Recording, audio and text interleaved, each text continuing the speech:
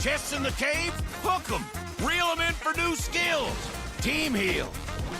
Team super hook. Crazy ults. Total chaos. Triple hook. Recall hook. Trick hook. No equipment to buy. Auto upgrades for all. Take one down, get your hook back. Hook, kill, reset, repeat. Hook till you can't hook no more. Remember these words. Hook, kill, reset, repeat. Hook till you can't hook no more. Hooks ready? Let's go!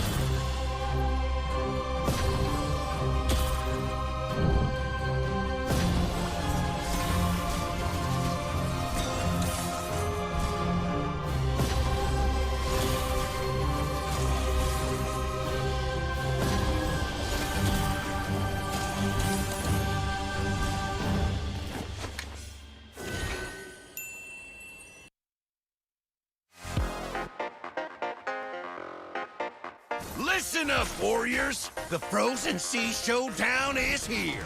8 Francos, 2 sides. Ready your hooks. Well, the rules? Real simple. Hook 'em over, then bash 'em. Or hook 'em back and stash 'em. Remember, kills will make you stronger. More kills, bigger targets, so swing those hooks. More kills, better hook, so wipe off their looks. Crabs in the river? Hook 'em. Reel 'em in for new skills. Stun. Magnet. Reflect. Chests in the cave? Hook 'em. Reel 'em in for new skills. Team heal. Team super hook. Crazy ults. Total chaos. Triple hook. Recall hook. Trick hook. No equipment to buy. Auto upgrades for all. Take one down, get your hook back. Hook, kill, reset, repeat. Hook till you can't hook no more. Remember these words. Hook, kill, reset, repeat. Hook till you can't hook no more. Hooks Hooks ready? Let's go!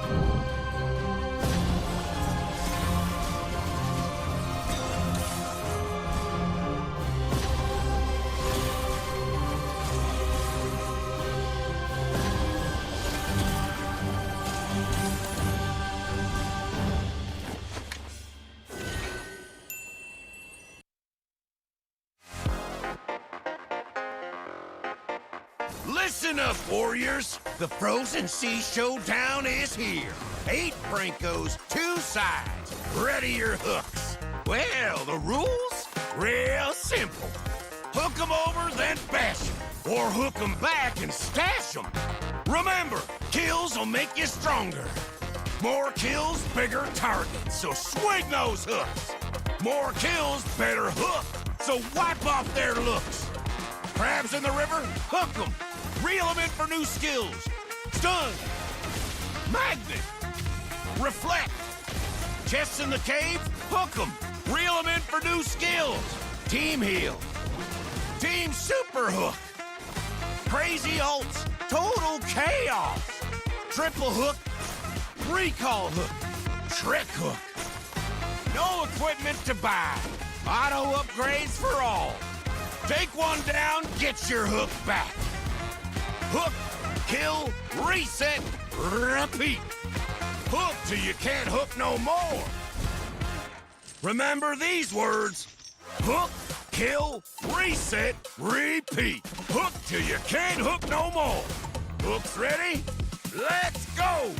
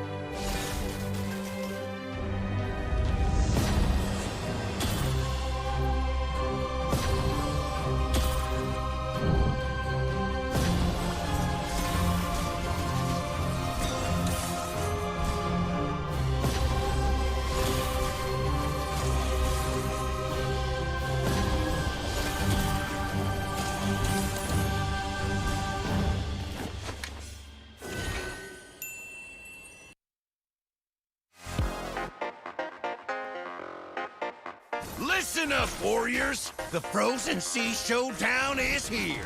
8 Francos, 2 sides. Ready your hooks. Well, the rules? Real simple. Hook 'em over, then bash 'em. Or hook 'em back and stash 'em. Remember, kills will make you stronger. More kills, bigger targets, so swing those hooks. More kills, better hook, so wipe off their looks. Crabs in the river, hook 'em. Reel 'em in for new skills. Stun. Magnet. Reflect. Chests in the cave, hook 'em. Reel 'em in for new skills. Team heal. Team super hook. Crazy ults. Total chaos. Triple hook. Recall hook. Trick hook. No equipment to buy. Auto upgrades for all. Take one down, get your hook back. Hook, kill, reset, repeat. Hook till you can't hook no more. Remember these words. Hook, kill, reset, repeat. Hook till you can't hook no more. Hooks ready? Let's go!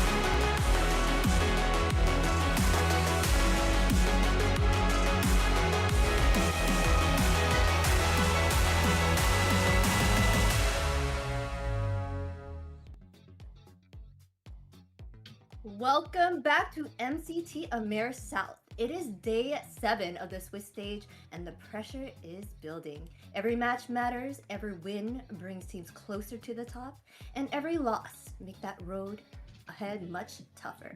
We've already seen incredible plays, clutch moments, but today the competition tightens even further. Who steps up and takes control of the standings? Let's find out. The action starts after the introduction of our wonderful casters, Private Dancer and Enrique CB. How are you, Genma, feeling today and about the map, and how are the matches been so far? I can start it off here, guys. It's a great time to come back here on to day 7 of the AMER South. I'm really excited here, and more excited that we have a little bit of a guest from the Portuguese table here to be casting alongside us with Enrique. Okay, thanks for having me here. Thanks, guys. It's a pleasure to meet you all. So, first time here, okay? I'm not Rico. I'm not English teacher, just remembering. And I have hair, okay? A lot. I can show you. Okay, I have a lot. So, okay. Then, just for starting, I hope that we have a good show for tonight and our day. I forget the numbers of you guys too. So, for the night, me, okay? Just wish you a good work. Remembering, I'm just an analyst from MPL Brazil, Latam, science for like more than 4 years, and I'm just here to bring the most bright and magical things about analysts. These things. Yeah, it's going to be an amazing cast here, especially being able to incorporate all the history that you know about all of these teams, all of these players as well. It's been a spectacular reach for me coming here from the north to learn about all of these teams, the picks that they have, and including with the different type of drafting styles that we've seen. And the same for me, because I'm doing the North right now, and I'm from South. Then I understand what you're feeling. This is gonna be pretty exciting matches. I'm really looking forward to today's matches. We basically have like the top teams go in the South going ahead against each other today, right? And we'll be having Influence and Dreamax too. Yeah, very soon we're going to be getting right into the matches. Just so much going on here when it comes to the South taking on the North. Just in general, having the entirety of North America and South America coming together into one tournament, one competition. I know a lot of people, a big question on their minds is how do some of these teams stack up against some of the stronger teams that we have in this entire region? And I'm glad that we're going to be able to kind of step up and learn that here coming up soon. All right, now before we jump into the action, let's take a quick look at how the Swiss stage works. Welcome to AMER 2026, the official league for Mobile Legends Bang Bang in the Americas. In this video, we'll walk you through the format of the competition. The league is divided into two regions, North America and South America. Each region features 8 teams, for a total of 16 teams competing in the ecosystem. The regions compete separately during the season before meeting in the Americas finals. Each region begins with the Swiss stage. All 8 teams compete across multiple rounds. Teams are matched against opponents with the same win-loss record, ensuring balanced competition. Matches in this stage are played in a best-of-3 format. The playoffs are divided into 2 phases based on seeding. Lower seeded teams begin in Phase 1, where matches are played in a single elimination format. Higher seeded teams advance directly to Phase 2, which uses a double elimination bracket. Matches throughout the playoffs are played in a best-of-5 series. In Phase 2, teams that lose in the upper bracket move to the lower bracket for a final chance to continue. The playoffs culminate in the group's final. The final match is played in a best-of-5 series to determine the group champion. The champions from North America and South America advance to the Americas finals. Here, they compete to determine the best team in the Americas in a best-of-7. Everything leads here. AMER 2026 starts now. It's awesome to see that format. Teams face each other with similar records each round, meaning each match gets more competitive as each stage goes on. Yeah, and that's been the amazing thing for me too, is kind of maybe at the beginning last week, you kind of had teams that were kind of skill levels differing from each other. But as the days go on, I feel like we're kind of narrowing down the skill levels to more even playing fields for all of these teams. But the biggest thing for me is the best of 5 and what we're going to probably see from some of these teams as well for that. Any thoughts on the best of 5, best of 3 going on? We're having the best of 5 finally today. We've been having the best of 3s, right? Yes, we have one BO3 and one BO5. I'm remembering the BO5 is the seed 1 they will fight against. So it's a moment for them just to have a vacation, because when you seed 1 or seed 8, you just have 1 week or 2 weeks just for having your study or doing your things. So it's cool. I don't like it so much because you get cold. Just stop it, freezing all the time, just watching them play. But it's about player to player, so let's see. Well, we are going to take a look at the global bans, which has been a really fun thing so far. Super exciting to see this implemented here in the Swiss stage. We'll have the global ban in MCT Americas to bring more dynamism and special strategies. Under global ban rules, each hero can only be selected once by each team. After every match, the 5 heroes used are banned for the remainder of the series. The pick ban applies only to the team that used the hero. The opponent may pick it next game. In best-of-7 matches, the global ban resets for both teams if it reaches the final game. Expect new strategies, fresh picks, and much more.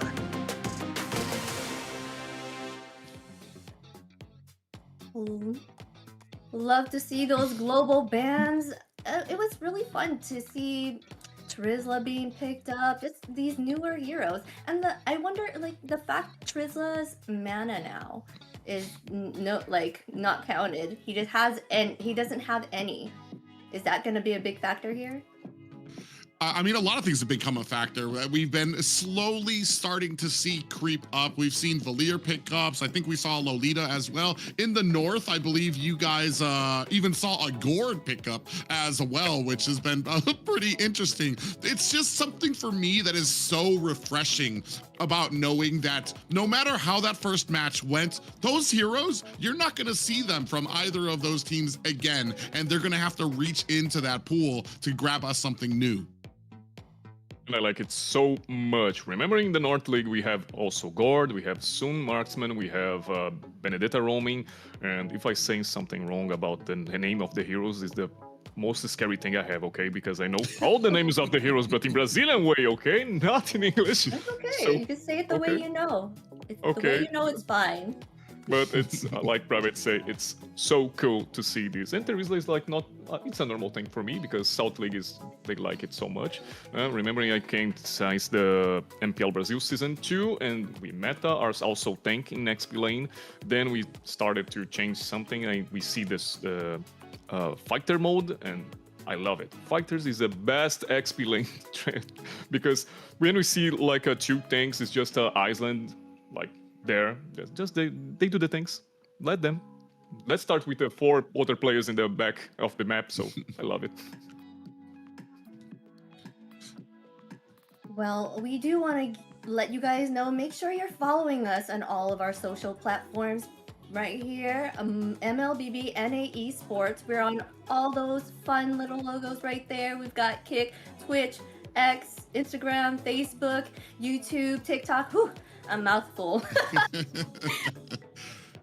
Yeah, if you guys have any questions about what's going on throughout the weeks, throughout the seasons that's going on with the AMER tournament, you miss anything, maybe you had a dentist visit, your family was dragging you to the grocery store, you can find out all the action that you missed and the upcoming action right there on those socials. Yeah, be a part of a community. Find that right there. And we can't forget our wonderful sponsor, runestone.gg. If you're trying to find data or up your game, runestone.gg is the place to go. They give you all that analytics and make sure you're top notch. So check them out. Light up your esports.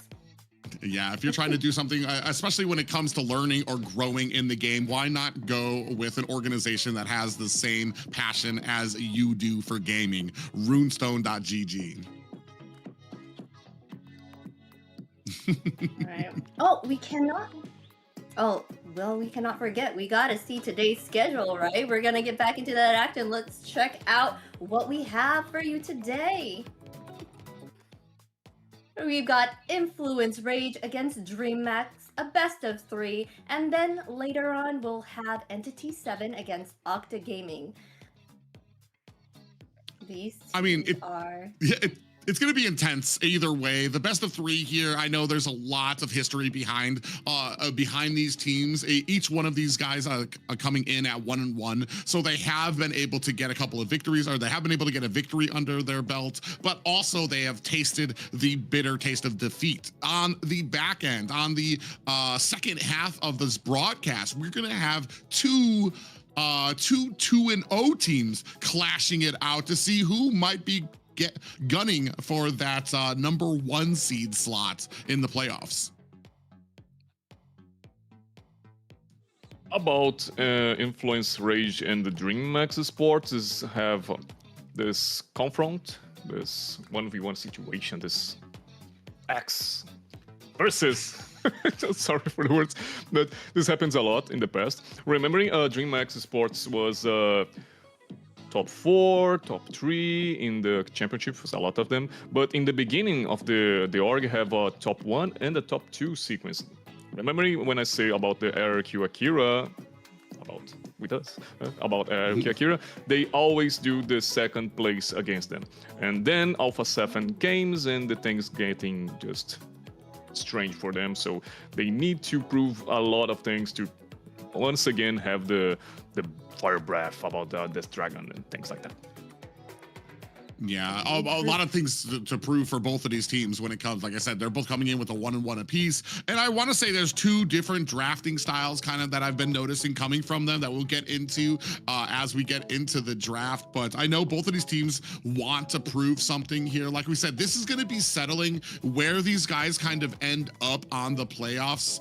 If you're going to be closer to a team that might be a lot stronger, or to get you down to that lower bracket as well. But it's a lot right now because both of these teams have been kind of settling in, adjusting some of their drafting styles, have had success and defeats with both of them. So it's going to be very interesting to see how they kind of stack up against each other. Yes, these teams, they, like you said, have seen those defeats. So I'm not really sure who will take the lead here, but I know for my prediction, I predicted Influence Rage would be on the upper hand here. They were doing what, 3-2 versus the Dreamax's 2-3, their win and losses. But I feel like they may do better against them in this round. The way they kind of did work together, they just need to find that synergy again. For me. Yeah, sure. You have Just anything to say about Influence Rage and Dreamax? Okay. Let's go. So as I say, the Influence Rage was the first, the top one LATAM organization who have the best players and best things. They are just like the host thing. In Brazil, we had a lot of times the RQ Akira, then we have the Alpha 7 in things. But remembering, all the teams in Latin League just beat Brazil all the time right now. Since the MPL Season 2, we don't win anymore. In MPL Latin Season 3, we have a BO7 complete BO7. Then Corinthians win. But when the Influence Rage got to the MSC, after the MSC tournament, I forget the tournament after the MSC and goes to MSC. No, I'm not sure what that is, but let's take a look at Influence Rage's lineup.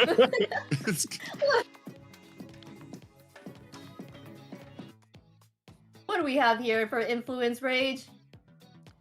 We have Archiki, Rotum, Syndra K, Furry, and Steph. That's in Brazilian way. Oh, that's a Brazilian way to say it, guys. Right here we have our teammates in the Brazilian saying. Remember, Syndra K is the best mid laner we have in Brazil. Okay, he is a lot of times just show what he came for. And since we meet him, he just protect his base like no one can do this.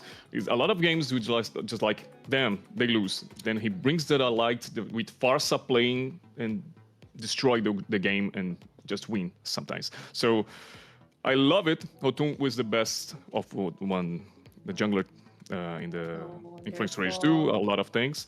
And Steph doing we have a grass called Steph in Brazil too. really. I will show you in the game. Let's quickly get into an interview with these guys. So you can you can see an interview video of what they're about. Let's check it out.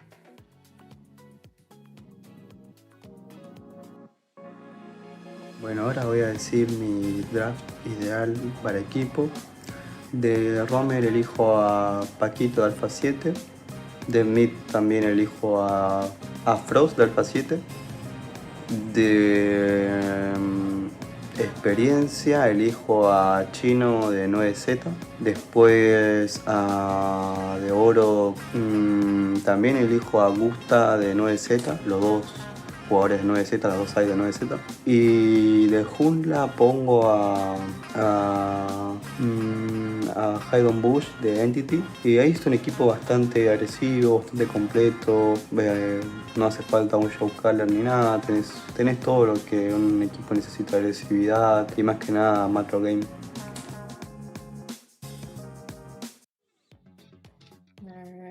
For our Dreamax lineup here, we got Kling on the HP, Jump Style on the jungle, mid lane Shy Kite, Quimera on the gold lane, and as our roamer, we have Blink.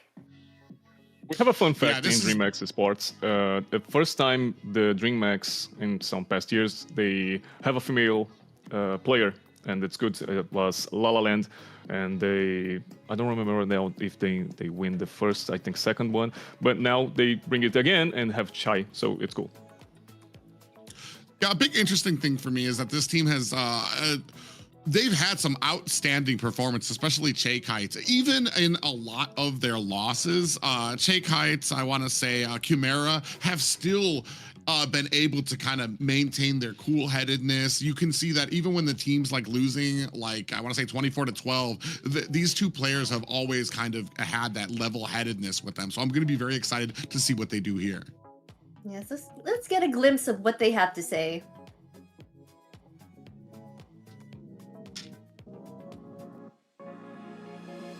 Salve rapaziada, hoje eu vou fazer um Dream Team e eu não posso colocar ninguém da Dreamax, tem que ser pessoas de outros times.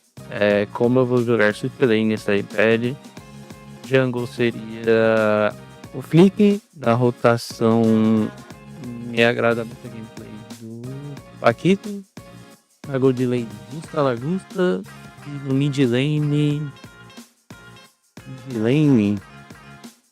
pode ser o Flash. E é isso. All right, guys. Okay, let's break it all down in this draft. This is where the mind games begin. Picks, bans, and strategies will set the tone here before we even hit the land of dawn. Let's go. So, remembering other thing about, I don't know if you guys mentioned, but King was a jungler in others championships. Remembering the first time he had MPL Brazil, MPL 1, 2, 3, 4, 5, and MPL Latin, he also just go to be a jungler all the time. And he was a famous jungler in the season 1 because the assassins in the meta. So he got a lot of respect. Then in the season 2 to the 5 to Latin and things, make the meta tank, and he's not so comfortable about this, but he's also all the time doing his jobs and things like that. And when he came back to assassin meta, he just don't perform as the same way.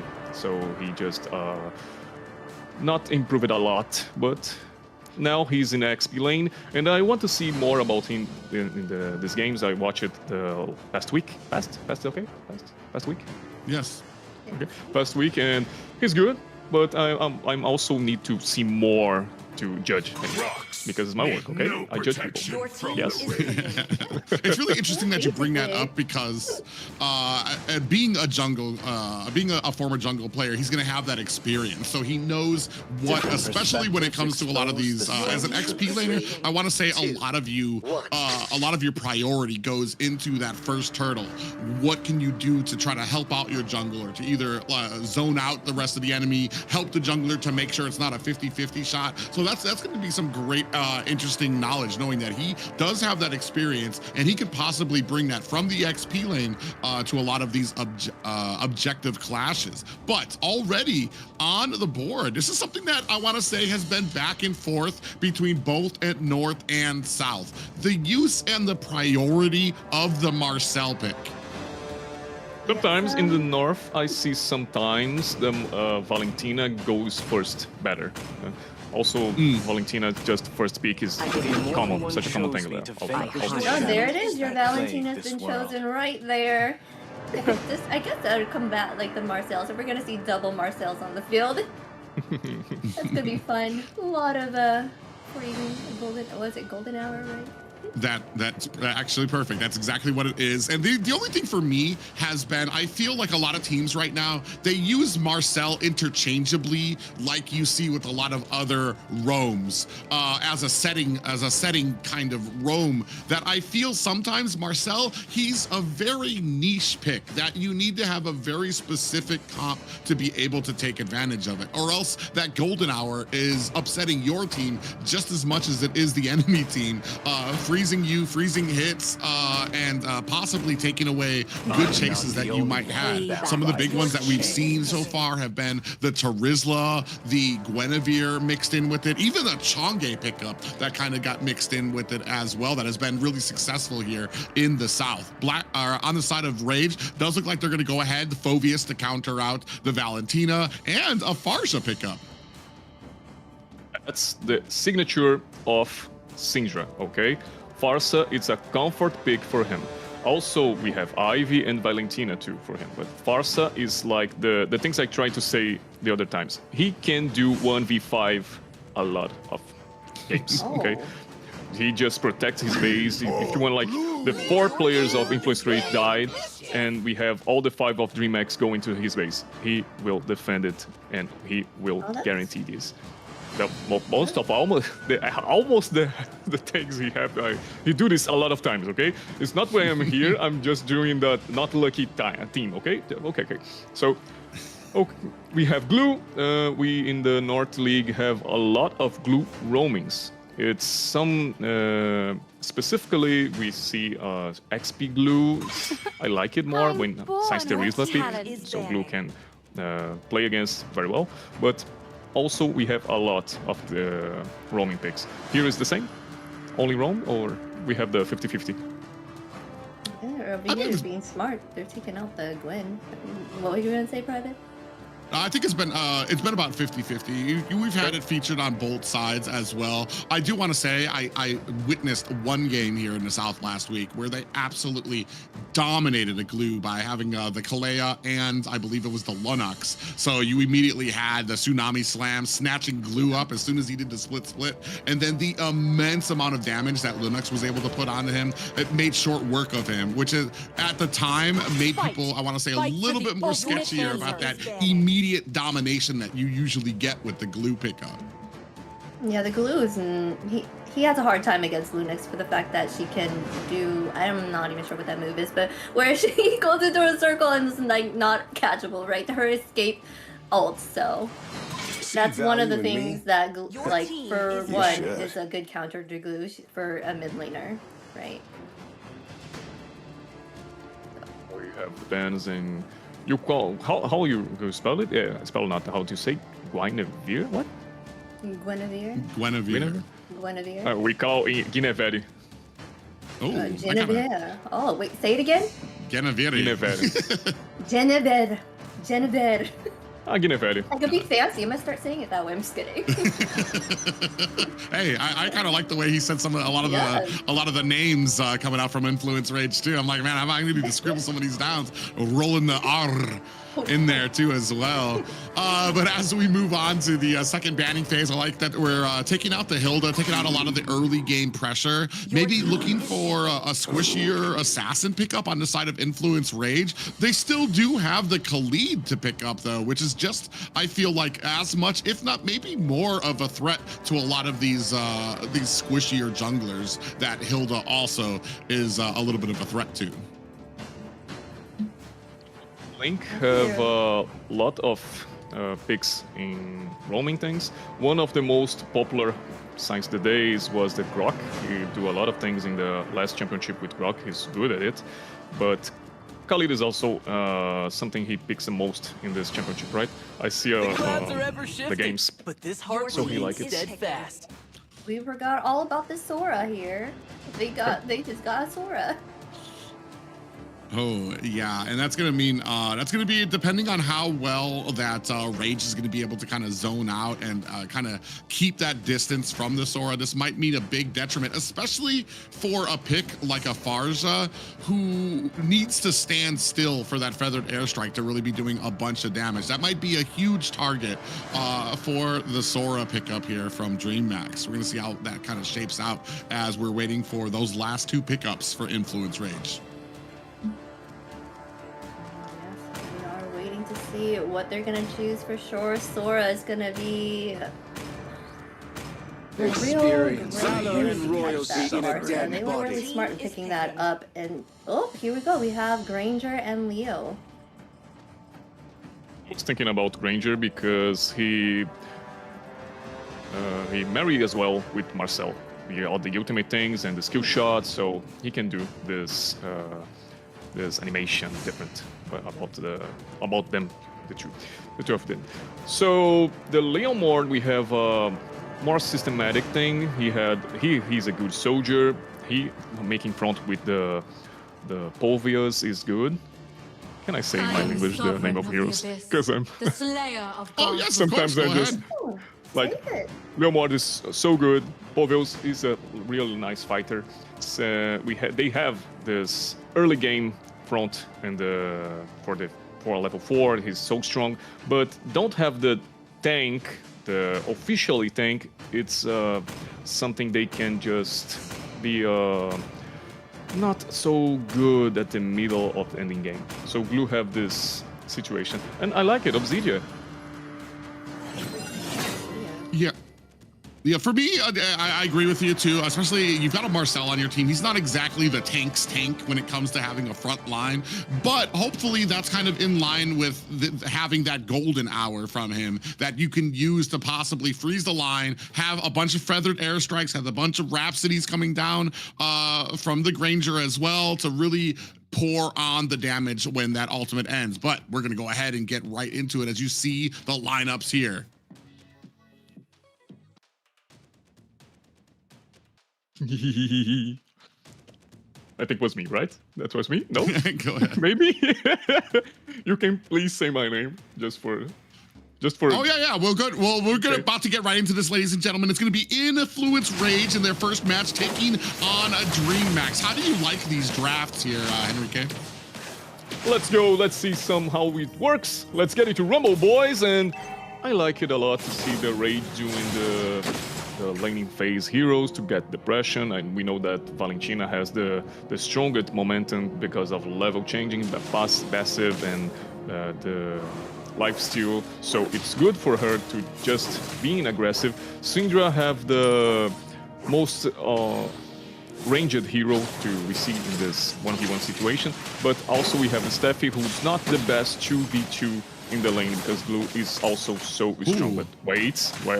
Yeah, Blink actually it? takes a lot of damage there. It's going to have to escape. I want to say Influence Rage was being a little bit wiser about their rotations. You saw a big three there, Steph Hooten, and I believe that was Syndrak rotating together to make sure that they cleared out together and that they didn't kind of get caught out there. You see Blink trying to get that information back to his team about where the jungler is on Influence Rage's side.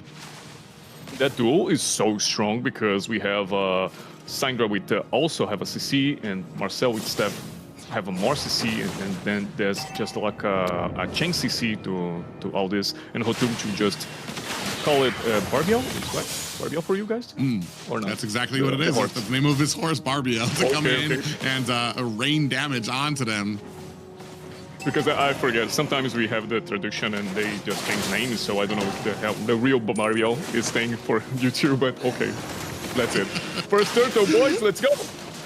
Yeah, they're gonna go ahead and start, and there is the Phantom Steed coming in, but it doesn't stop Jumpstyle from being able to capture up the first turtle. IMU, Phantom Steed comes out as well from Dreamax. Down goes Hooten. Arctic takes down a Blink. That's gonna be 1-for-1 for both teams as both of them looking to disengage, but that's gonna be a first and free turtle for the side of Dreamax.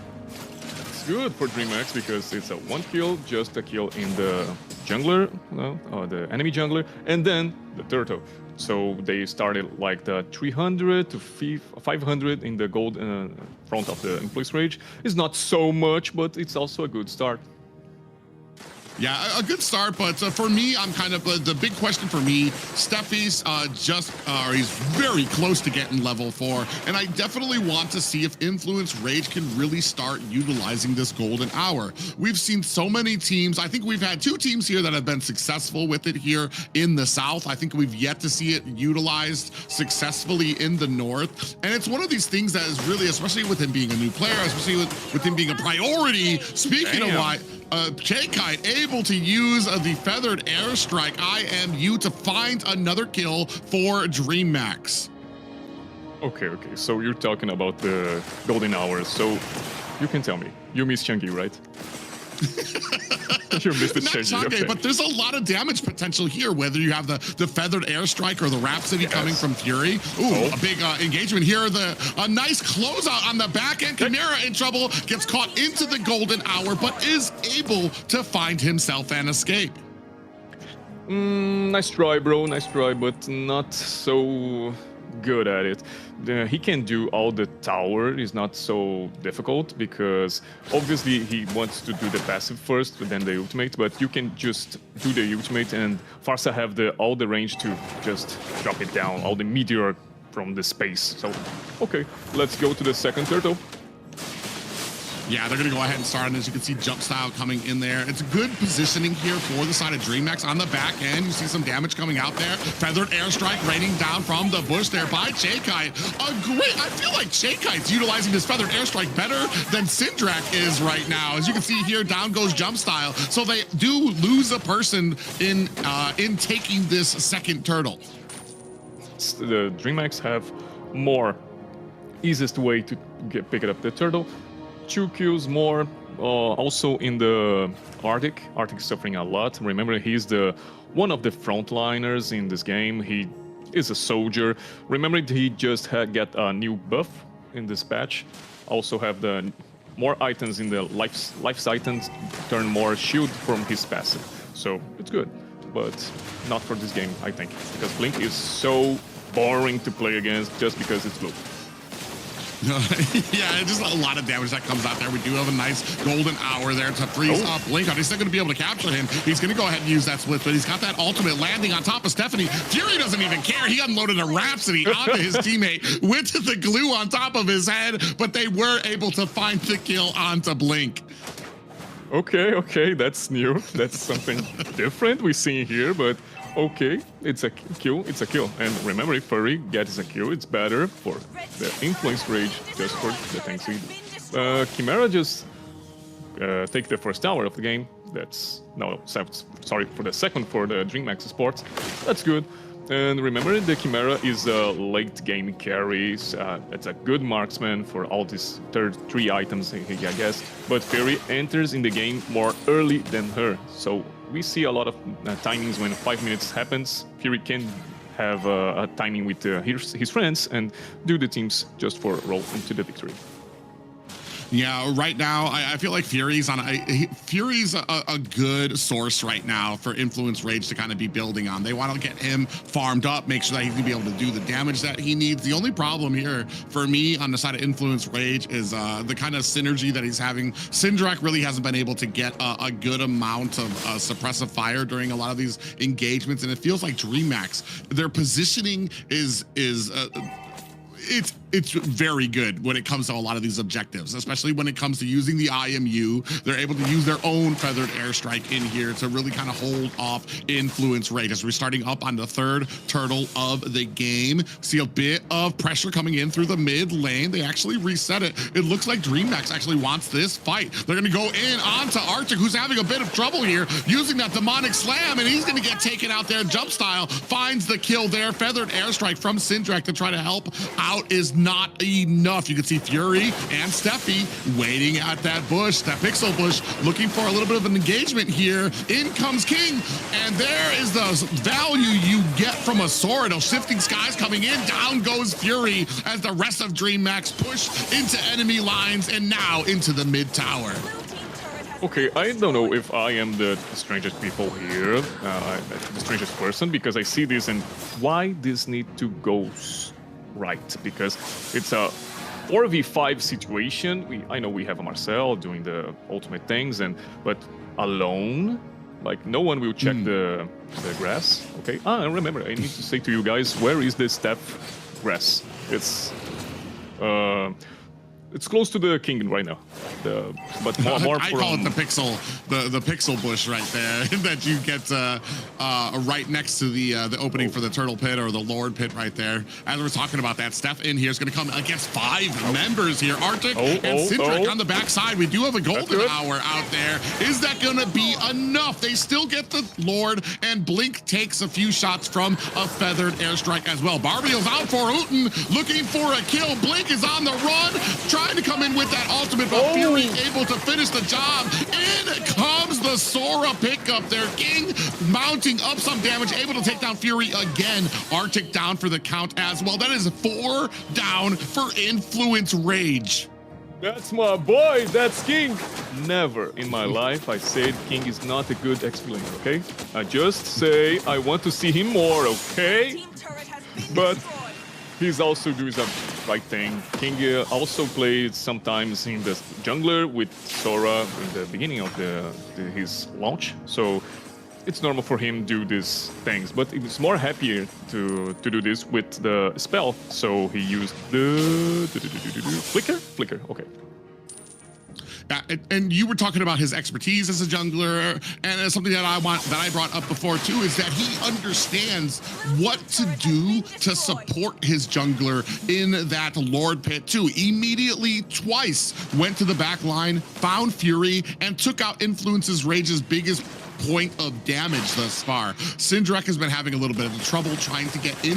I feel like he's just not been close enough with a lot of those feathered airstrikes, just because Dreamax has been doing such a great job of having a lot of the points at these objectives covered. Houghton in trouble, gets taken out by Chimera. Now Steffi coming in. Golden Hour is able to catch Blink, but I mean, that's a tanky boy you're going for. Jump style comes in. They do adjust the Golden Hour, but it's not enough. And still, Dreamax continues this offense at the gates of Influence Rage. Remembering King, as you say, he had a lot of frustrations being a jungler, so he just turned this in the XP lane, just like, I can help you, boy. I know what you're feeling, so I'm here to help you and improve your game, okay? And then they just hug themselves and everything is happy. So, in this game, Dreammax Esports have 11-4 in the match. How can I say this?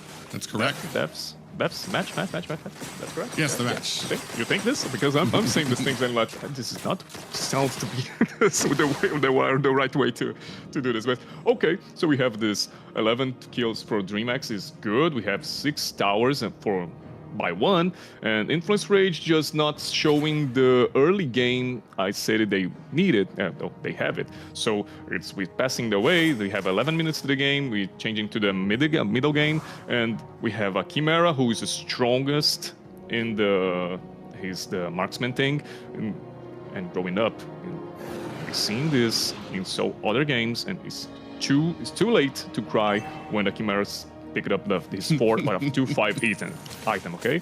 So let's go to another one, another Lord. Let's go. Yeah, you bring up a great point that it's going to be, as we move later and later into this game, it just becomes more and more in favor of Dreamax, especially with some of these late game picks. Jump Style still able to get the Lord, even with the Golden Hour coming in there. Influence Rage now on the back foot. They do have the Feathered Airstrike raining down a damage, but Dreamax, very wisely, they don't look for the engagement. They don't favor these in the jungle type of fights just right now. They got the Lord, they back up immediately, and what a wise play by them. I felt the Influence Rage don't having a good communication. They seem just like Steffi all the time, doing the start, but we don't have the follow from the Influence Rage. I know it's obviously Arctic can, being Povius, just walk to the objective because he's slowly, okay, like I understand he have a weapon more heavier than him, okay, but we don't see all the team. The team does. Oh my God, cool.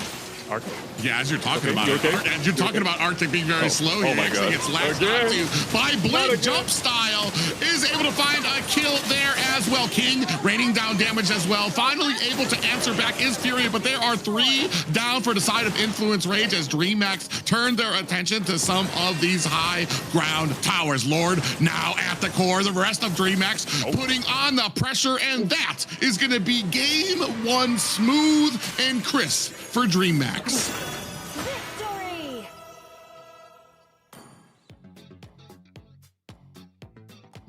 Wow, what a quick game. Dreamax, apparently I was wrong, and Dreamax is the one that has this energy right now. They were taking out those objectives at first and making sure that they claimed that, and then they dominated the field right after that. not giving any breathing room to influence Rage. Yeah, I mean, you were talking about their synergy and especially about the picks, the later and later that they got. You were talking about the marksman pick up there, just going to get more and more dangerous for them, Enrique. Yeah, so I miss saying all the good things from Influence Rage right now because they lost, and I'm having this low feeling right now just because I say Lucinda can hold up the base against 5 and then he didn't do nothing, so sorry. But in my times, okay, he do this, and I have how to prove it because all the videos are saved in MLBB Esports, okay? Just saying the social media. But also what I think about is I said about how Glue is a strongest pick against Palvios, about Terizla, just because of this. And we see a lot of times Arctic just have a pick off in the same position, the same way, and he can't do nothing. And it's sad for them. Okay, for me it's okay. And other question is, 12 minutes is the most fast game of you guys or not? We have more. Not the most fast. I think that we've had a few games that went a little faster, but I think in the summation of how dominant it was, it kind of felt pretty fast, just probably because it just offensive wise, I think we saw a little bit from Fury. He was able to get some of those kills. He was able to get the kill on the blink. I remember that very specifically, but most of the game was basically a statement coming over from the side of Dreammax, who had a very dominant for most of it. Makes part. And I miss the tank ones. Okay, I miss the tank from the Influence Rage. I say 2 soldiers, 2 fighters is good for the early game, but when we see how Blink goes to this glue thing, all the tank items, we've seen a lot of shots during his ultimate, okay, from allies, but in the end, we know how strong the pick are and the difference he can do in the game. There's all that CC from Dreamax side was really hard to deal with the fact that they had Sora and was it Valentina to steal Marcel's ult, and that I think in itself was hard for Influence Rage to deal with. Oh, and also beating a dead horse here, the Marcel pickup. Oh no, Barbio?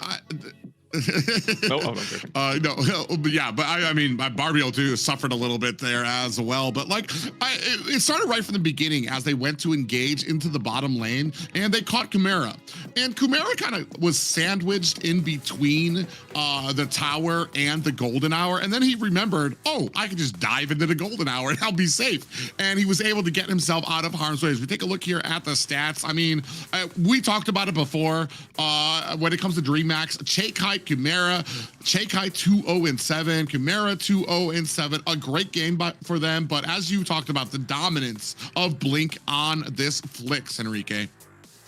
10k gold, we have the difference, and I seen Rage items and they like miss like 2 or 3 items when we see the Dreamax like goes to the last item or just finishes the build. So we see how the pressure is, since the early game, this is so intense, and also why they just do this fast. 7-1 in towers, 2-0 in lords, and the turtle don't need the third one, so okay, she will be alright.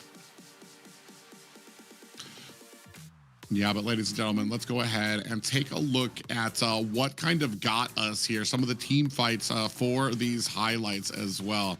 Like I was saying, it felt like Blink was just having a great game, but here, this is an example of that feathered airstrike coming from the side of Syndrak was having trouble, to the point that Chaikai felt like they were utilizing that feathered airstrike even better than they were. King doing a great job of trying to force out the rest of the team there on the back end. Fury Fury had, it didn't matter that glue was on his team member. He immediately started dispersing justice for him.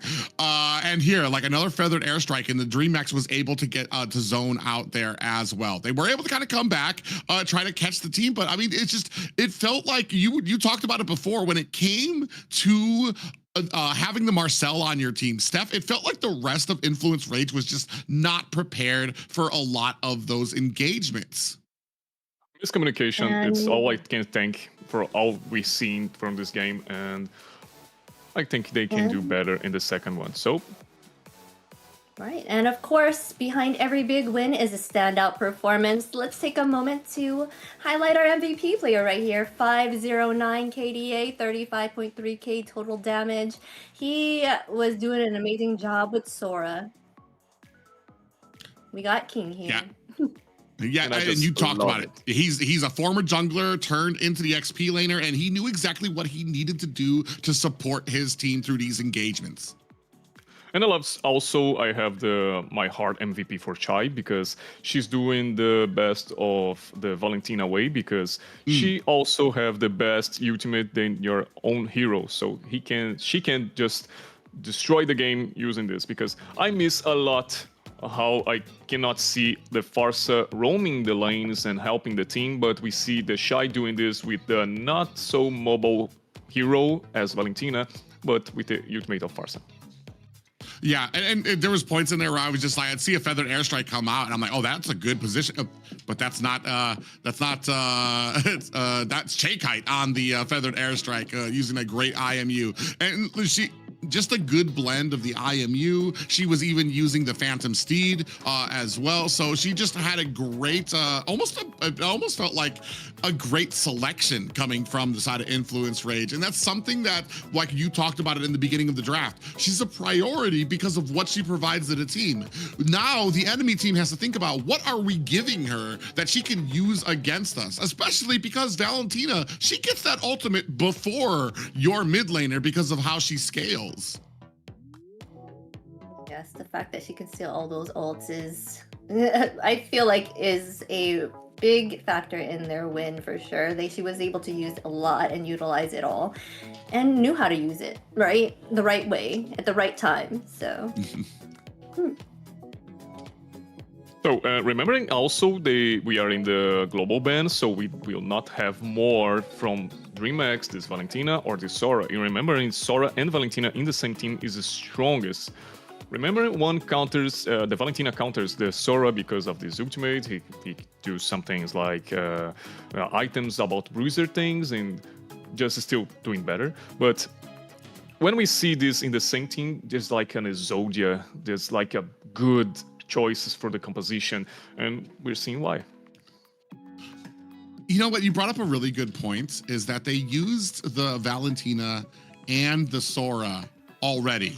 So now I feel like Influence Rage, they're pretty free to pick up. They don't have to ban either of those. They're pretty free to pick up a Sora without having to worry that there's a counter out there, that you could get that you can get that Valentina out there at some point, which is very interesting and maybe part of their plan. I will say, from the notes, Influence Rage have been a little easier going when it comes to the different types of picks that they're more comfortable with going with. I've seen them go with the Joy, Esmeralda, Novaria. They use the Terizla to counter out a Fredrin. I feel like they have a better time when it comes to like reaching outside the box, but sometimes it just doesn't pay off. And for instance, with this Marcel pickup, the Farja, which I know is probably, as you said, a comfort pick for Syndrak. He does very well on it, but currently in the meta, there's so much mobility. There's so much ability for enemy teams to offset somebody who's just gonna stand still. And we were seeing that. Even people who weren't standing still. We saw when it came to Fury on the Granger, they were still able to close the distance to be able to get to that backline, to be able to shut down all of that damage, Zena. Who would you fellas think would have been a better pick than Farsa for that team, for that composition that they had? I know, like, being chosen right now, like, Zentian's a big one. Of course, Zushin was banned at the time. What other Lilias? Would you think Lilia done any difference? 2, 1. Against Valentina? Yeah.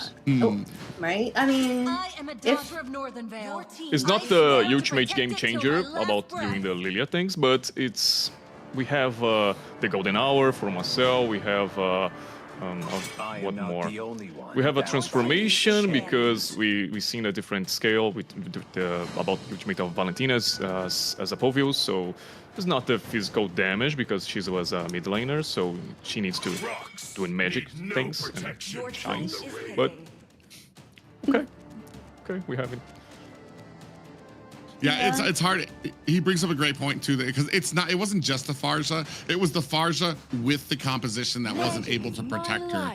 And even on that side, it wasn't even just not protecting it. It felt like the golden hour was kind of used, and none of the rest of the team came to kind of collapse onto that, to actually feed in the damage, using the Rhapsody to get to aim onto a target, using the Feathered Airstrike to rain onto somebody. Here, they're gonna prioritize the Harith. They know that the side of Dreamax, they can't pick up the Sora. You're not gonna have the Valentina as an option here. I believe you still have Zeshion out on the floor right now as well. So we're gonna see where they go. And they can't use the Suyu as well either. So maybe matching up that gold lane or prioritizing that mid. Yeah, they're gonna match up and go ahead, pick out Granger for their side. Yeah, they picked out that Fredrin. Sora is still out there. We know, does Dreamax not think it's a threat because they didn't ban it out in the first half? I guess they would think that Boxia is more of a threat than having a Sora out there. You think this next one they would pick up a Sora just to make sure that they are able to claim it, you know, it's not get banned? They can. I don't know what they're thinking about the composition right now, but what I can say is, why is not Harith the top one marksman right now? Because we have a path notes, the newest path notes we have. They change an item called Stellarium Sisal. I forget the name. I don't have the spell. How to Stellarium? What the second name? The name of the item? You guys have the... I forgot what it's called. I'll have to get back to you on that. But it's one of the cooldown items that he goes with as a first item. Starlium Scythe. Okay, there we go. Starlium Scythe. Okay. What was it called? Let me look real quick. For me, it's because the thing about Harith is you can still get the Azura's Blade and I believe Mana pages, and he immediately gets the max cooldown that he needs to be able to spam his first ability with that Zaman Force. So they did change that, so he's going to have a little bit more damage in the mid game that he does. But the problem with Harith is he gets upset by a bunch of the CC that lands that is so prominent right now, and he can be slowed down. And it does take him a little bit of time to kind of get there to lay on that damage. I like that Dreamax here. They understand, they've seen, they did their homework here on Influence Raid, because I was expecting Influence to maybe pick up the Terizla themselves, as it's something that they used against enemy team members to great success on the Fredrin. You say about the CC and Harith trying to do his game, but as I trying to say is like the change about the item, the Stellarium I forget the name again. Please say Starlium Scythe. Scythe. Okay. I can't even say it. You're fine. Okay, Scythe is good because the contact effects change it to the 4.5 to 2 or 1.5, so it's good for him because he spams the ability so much fast and have the buff about the ultimate just slowly down all the enemy players for 40%, and he just do with the boots and the fight. The staying of Titan, okay? I will say in Brazilian things, oh well, okay, I'm just getting bored. I will say all the things in Brazilian and you guys just search for it, okay? But saying this, I read all the patch notes and say, why he is not so top one, he does like the meta right now? Because he's a stronger. The item and the Harith just marry as well. But nothing for now. The first week just passed and I just seen this and nothing happens.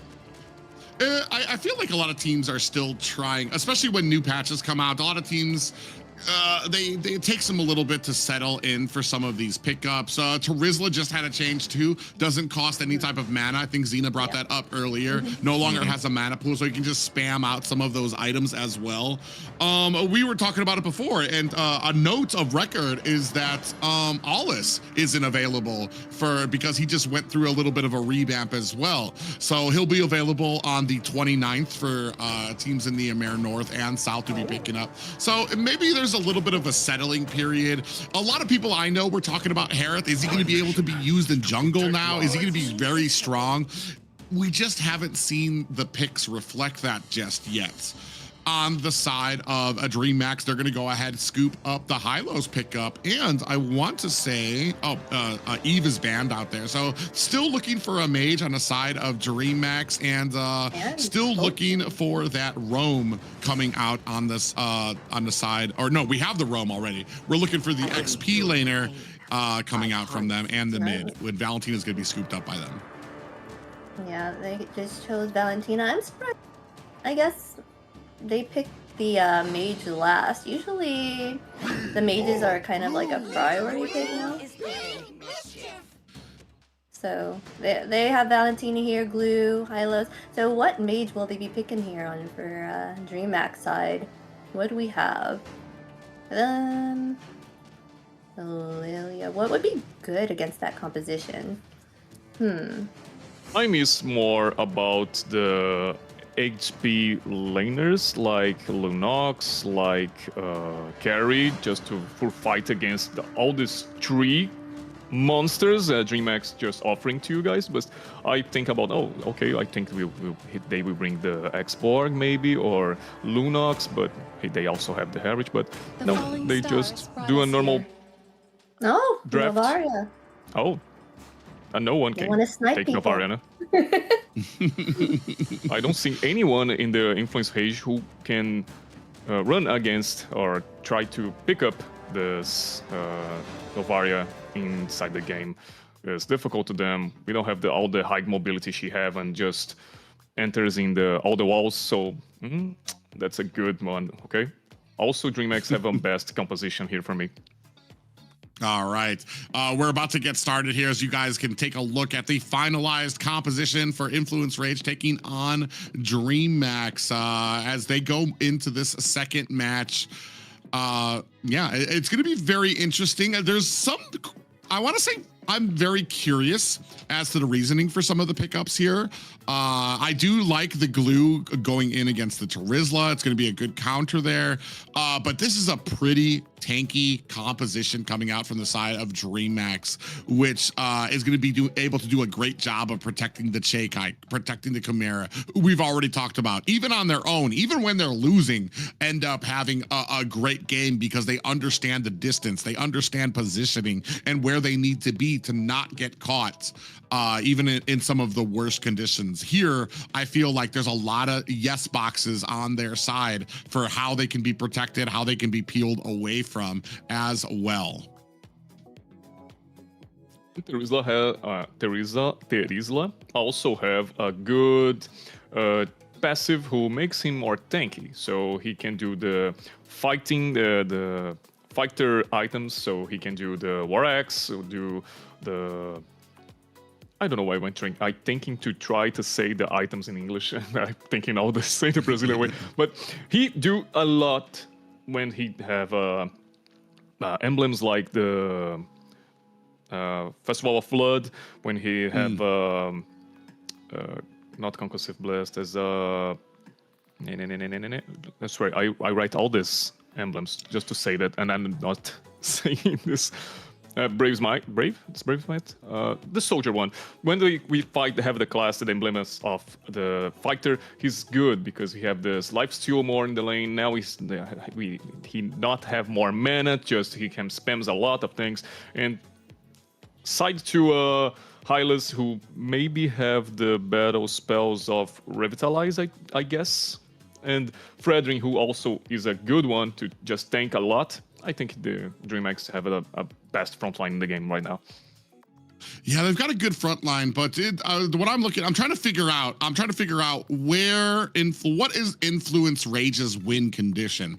And one of them is not a front end fight where both front lines clash together, because I feel like that's going to end super poorly for Influence Rage. You have the option of the Kalea that can get in, she can snatch somebody up, but do you have the damage? Once that Tsunami slams, if you grab a Terizla, if you grab a Hylos, because I'm going to tell you right now, it's probably going to be very hard to latch on to Granger. It's going to be very hard to latch on to Novaria.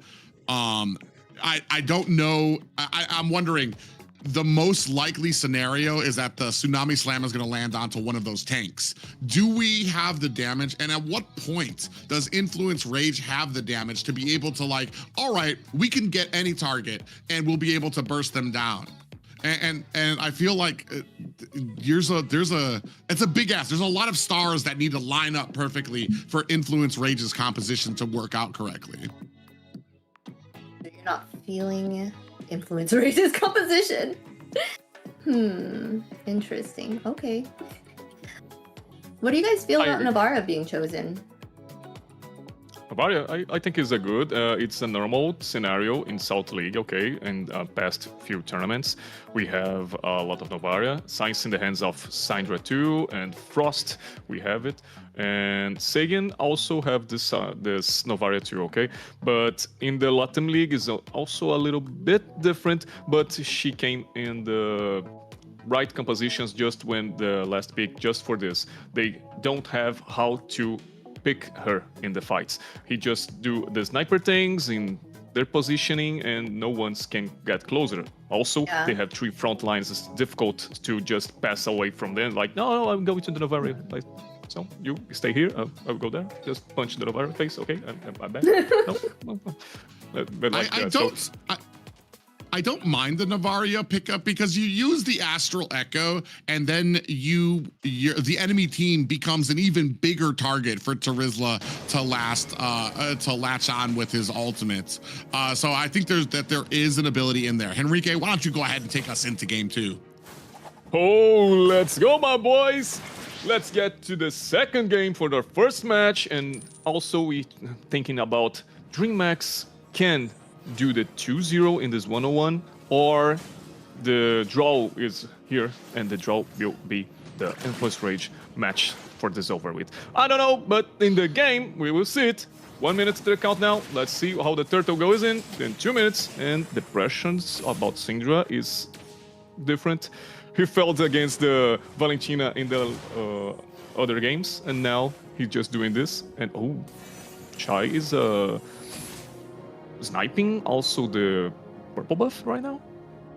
Yeah, I mean, that's kind of the value you get from a Navaria pickup there, to be able to kind of snipe out there. I'm not sure. I mean, they've got a pretty decent clear on their side. I want to say I kind of favor Influence's Rage's clear just a little bit more, but are they going to utilize it? Are they going to be able to get to those side lanes quicker to provide the support that they need? And then I want to say the side lanes are so tanky. It's like, who do you, if you're not going for gold lane? Speaking of which, we do have a little bit of a pop-up 3v4 here. Oh, look at the damage that comes on to Influence Rage. Syndra goes down, and the Appraiser's Wrath dropped them down to like 25%, and then Dreamax able to come in, a King able to find the finishing blow there. Shake Height on the back end. That's going to go ahead and set up Dreamax for this first turtle.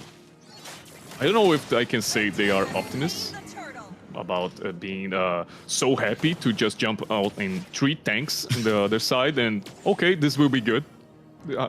For sure, we will win this fight. I don't know why they're thinking about this. So okay, you're all happy, Influence Rage? Because I'm not. I'm not seeing this as a happy ending. Okay. Yeah, I think they had an opportunity. They just thought to go with it here.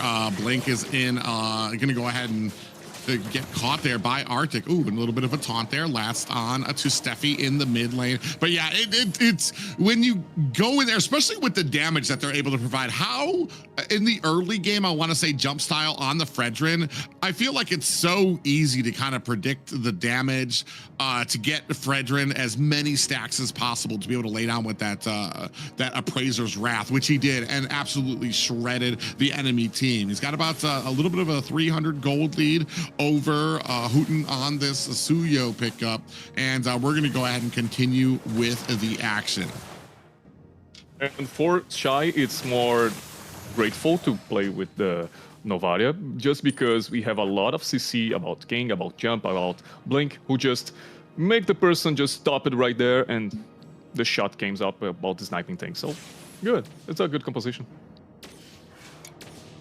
Yeah, but still we're kind of waiting for that point where Influence Rage will be able to kind of take off. Like we said, you really, that was a perfect example, that first fight, of why you don't want to go head to head with this composition. There is such a huge and tanky front line, a brick house, that, you know, 3 brick houses that you're going to be standing in front of. King, Jump Style, Blink that you have to contend with. You're going to need to find a flank. You're going to need to find a way into this back line that we haven't seen them been able to do just yet. Oh, speaking of which, Chimera at the bottom lane taking a lot of damage. Hotun able to find the kill to tie it up. That's going to go ahead and set the tone for this next turtle. Dreamax are going to be a player down. They do have everybody in here. Penalty zone is out. Arctic just misses it, and Arctic is down for the count. 1 down for each team, evening it out at this turtle, and I'm not sure Influence Rage is in a position to even contest it. You can see that Syndrak being held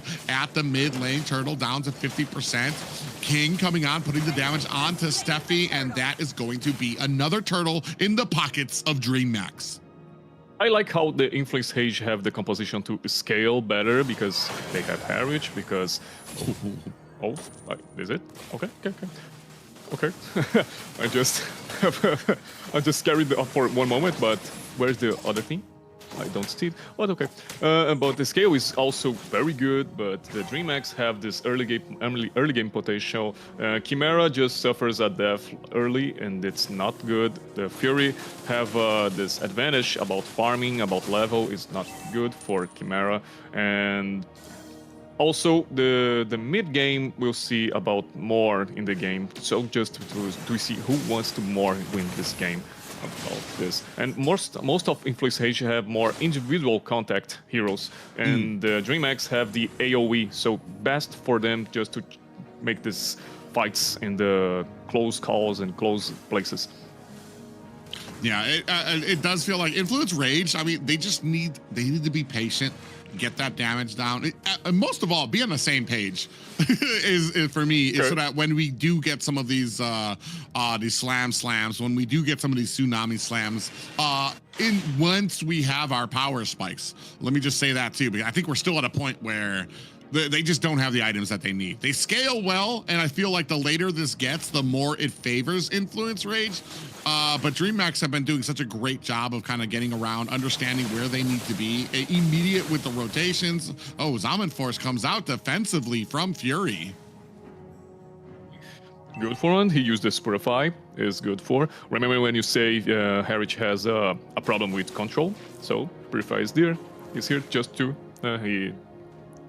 go away. So Frederick just do a rush gank, and oh yeah, Fury took a whole Rhapsody there. And Nail in the coffin. Kite from the back with the snipe, and Blink was right there to scoop up the kill. Now we are having a fight here at the Turtle Bush, and Hotun able to steal it away. Might be a little bit of a problem here, as King has been latched onto Arctic. Gonna use that flicker. Is he gonna be able to find himself an escape? Ooh, he wanted to go for that speed up, but now he's gotten caught by Jump Style, takes an Appraiser's Wrath.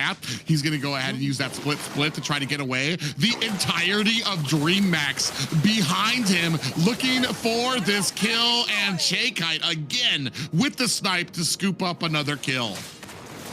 Now I came with the gossip. King just missed the ultimate. He just stopped it into the wall. Damn. Oh. Calm down, Dreamax. Calm down, please. I'm not going to lie. I feel what King feels on that Teresa. There have been so many times where the ultimate, you feel like you can jump over a certain wall, and it just does not go that way. For some reason, I feel like the hitbox is a little different when you're trying to move and jump with that penalty zone, and sometimes you just end up on the wrong side of the wall. You're like, oof, like, okay, I just missed that ultimate. It's one of those little things that I feel like the actions don't line up perfectly. Blink here at the bottom, the rest of the team kind of latching on and trying to to find a kill onto Hotun. He wants to get that minion. I wonder how important that is to him, as he's going to have to turn around. Blink doing a great job, and Jump Style, they're going to try to protect this bottom lane, allow Chimera the time he needs to be able to take this bottom tower as well. 2 towers by 1. The focus is in the middle lane. Oh my god, Shy. Okay, okay. I can breathe now. Damn, why they came to just okay, Steph uses his flicker to get closer. Okay. Yeah, and they're doing a great job. Che Kite's doing a great job with some of those snipes as well. I think I've talked about her before, the great positioning that they have. Ooh, a little bit of engagement here. 2-on-2, 2 tanky boys trying to go in. Zaman Force has been left up on the top lane, looking for the damage, but Chimera comes in with a Death Sonata, finishes the job, and down goes a Fury. And this is what we talked about, the CC that he takes and how squishy he is why Harith has just not yet made his impact into the top of the meta just yet. We do return the favor a little bit here as well. Down goes a Blink, and it looks like they're still, ooh, Syndrak takes a little bit of a hit there, going down to 50%. A little bit of a fight here. Oh, goes in with a penalty zone. We do have or not a penalty zone, a big pop-up lands there with the Tsunami Slam. Penalty zone coming in from King, laying down the damage, is able to find the kill onto Steph as Arctic executes the split to try to get away. 2 by 1. They also have Fury and Steph, but in the other side we have the Chimera, who and also Blink. So it's a good start, but changing this, changing kills is not good. Change is a good way to. 1 kill for one side, 1 kill for another is not good for the for the Influence Rage, because Dreamax is also pretty strong. They have almost 1k of gold in the front, and now we have a Lord. And the last fight, no, I don't know why, but someone started the Lord and Blink's dead. About the this Lord just jumping into the fight. I don't know why they do this, but we know them why the CSI moment about how Blink dies. Yeah, and bigger thing for me, rather than just trading kills to the team, is that was a Tsunami Slam that they landed on King to try to burst him down. King immediately ulted with the penalty zone and was able to turn it around on Steffi. Now down to 10%, looking to steal this away. Jump Style, able to find the Lord. Appraiser's Rat slams down on the back end, trying to chase. Chimera is down. Hotun able to reply in kind. Penalty zone lands onto Blink. Is that going to be enough for him to be able to get away? Now bursting him down. Fury able to find the kill as well. 2 down for Dreamax, and now able to put that pressure on to mount an attack at mid lane. Jump Style takes a little too long in mid lane, wants to protect that tower, and Influence Rage punish him for it. You were talking about them getting their power spikes and turning these things around, and it looks like that time is now. The moment is good for them, because Hotun just seen opportunity to go to the back line, just seeing all the tanks are spared. So in the moment, he just found Chimera and he just got 1-0. He just burst Chimera. So absolutely got dusted there. And this is the damage that was coming out. The fight did take a little bit long. They weren't in a position to be able to take the Lord, but to get 2 kills there, especially to burst down the tanks. As we take a look at the items, man, that's crazy. Tarizla with a 2.600 advantage over the Glue, and Suyo, who's just a farming machine. It's not a surprise that Suyo is kind of like 3k over, but it just kind of speaks to where a lot of this gold is going for both of these teams, as the gold overall is tied for both. We see in the difference between the junglers, and we see a tanky jungler. He's also will search for gain gold for his team and have the moment about being a father. And also we have the assassin mode in the other side, who is more like, I need to get my money, to get my items, and do what I need to do. Just like we seen Hotu just doing the Chimera thing. Oh god. He's dead. Yeah, right now, sitting, I'm not going to say the score. You guys can't make me say it. We're going to go ahead and keep it at that. As we're going ahead, trying to put some pressure onto the mid lane here. I feel like right now Dreamax, they've lost just a little bit of confidence in their step because they know the damage that is coming out from them. I feel like we definitely have to wait for some of these snipes to land for Chakai, which is a great, they've got a great amount of suppressive fire that can come out from Dreamax. You've got Chimera, he can launch off that Death Sonata. You've got Chakai who can launch out those Astral Orbs as well. So I feel like we just need to line up. Are we gonna be able to catch somebody and then be able to engage quickly? You need to be able to take down some of these heavy hitters, especially as the damage, as we move in later and later, a lot of these items are starting to come up, a huge amount of damage, a little bit of slowdown lands on the Blink, who might be in a little bit of trouble. Dreamax coming up from the top end, do rescue their teammate, and an Astral Orb goes just wide onto Influence Rage.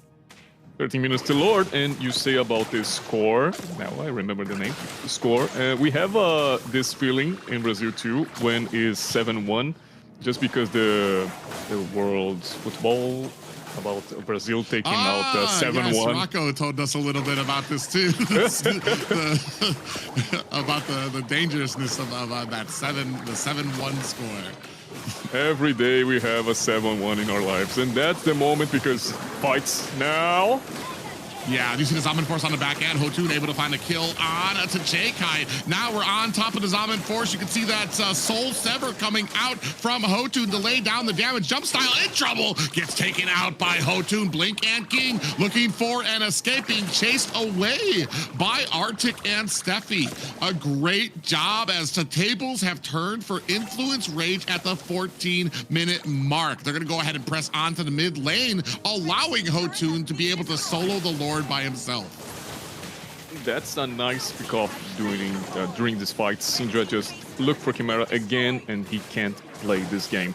I'm missing Dreamax doing a communication with the frontliners just to protect your carries. You're not in the early game anymore, who you guys just can do 3v5, but now you need your carries, and they are not doing this, and they are just like split the team fights, and it's not cool for them. So Influence Rage is now gaining the map conditions, and it's good for them. I like it. Yeah, it is looking like a much more even game for them. And you were talking about it does feel like that some of the Blink especially kind of getting set out there a lot to extended. Ooh, do we have a Tsunami Slam that does land onto Steffi or onto King, onto that Charizla, but Chimera able to answer back immediately with a ton of damage, is gonna be able to find a kill on to Steffi for Influence Rage. That's gonna go ahead and back up Influence while Dreamax begin to press forward. They do still have the side lanes to contend with. So we have a Chimera who doesn't have his flicker or his flash, and Steffi just want to start and engage in a tank in their base. So I don't know why this happened. They don't have already the burst conditions to just give the tank 1-0 to his life. So why this is happening, I don't know, but it's a normal thing. Yeah, and that kind of comes down to maybe a little bit of inexperience, maybe a little bit of a communication thing. If you go in, I think maybe they thought they had a landing on Chakai or Chimera or something. And when they went in, they realized, okay, we're caught. I need to grab somebody. The problem is that somebody is almost always King.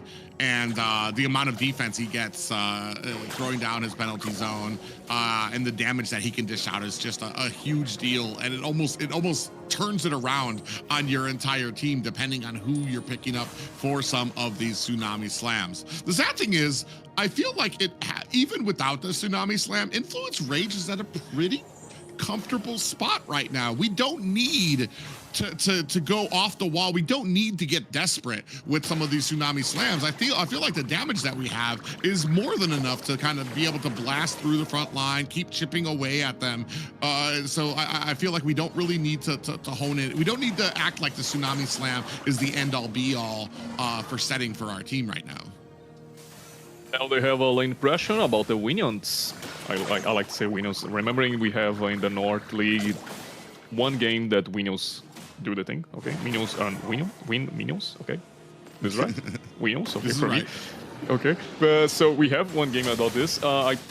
have a conversation with my older friends in the South casting, and they say, you guys also have a Winion condition, right? Yeah, when the minions are pushing on the base, we call them winions. It doesn't happen too often, and I feel like sometimes you need like a lot going on in the game. Speaking of a lot going on in the game, we're at 50% on the board right now, juggling it back and forth. You can see a little bit of a dash there from Influence Rage. Now a big fight comes on. Navaria does miss with that Astral Orb. Death Sonata does miss as well. King in a little bit of trouble. Is going to use that flicker to get himself out of harm's way. Down comes a glorious pathway. I don't think that some of the teams are in a good position. You can see how tanky the side of Dreamax is. They're still mostly at full health right now. Fury coming in from the flank, looking for an angle to be able to get in here. Arctic fighting back as well. 9 and 8 up on the board. Jump style goes in, latches on to Arctic, trying to find that slow, is onto the back line, but was not able to. We were talking about being able to get to the back line of Dreamax, but also, who do we have to be able to get to the back line of Influence Rage? Speaking of which, Blink in trouble, does get taken down. Fury comes in, lays down the Zaman Force. Another Tsunami Slam lands onto Jump Style. Immortality proc. Are they going to be able to take him down? Fury able to find the kill there as well. King in trouble as Hotun finds the finishing touch there. It's just J-Kite and Kumera alone to defend this core against 5 members of Influence Rage. Don't look at me. I don't say nothing about Syndra doing the things about defending base, but oh my god, that's incredible, man. Yeah, and that's going to be the second game going over to Influence Rage to tie us at 1-1 apiece. Wow, what a show. Influence Rage, they were getting first blood. Dreamax started to dominate the field. Then Influence Rage showed them what's up at 11-minute mark and was like, you know what? We know what we need to do. That first one was a fluke. This time around, we got this. So they came back. What do you guys think? Amazing. That's amazing. And obviously, we've talked about the compositions and how about early game was the Dreamax and how Scale have the Influence Rage. So the beginning of all this is good about Dreamax picking up the skills, picking up some few moments in the all the Influence Rage just goes in the wrong calls and they grow up. But sometimes we see how different it is about the Suyu player just having your items and also Heritage too. So we see this different moment in the middle game just to finish, and that's amazing.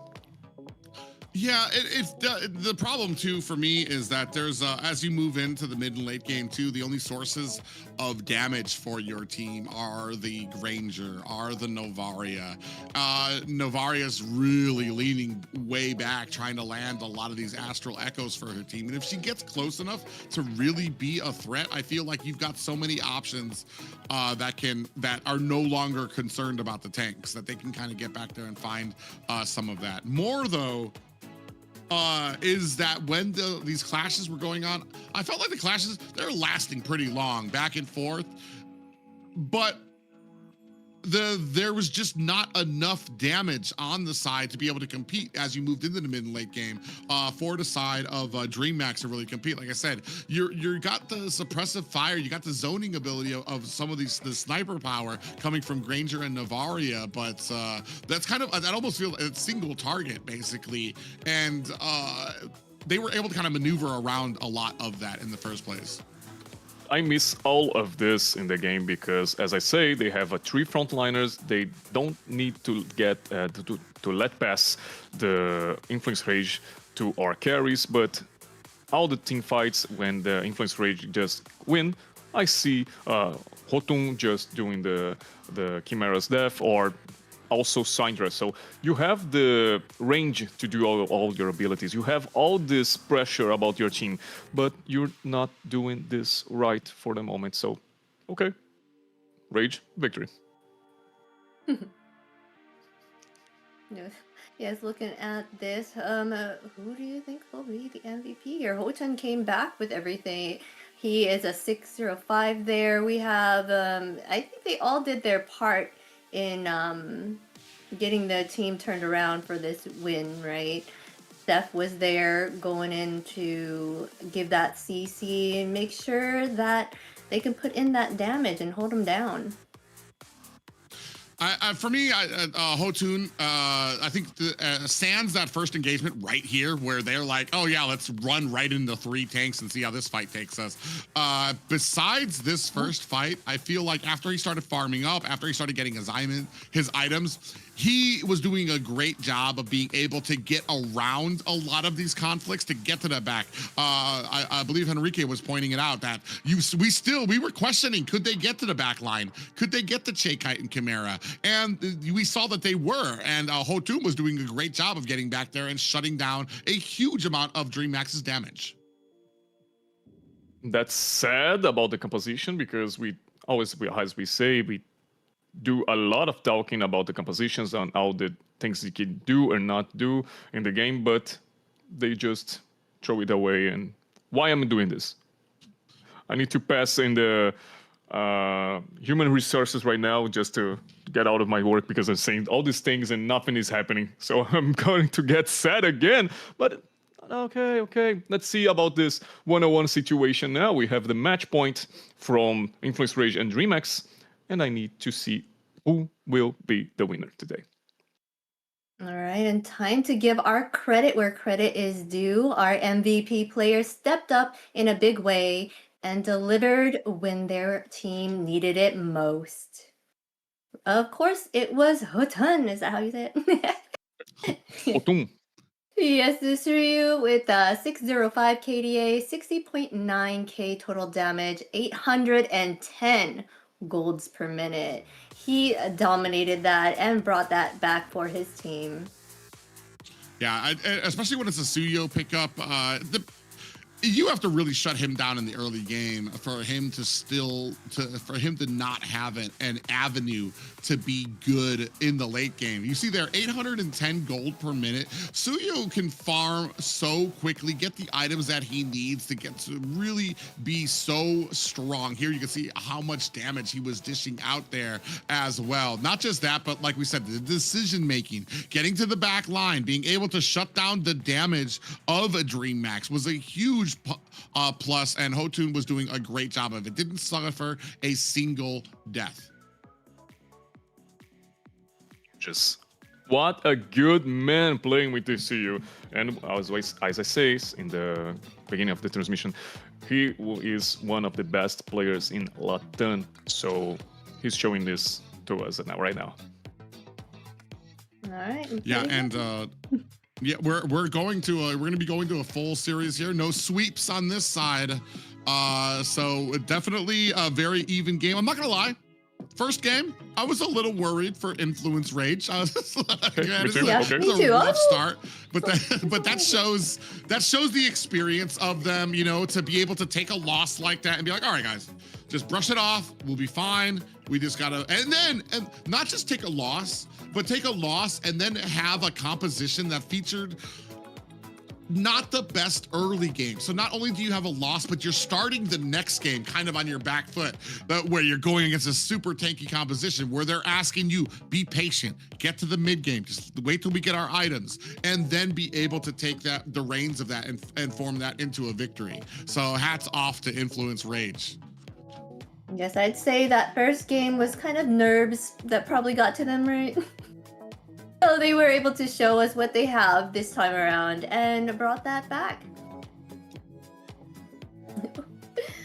About saying this game, I really want to say also that Hotun playing as the Suyu have the snowball condition. So he get the first kill, then the second one, he's trolling like he's doing the jungler things and also robbing the jungler of this enemy. And this is good for him because, as I say, when you are a tanky jungler, you like to play with your team, to do the things with your team, to go play the gold with them. So you go to the turtle, you go to lords and things like that. And assassin just search for the right moment to start the game. And this is what he do. And he do this so good. Yeah, I think you made a comment about Hotun on certain heroes that you was it Hotun or somebody else that you were talking about how some of the junglers, they play the assassin ones and they comes into the tank meta. I'm not gonna lie, I'm not a huge fan of the tank meta just because I like flashy plays. I think I think there's most viewers like that as well. And also I feel like it kind of sometimes you have people that have an ability like Hotun. He was able to show it here on this Suyo pickup too. They have the mechanical ability to be able to get to where they need to be, to aim where they need to with a lot of these skill shots that really flavor well with a lot of these assassin pickups here. The fighters are doing all right when it comes to like the flashy plays that you can do. That's why Suyo has really become a priority here, is because you get the skill ceiling of an assassin who can really take advantage of these skill shots and this movement without the dire squishiness of like a Hayabusa or a Ling pickup there. So, and I feel like that's been the big thing of why Suyo has been like a prime pickup, and especially for a person like Hotun, who does, I feel like from the games I've watched, is mechanically sound with a lot of his picks. There's a lot of heroes here that they cannot choose on each side of the team. So I'm very happy to see what maybe the choices that they will choose this time around, right? With the global bans, this is going to be very interesting. Okay, so bring the funny. Let's see beautiful plays, okay? And also more assassins. And Ling, oh wow, you said about Ling, I forget the last time I see a Ling in our players, because also he got his nerf and nevermore we see him. So why? He's a strong character, okay? He just do this one item and obviously he can just fight against everyone. Not everyone. 1v1. Well, let's talk about 1v1 situations. He's good at it. But Yeah. we don't see it anymore, and I like it so much to see the assassin meta because of this. And remembering, also in Brazil, we don't have players too funny, and that's a little funny because in the other places like Philippines and they love it funny. But here in Brazil, we don't have this feeling. The only player who like it more and do a right play about with the funny is Luizinho. Luizinho, I forget how team he is right now, but I will search for you guys to remember it. But he's the only one who plays with funny in Brazil, in the competitive. I am fairly sure he's actually picked Fanny as well. And I feel like there were a lot of reasons. You say you don't see Fanny a lot and there's only one person. I think that match even showcased the reason why we don't see Fanny or some of those other assassin pickups as well, because a lot of those assassins, they rely on to the purple buff. That makes a huge target for your team, a huge weak point that you need to watch out for, that the enemy can just, boom, just go for his purple buff, take that out. They put that on timer too. So I think he got like 1 or 2 purple buffs during that match, and then the enemy was just basically all over their jungle. Not just that, but I feel like there's so many yes boxes that need to be checked for everything to go perfectly for an assassin to have a good early game, to be a threat during the mid, getting all of the buffs that they need to really be able to be successful. Whereas other ones, they're able to sit at the Lord pit longer. They've got a lot more defense. They can make a lot more mistakes that it doesn't end the entire game for them. That right now, just assassins just not in a good place. We do see the bans coming through for both of these teams now. Wondering, we still haven't seen a Zeshian pickup yet, I think, for either team, ban or pickup for either of them. I don't remember the bans in Zetian. Yeah, I can't remember if Zeshian was banned or not. I think not. But I think not. okay, but it's at least they're making sure that they're not going to have to deal with that Harith, because they went ahead and banned that out, picking up the Eve or Ivy that you guys call it here at the Brazil. So Sometimes you call Ivy. Sometimes, but Eevee, it's more natural. Eevee, Remembering also the Farsa, we call Farsa too, but some players, some pro players, call them faixa.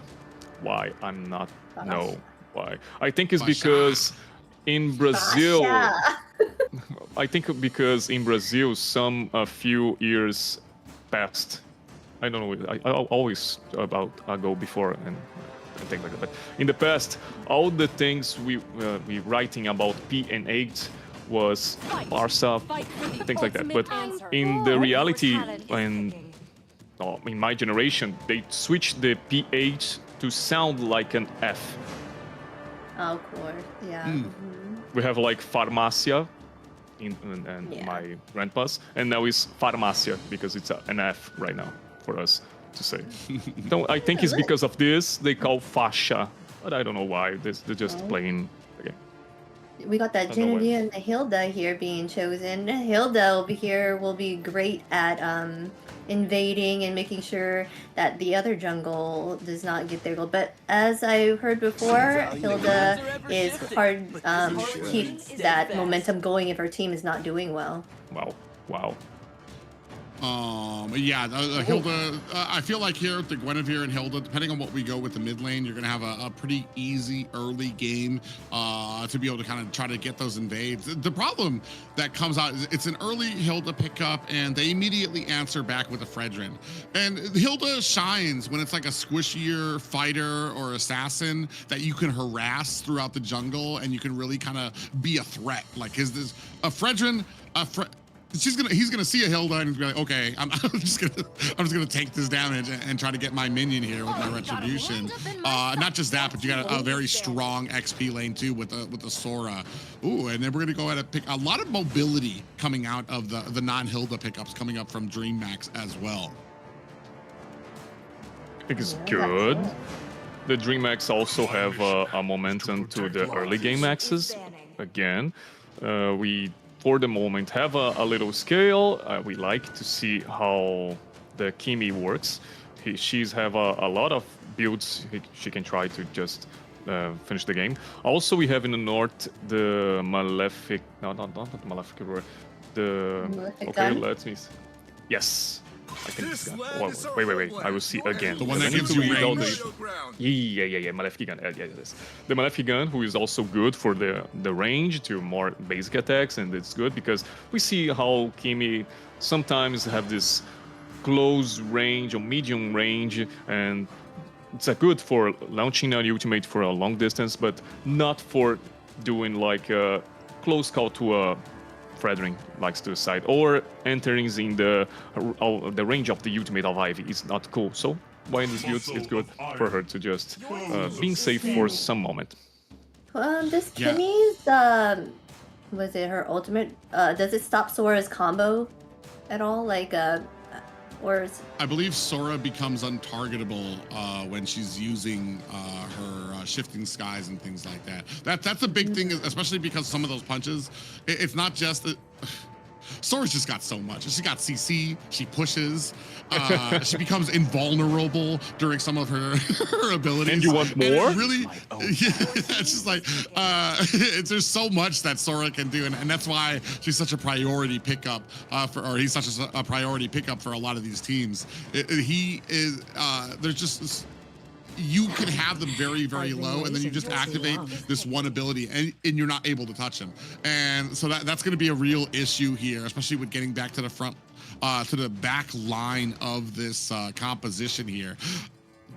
It's interesting. We've got a good kite composition coming from DMX, and they can catch people. But I feel like the engagement is going to be very interesting on the side of Influence Rage. They wisely take out the Hylos. I've talked about this before. Hylos and Eve are that duo that it's almost cheesy.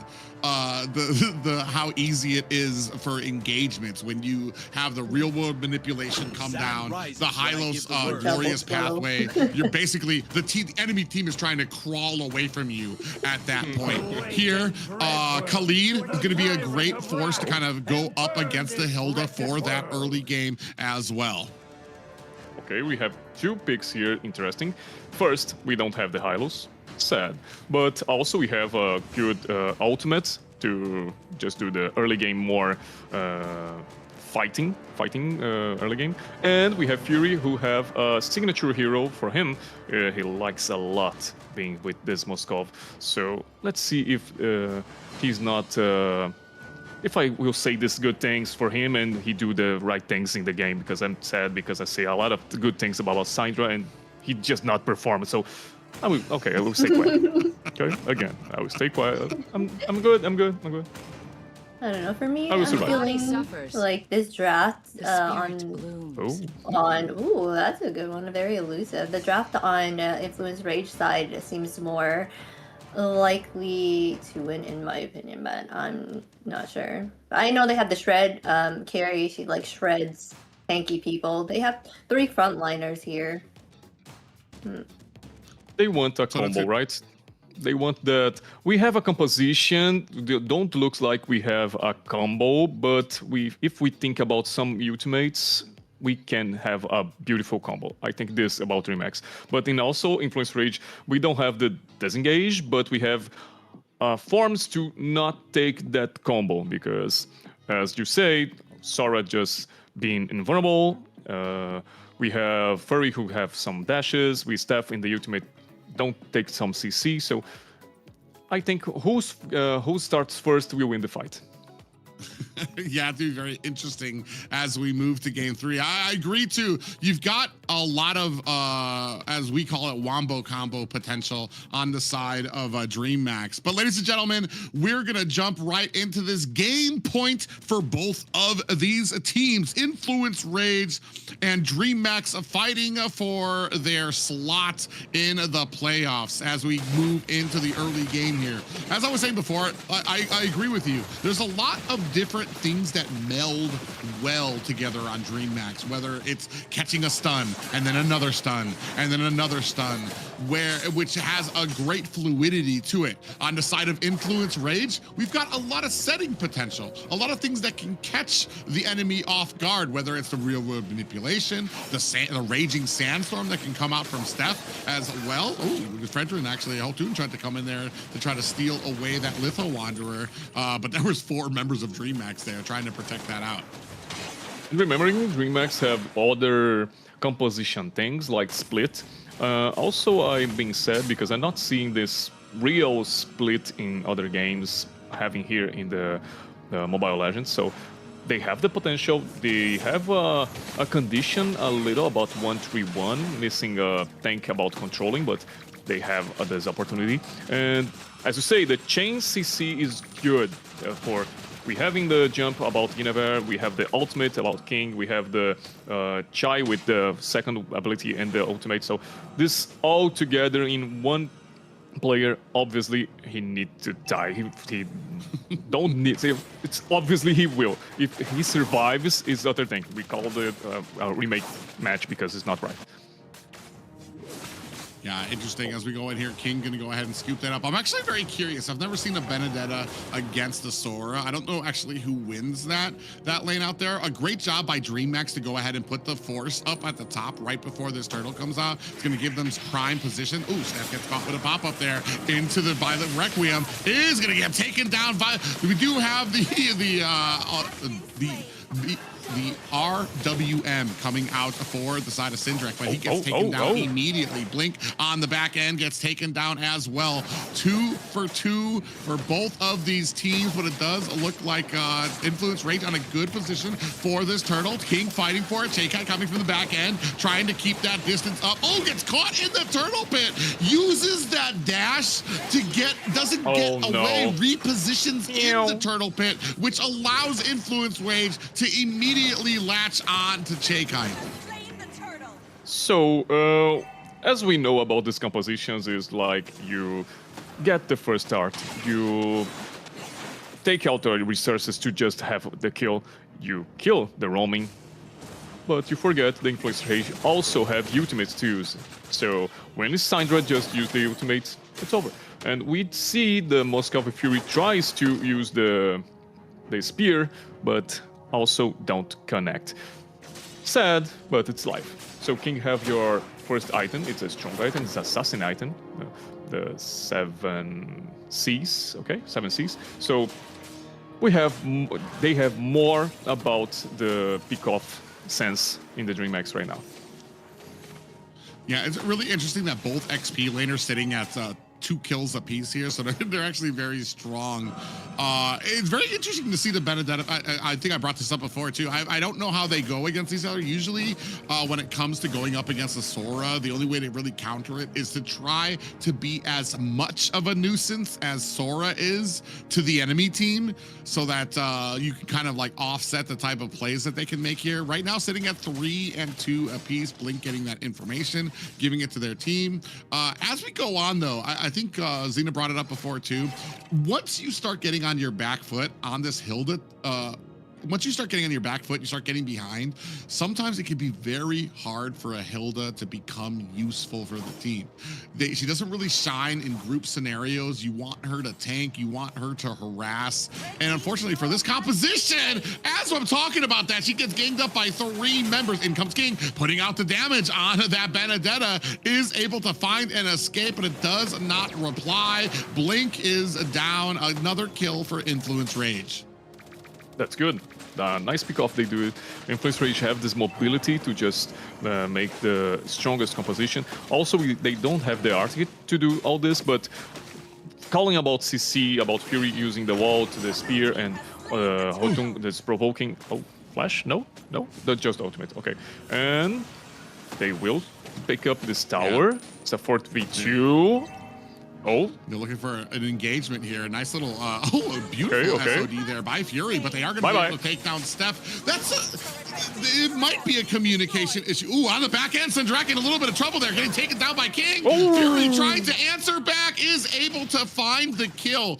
But I feel like there was a little bit of a miscommunication there, because Steffi stayed under the tower while Fury used the SOD to reposition, got in back of this, and he's like, all right, deuces, I'm out. And Steph was just like, oh, wait a minute, we're not trying to defend this, and then got taken down. But fortunately for Influence Rage, they were able to answer back. I'm feeling this since the first game. Influence Rage don't have the communication, because I know it's a tower. You are more tanky when you're behind your tower, so you can have some fights. Obviously, you can take the control.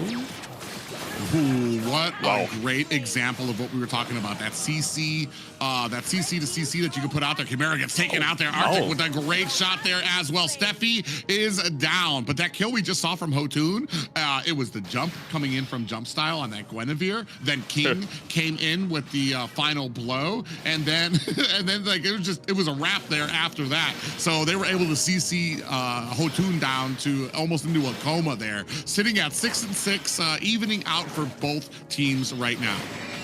And I think the Influence Rage and also the Dreamax are so crazy to not use Purify about all these compositions, because it's just like this.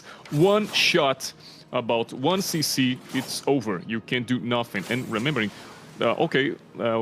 we see the Fredring having 1 item. It's not the most tanky one. He just used a good item just for don't take a lot of CC, but we see he just taking all the CC anyway. So the damage is different. So for this game, we need to see other things. We need to see the Influence Rage showing what they came for. So it's now or never. Let's go. Yeah, and actually King takes a little bit of damage on the back end. Chaikai, I saw, picked up the Sky Piercer again. It's been one of those common items that you do see on a Kimmy early game. Ooh, a big jump does catch on a Hotoon. The rest of the team is right there to kind of collapse on there. Real Wood manipulation, slams down onto the ground, catches jump style. And on the back end, Steffi able to take down Chimera. 2 down for the side of Dreamax. And it looks like that turtle even went over to Influence Rage as well. Oh my god, King with this HP. So we have the difference, because we see the jump style doing the right thing. He just made the jump in the Hotung, but he just don't connect it. He just don't do the ultimate things. The team don't follow him, so he just accepted. Then Steph do the ultimate, and the targets change it. And then we see jump style suffering. Also a good CC momentum, and then Influence Rage guaranteeing the objective. Yeah, right now, big pressure onto the mid lane right now. Dreamax seem to have kind of lost a little bit of stuff. This kind of comes down to like just being able, your team, I feel like team synergy is going to be the biggest thing for this game as well. Influence Rage have showed some slippage there as well. Dreamax, their composition absolutely needs to have communication. You need to be able to understand who's going first, who's going to be able to get the CC on there. We talked about jump style. You said he went in, got the jump, and I think I even had the Violet Requiem, but then decided against it as the entirety of Influence Rage collapsed around him immediately. Maybe the target too, unless you're trying to upset the retribution coming from Hotun, and that I don't think they were at a position yet to really be doing that.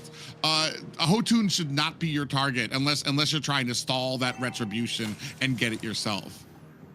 3.5 more gold have Influence Rage right now. They also have in all your players for 500 to 800 in the difference about the gold lane, I guess. So have some difference. And Dreamax just took the beginning of this game so better to Influence Rage just be more better in this point of game. Oh, whoa, whoa, whoa. You can see Arctic just dives into the middle of the Lord Pit, allows Hotun and he survives? to pick off the retribution. Steffi finds a kill onto jump style. Real world manipulation stops Blink. Hotun on the back end, looking for a kill, trying to chase him down. Fury decides to turn his attention to the lane. But the bravery or the gall of Arctic to just jump, he's just wandered past the entire team of Dreamax into the Lord Pit there to be able to get that shifting skies and allow Hotun to be able to get that retribution as well. I don't know why I seen Arctic doing that thing. I say like, damn, why he do this? Why? Why? He take everything and he survives. And like, I want to be his best new friend. I want to learn this because it's different. We can't do, oh, the ultimates? Oh, pass it away. I see in the minimap. But all the force we have in here about this new potential minions, about laning phase, about the tower 2 in the right moment, it's good for Influence Rage. 9-6 in the score, and remembering is the last for the BO3. The next winner here is the 2-1, I guess, the 2-1 in the series. Yeah, they're looking for it here as we take a look at some of the items here. 800 gold lead there by Syndrak, who already does have the glowing wands, got the anti-heal out there. I was talking about this before. Kimmy has went ahead and got the early game Sky Piercer, but really, I mean, Chaekite hasn't died. We've seen before, Chaekite actually had one of their best games last week on the Kimmy. Does a great job of positioning. Here, it feels like they're able to do a good job of keeping the Kimmy at bay, keeping the Kimmy away from a lot of these fights, or maybe just the CC style of this composition really doesn't benefit when you get the stuns and you're trying to look for a burst to get people down. And Chaekite, the Kimmy, it's more of a sustained damage that you can do. And I feel like a lot of these fights are over before they can get into a position to really be a threat. Sometimes I see the Latin and the Mobile Legends in general and miss two things. One is laning phase, is something I miss a lot. We don't have this all the time in Mobile Legends. And mid laners, mages being carry is something we don't see. Also, we have a lot of mid laners working with a secondary style, like doing support things, not more support, more roaming things than the roaming. So this make me a little sad. But it's the style of the game, I understand, but I also want to see more because Shy have the potential, Syndra have the potential. They show us a lot of things today, also in this position, but the true carry, just about, okay, it's a furry, the true carry on Chimera, is also have the guild scale, but nothing. Whoa, wait. Damn, oh my god.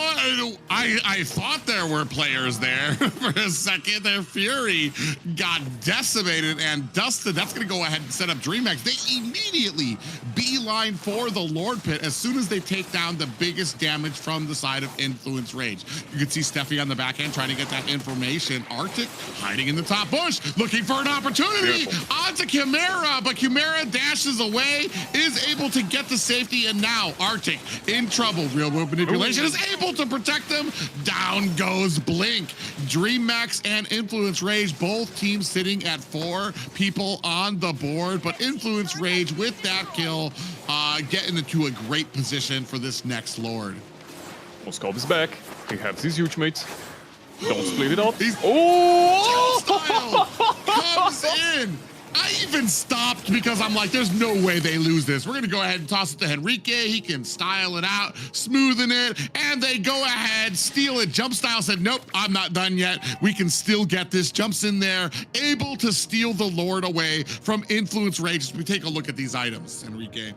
My God, please, his name is Jump Style.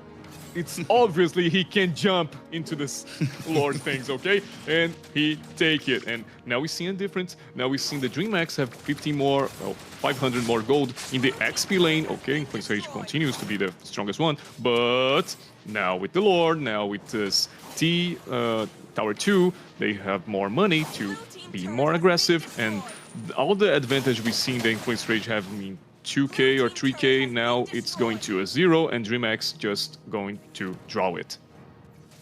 Yeah, and right now, the Lord kind of pressing down. Dreamax have a new-found confidence about them. There's still some gold. Actually, their gold matched up right now. Jump misses the jump in the backside. Immediately disengages, but that's going to open up this top high ground tower. Mid lane down to the high ground as well. The base has been cracked open by Dreamax, and all it took was a Jump Style being able to turn around and snatch up a Lord. They didn't even win the fight. He just went in, grabbed the Lord, and skedaddled out there, and the Lord pressure was enough to even things out for Dreamax. Jump for zoning and like, look, if I wanted to do something, huh? I'm watching you guys. I'm watching. But this is the style of jumping, jump style. This is good for the Dreamax, but also having this tree tower. Is it right to you guys? The tower 3? It's the high ground towers is what we call it. Okay. The high ground we call like T3, something like that. It's T3 too. You can call it that. Okay, so this high ground is good now because the pressure about the minions all the time, you can't just do nothing about it. And remembering, it's the other side of the map have the Lord. So this tower is amazing for the Dreamax to came back to the game right now. So what they need to do now is just relax, left depression goes to the base in the Influence Rage, and then starts the objective. If they try to fight, they will lost. Yeah, I mean, it's not as bad as having all the high grounds down where you have super minions, but, and especially because you've got Fury on your team. So you've got Moskov who can basically split push, put all the damage out here. He'll be able to use the Spear of Destruction to join the fight as it comes to the Lord Pit as well. He does have to be a little bit careful here. You can see here Blink trying to find a good opportunity. Goes in at the top lane. They have a little bit of an engagement there. He's trying to get onto Fury. Fury dashes away as we go on with the Lord Pit style. Jump Style able to find a kill there. Jump Style able to take down the Lord while Chakite finds a kill. And this was all at an even fight too, 4-4, as Blink was away from that fight at the top lane, fighting with Fury. They don't have the best front line because Blink just do these things, and they don't have the marksman, the powerful one. I guess I try to I'm thinking about he's just clear the wave and use the spear to his ultimate to came to the Lord fight, but not happen, and then he just not fight with Blink also good. But okay, now Lord is coming up. One more tower, 2 more towers. I get maybe. Arctic got caught with the beautiful Violet Requiem into the Electo final blow. Now Lord at the gates. Influence Rage fighting for their lives here. Look at the damage going onto the core, and Dreamax walk away from this series with a series victory.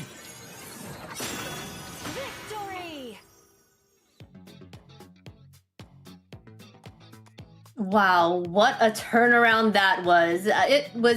Influence Rage was dominating the field. Then Jump Style just stealing that Lord right then and there, turned everything around, and Influence Rage did not have an answer on how to deal with that upset. That was something else. But that's what I love about Mobile Legends, the fact that it could be, you never know who's going to win the game. That's good. I will not lie. That's so good. And remembering, we seen the Dreamax in the early game doing the wombo combo things, doing the force of the composition, doing the Benedetta things, and it's good. It's really good. But in the middle, this changing to the early to mid game, we've seen more the force of the Influence Rage composition. They're showing a lot of respect. The Moskov also is not hitting with the spear, right? This ultimates for the team. So it's always a 4v4 situation or a 4v5 because of this. And so he needs to stay always in the split, but no tower for him. So it's almost because like that last fight too. He was on the split trying to clear out the lane, immediately got engaged by I believe it was Blink on the Hilda. As soon as the turtle fight, or the Lord fight started. So immediately now he has to blink away. He can't even SOD out, because if he throws that out there, he's gonna get caught by the Hilda. And if he goes in with the SOD, he no longer has his dash anymore. So it was so masterfully done. And then you talked about King, a great game by King, especially comboed with Jump Style, Violet Requiem, immediate Electo Final Blow underneath that.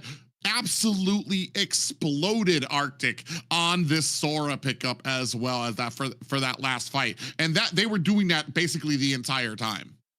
Yeah, I know. I don't want to be more his friend. Okay, he's just do the composition well, so he dies. It's all perfect in the same line.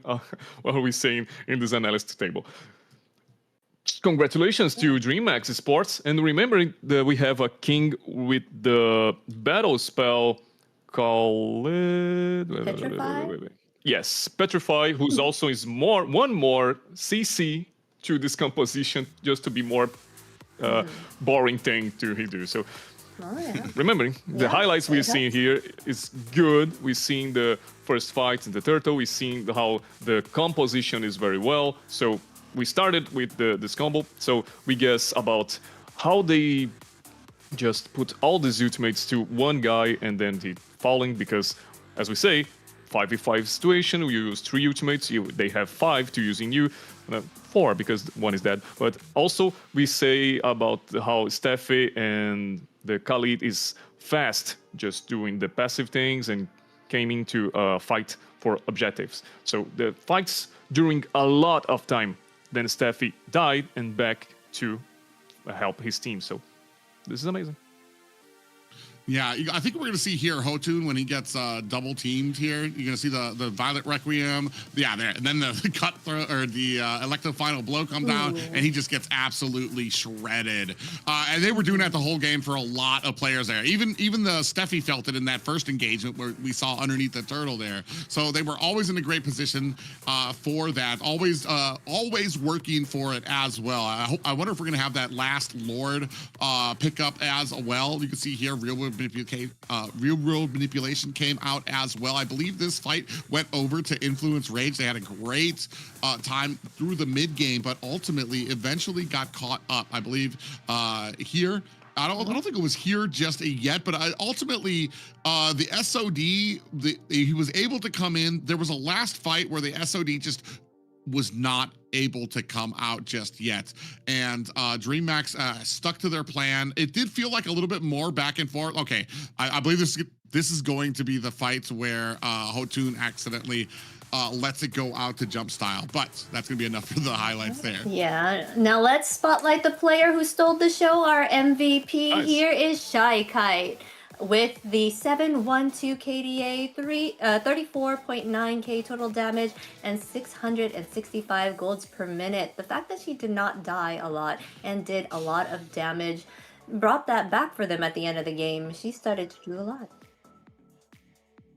We're seeing a lot of things about the Steffe using Ultimate and the Flicker just to engage, but the team just not connected with them. One more time, we're saying about the miscommunication. We're feeling about the Influence Rage. But other thing I want to say is I'm proud of Arctic because have a lot of time I'm not seeing a Sora using this assassin mode. It's also just a tanky one, the fighter mode. And seeing the assassin again, it's good. Yeah, there's that last fight there where they absolutely blew up Arctic with that beautiful combo. Kite also was able to get MVP last week as well on the Kimmy. So it's I feel like it's something that she's actually very good at, maybe specializes in for her. Even when it comes to some of the losses that they've taken last week, she always manages to have good placement, not take too many deaths on the team, even when they're being absolutely overwhelmed. So it's no surprise she was able to kind of find another MVP here, especially with that, like we said, the dual CC coming out from the Guinevere, the CC coming out from the Benedetta as well, with the final blow, and then of course you had the Petrify on the Benedetta. It was just a way too much. Whoever got caught in that, it was basically a wrap for them. Exactly. They were doing a wonderful job turning that things around. Even when things looked grim for them, they knew that they had that composition to bring it back around. And the fact that they had those additional little CCs that you wouldn't have thought, like I didn't think about it. Like that made all the difference. So, about this BO3, we have like a 2-1. For now, we don't have the teams 2-1 to fight against, right? We need to see in this week, right? Or we have it? 2-1 teams. There are. This is the first 2-1. The first. Team that we'll have. Okay. Yeah. Because I was thinking about how the teams. Okay, one is 2-1, the other 1-2. So who is going to fight against in the next episode? So, okay, just thinking a lot. Sorry. Yeah, the best of 5. We're gonna have they have 4 wins under their belt, and one of them did get a loss in one of them, but other than that, it's 4-0, 4-1. So this one's gonna be a fun one to see. Oh yeah. We need when it to comes see to about games that they've played, it is 4-1 to 4-0. Both of them, though, when it comes to series, are both 2-0. Oh yeah. And we need to wait. So the Octa Gaming and the Entity7, who will lose will be the 2-1, and then we see against the Dreammax maybe, because we need to see the lower 2 about the teams who was 0-0-2, and the 1-1 about the Infinity and Alpha 7 tomorrow, right? We got a lot of numbers going around, guys. But remember, I just want to remember one little thing. We do want to welcome our Indonesian and Philippines that are watching the show right now. I didn't want to say it earlier because it was way too early for you guys, but you guys might be tuning in right now. So I just want to say salamat, and how do you say it was Tarekasi.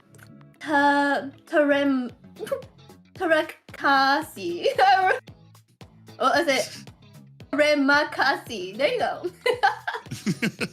Yeah, a big thank you to them for restreaming this and joining us as well. I'm gonna leave the translations for Xena because I probably do 1,000 times worse than that. I know one language and I speak that one poorly, which is English. Not like Enrique here, who's joining us not on his first language and doing a spectacular job so far. No way. I'm doing this spectacular job because really I want to say a lot of things because I'm a lot expressive in Brazil. I talk it a lot because I see the patch notes and it's an analyst show up. But here I'm just like forgetting some words and I like to go slowly to remember some few words and I tried. You're doing an amazing job trying to translate all of that and implement it into the stream, which we are happy to have you here. Thanks for having me here. Yeah, but I mean, so far, man, a great game. I'm not gonna lie.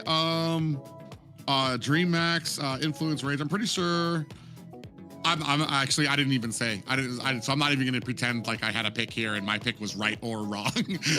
So I felt like this match probably could have gone either way. And it's very interesting too, because I feel like in the last week, Influence Rage felt way more comfortable going with just different wild picks that they would to try to test that out. Like I said, Joy, Esmeralda, Novaria, they picked a Terizla. Here today, it felt like Dreammax was the one who was more comfortable going with maybe some different picks that we don't always get to see. The Benedetta was out there. I believe they even picked up the Terizla themselves as well. So it very interesting. I wonder if that kind of came into play, if there was maybe a thought process that maybe because we're 1-1, we need to hunker down and maybe play slave to the meta, and maybe that just was not a comfort thing for them. Here, Dreammax, I feel they've been on a very consistent streak. The same people always performing, whether it's Che Kite, whether it is Kumera, who's doing a great job in the marksman or the gold lane, as well as the jungler. And I feel like they're steadily getting better and better and better as the weeks move on. Yes, they're doing a wonderful job. Benedetta for me has always been a terror. I've always been afraid of her, and the fact that she did so well right now makes her even more scary to deal with. She's hard to catch. She's extremely elusive, and that petrify will get you. No, it's Dishes the out first that time massive damage. Benedetta. It's the first time Benedetta here in Salt. She was, I believe we saw, or no. I get confused. North, I remember we saw her in the roam position. Yes, Is that yes, correct? yes. That was Night Horde. I don't remember if we've seen a Benedetta. I'll have to check on the stats for that, but I kind of sworn that we have. I'll get back to you. Continue on. I'll get back to you. Because showing you your like, oh, it's a Benedetta. It's the first time I've seen, like, it's good for you in the XP lane, because I seen the roaming. I like, why have a Benedetta in the roaming? Is this legal? Is this legal? This can be, and and they win their game. So I'm pretty sure I'm like it is. Also Xborg in the roam. They pick it up. Yeah, that one's different too. The Benedetta and the roam, I feel like would be good. The fact that she's very mobile, she can get around the map and actually help with the ganks, and also push the lanes quickly for the team, and just keep the map control for them. That's what I'm thinking, that why they would choose that as a roam. Benedetta in the Salt have for Entity7, right? No, not Romeo. Yeah, that's what I was thinking. I think she was picked twice total. Once was by the Night Horde, and then the other one was by Entity7, who used the Benedetta. So it's okay. I feel the interesting thing about Benedetta too is I feel she's kind of like a not as bad Fanny when it comes to the skill level it takes to be. You have to be just really gifted to be able to use her to the degree that she is a threat at this level. And she's one of those that every single time I see Benedetta, I'm like, oh man, we're about to get a treat. Because she's one of those heroes. You don't get people who are all right at Benedetta using them here in the AMER tournament. You got people who are like, oh man, I can't wait to pull out my bread and butter Benedetta, because they're absolutely spectacular on that hero. So it's one of those that's always kind of a threat that we might start seeing a little bit more and more, especially how well King was able to rotate, dealing with Asura, able to rotate, and just how well the Benedetta kind of melded with a lot of the other CC up on the table as well. So maybe we're at a point where we might start seeing a little bit more of that hero. Yeah, it will be exciting to see if she was played way more, for sure. You think that Petrify helped with with Sora, maybe messing up his combos? You said he had invisibility, whatever it was, where he was not able to be stopped in some way because of his invincibility. I can't even think. Second skill. Yeah. But then if timed right, she can totally petrify him, right? So, and she's pretty mobile enough to get around. So, and if he had already used it, so I'm thinking yeah, it would be great to see Benny around more often. It's good about the relation about Petrify and Sun Heroes in Mobile Legends Bang Bang. Also, we see the Kajita. Kajita is a good hero with the Petrify also because of the first skill, so it's good for a start. And we have the Benedetta because in the ultimate you have a certain moment to use the Petrify in the right moment, Final just blow. to that final blow, just for pick it up like for 3 seconds and just in the middle or in the beginning, middle, or in the end of the ultimate, just saying that Petrify during the ultimate. So it's good to see, but it's gifted. If you want to know this, if you know this, you're gifted. Obviously, No, it's been a long-known fact that if at the beginning of the final blow you use Petrify, everybody in that final blow gets petrified. So it's just one of those skills that's that really can be used very well. Alrighty, guys. Thank you guys all for staying right now. Be sure to keep staying here. Just quickly grab some snacks. We're going to take a quick break and we will be right back.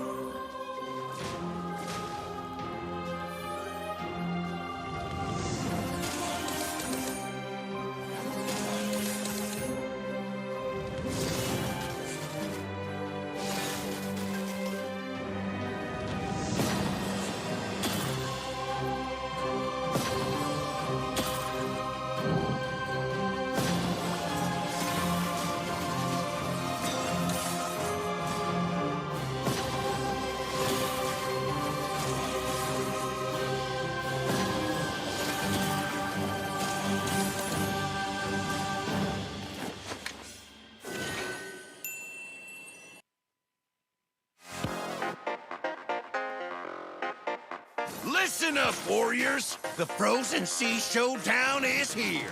8 Brancos, 2 sides. Ready your hooks. Well, the rules? Real simple. Hook 'em over, then bash 'em. Or hook 'em back and stash 'em. Remember, kills will make you stronger. More kills, bigger targets, so swing those hooks. More kills, better hook, so wipe off their looks. Crabs in the river? Hook 'em. Reel 'em in for new skills. Stun. Magnet. Reflect. Chests in the cave? Hook 'em. Reel 'em in for new skills. Team heal. Team super hook. Crazy ults. Total chaos. Triple hook. Recall hook. Trick hook. No equipment to buy. Auto upgrades for all.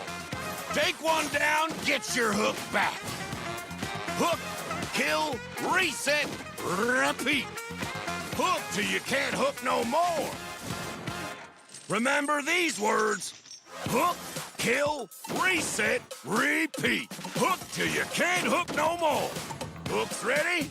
Let's go!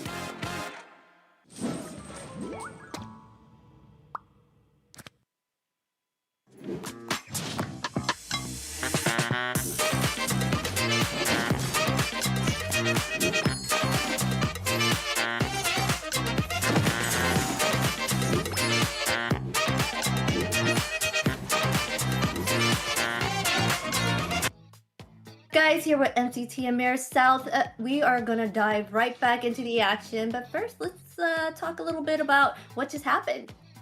You know, what do you guys think? Our winner is Dreammax.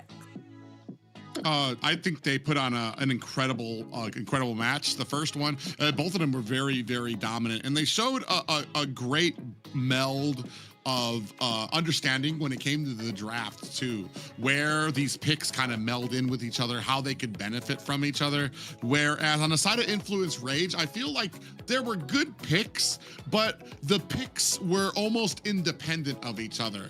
We can land a real world manipulation, we can land a sandstorm, but they weren't like necessarily melded well together in the way that we saw with the Final Blow and a Violet Requiem coming together, while Chaekite was just absolutely blasting away at them. So it's honestly a great game, and like I said, I think this is for me, one of those dark horses teams that are just going to keep growing and getting better as we progress.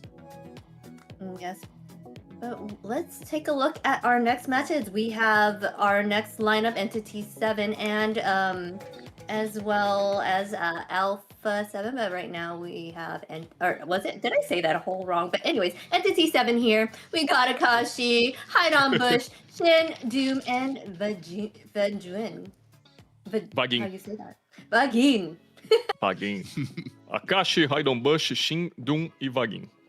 There we Also, go. Haidon Bush and Doom is correctly. Shin, I guess you can say, but Akashi and Vagin is different. And I have to say, Vagin is a funny person. Love it.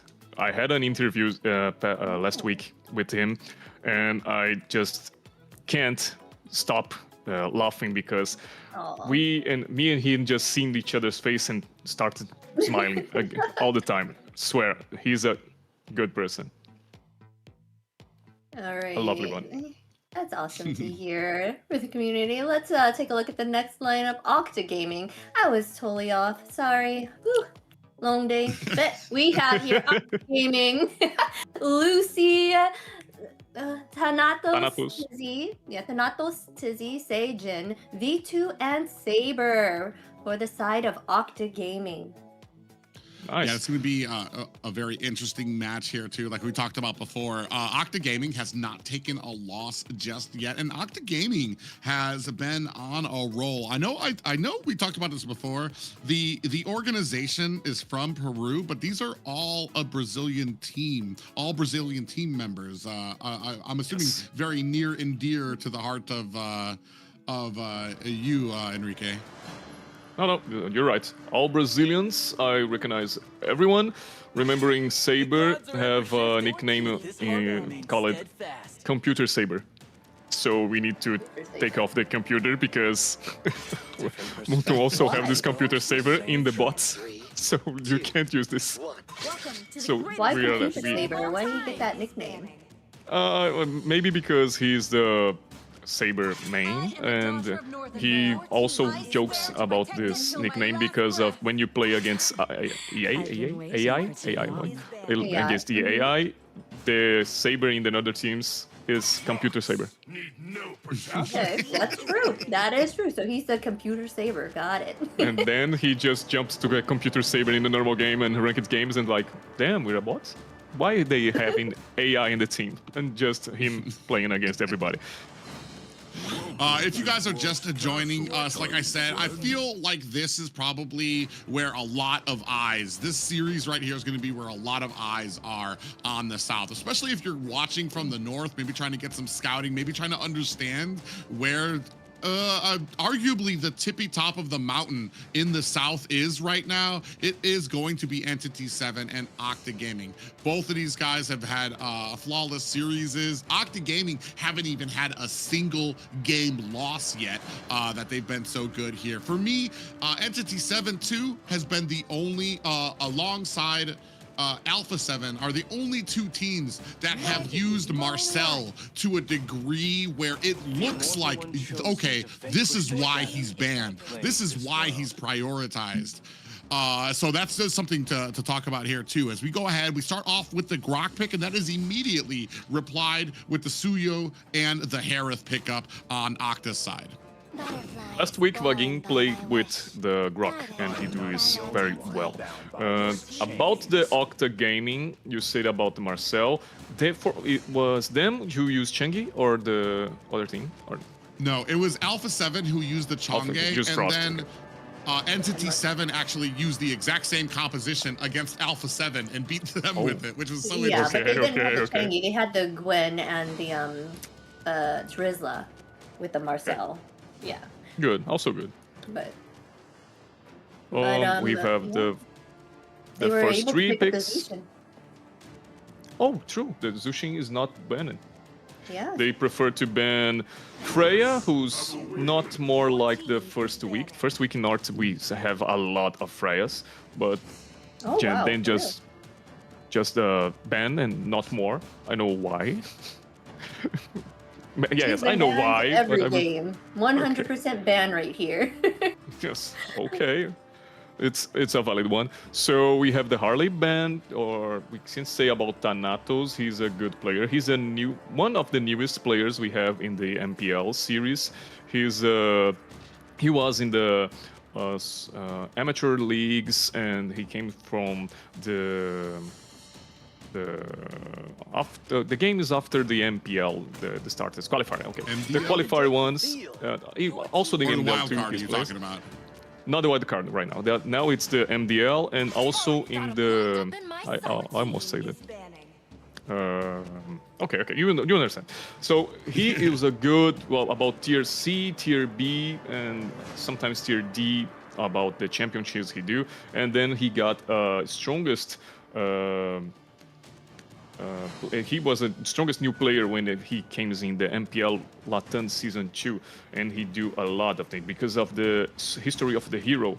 Sometimes we see about these movies we see the hero and he have the growing up, he fights with the villain, he loses and fights again, and he best of his. We have this story about his team because it's the first time Corinthians have in the Season 2 Brazil, and Thanatos was there with the Saber and with the other players. So he make the history because no one cares about this team, no one cares about these players because they are not famous as the Seigen in the moment, Vagin and Akashi. So when they start to win, they came to playoffs, and we've never seen that in our lives. Seen the team who came from the nothing and goes to the top 6, I guess, in the playoffs stage. So in that moment, and we have also the first Swiss stage in the MPL Latin Season 2, and it's a newest thing for everybody. They just fight a lot. They lost a lot, but they win in the certain moment to get to the playoffs. And the only thing, because the lower bracket don't have the second chance to playoffs, like the second life about. So they started to the upper side, and then they just fall, and it's over for the championship. Because if I get right, if we have the second life for this team about Thanatos and Saber, we see more about them. But it's okay, it's the format of the campeonato, of the championship, so that's the difference. So I talk a lot, sorry. The picks and bins are already here. Right here, we got Joy and Shin. Whoa, okay. Okay. Yushin Shin was probably one of 2 marksmen that were left after this ban phase. Carrie, Kenny taken off, Claude, Bruno. There were barely any marksmen. I think you still had the Granger out there. Claude was pretty interesting too, because I feel like Claude would have really fed the Uranus here. A very interesting draft. I feel like with the Uranus and the Valier, we were really trying to make sure that Entity7 did not go for the Fredrin pickup. I feel like this entire draft is around that. Oh, an Atlas pickup too as well. That's going to be very interesting. I don't know if this might be our first time seeing Atlas here in the South. Wow. North, we don't see Atlas. I know, this is very interesting. This is it's the first time we've seen it in any of the Swiss stage, right? Atlas is coming. I just love how Octa Gaming makes this first composition. They have a security range against all teams in the Entity7 because Valier is the best option about just doing the poke things. V2, have the scale. Also, Seigen have the scale too, but Thanatos is the really snowball matchmaker about this. And Saber, we know we have a lot of problems with the Atlas about the high CDR he have, but he's also a playmaker who gives a change making in the side of the game. Obviously, Vagin also do this, but it's different because the CDR are low and can do this more times than the Atlas. I'm a little worried just because the Octa Games early game is going to flounder a little bit with some of these picks. But ladies and gentlemen, game one of, I want to say, one of the most anticipated matches here in the MCT AMER South. It is Entity7 taking on Octa Gaming. Both teams putting on their undefeated series records against each other as we start things off. Let's go find who will be the first team to the Seed 1, boys. Is the B05 first game. Let's go. Yeah, I was saying the early game of Octa Gaming, Segan's going to have a little trouble with the Valier and clearing with Saber on that. As I say that, he's getting a lot of damage put onto him as well. So it's going to be a little hard to see what they do or how they're going to be able to enforce this early game. Especially, you can see Hide on Bush already starting to enforce, like in enemy jungle already. Saber's very low, feet too. So I feel like Octa Gaming, we've got good scaling on this team. We've got the wombo combos once we get out of the laning phase, but do we have a path to get to that point in the game that doesn't result in Entity7 walking all over us? I think we're going to find out.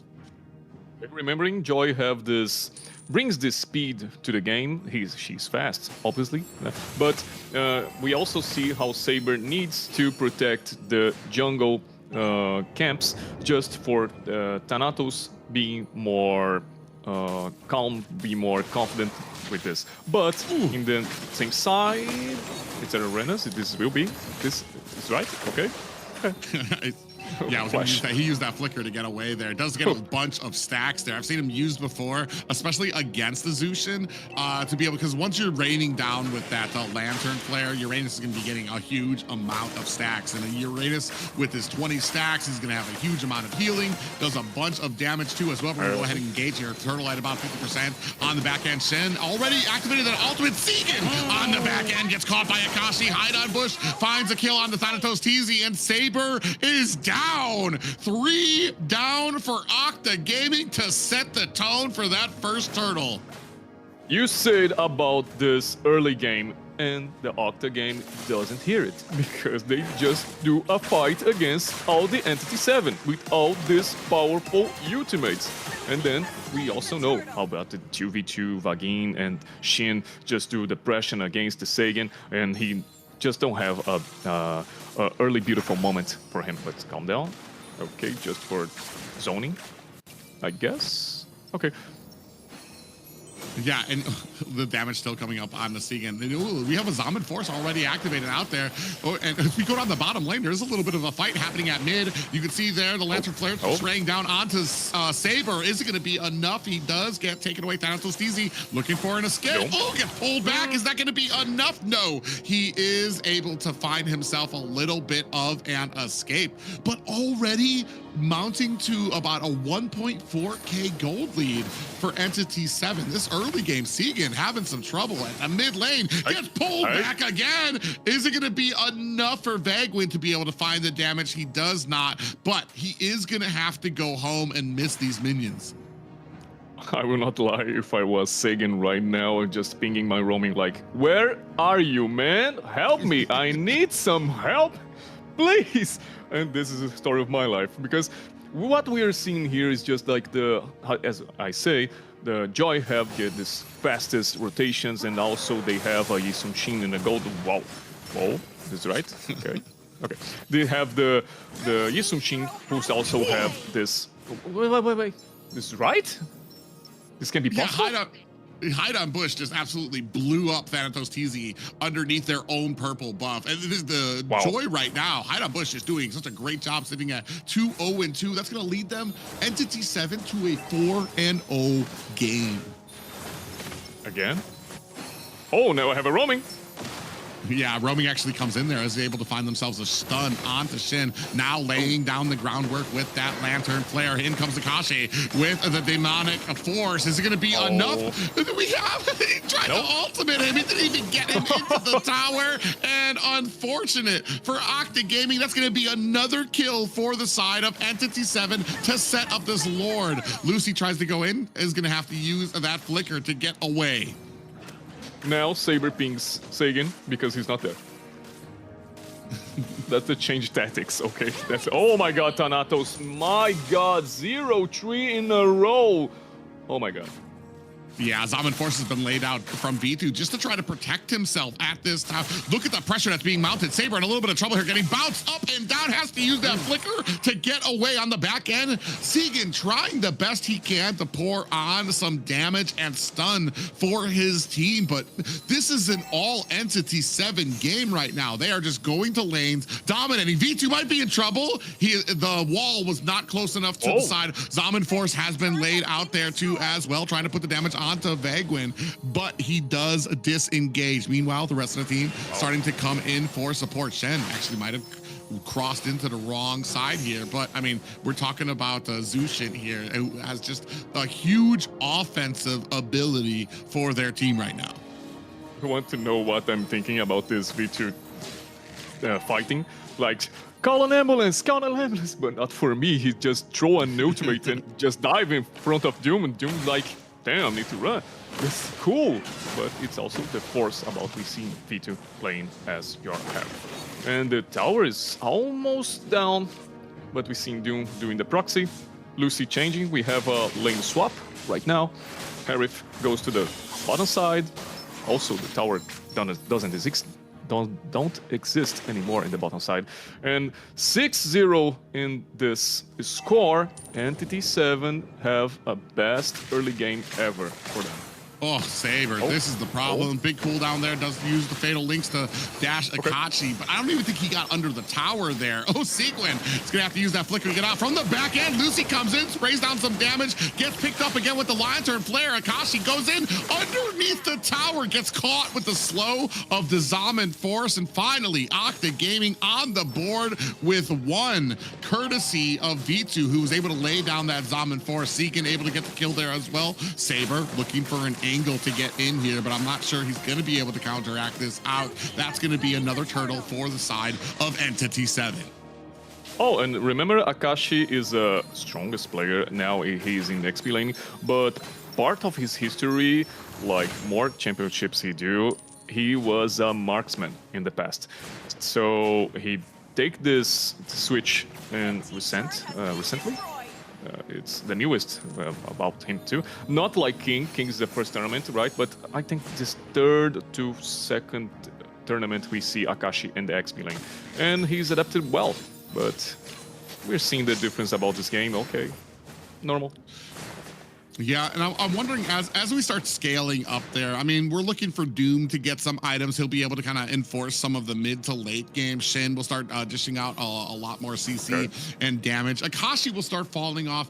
I feel like there is still hope for Octa Gaming, even though it does say 6-1. It's only about a 4K gold lead for the side of Entity7. Damage is going to start coming up for the side of Thanatos. Teasy's going to start getting more damage. V2 will. Saber will finally have some more survivability so that he's not constantly getting caught when he tries to look for some of these fatal links.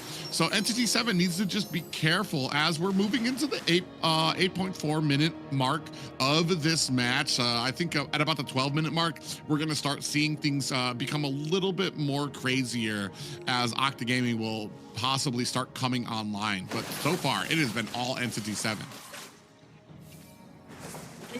The Lord is coming, 20 seconds, and they will need to fight against them. I would try to stay about calm and Octa Gaming, like, you know, you're so late. We have 4.4 gold, and Entity7 will have in the front of you, and I think you'll not have in the fight, okay? I guess? You will respect them? Yeah, right now, there's still no answer for Shen, who's been doing such a great job kind of putting on that suppressive fire, being able to create that distance. Speaking of which, on the back end, V2 able to find a kill on to hide on Bush. That's going to upset this first Lord, but they're not in the position to go ahead and contest that. V2 getting chased down. Saber, Segan, the rest of the team, Octa Gaming, a big tech charge onto the back end. Might catch V2. Akashi trying to chase him down. Not going to be able to find it. Segan goes down for Octa Gaming as well. That's 2 more people. Force has been laid out. Down goes Thanatos. He's the answer back immediately. Unfortunate for the side of Octa Gaming. V2 able to clap back, finds a kill of his own. It is 3-1 right now. Lucy gets picked up and put down, but that's a Uranus, so you're going to have a lot of tankiness. But that fight, a huge answer, allowing Entity7 to cleanly pick up this first Lord. My god, Vagins just zoots the unstoppable ultimates like choo-choo!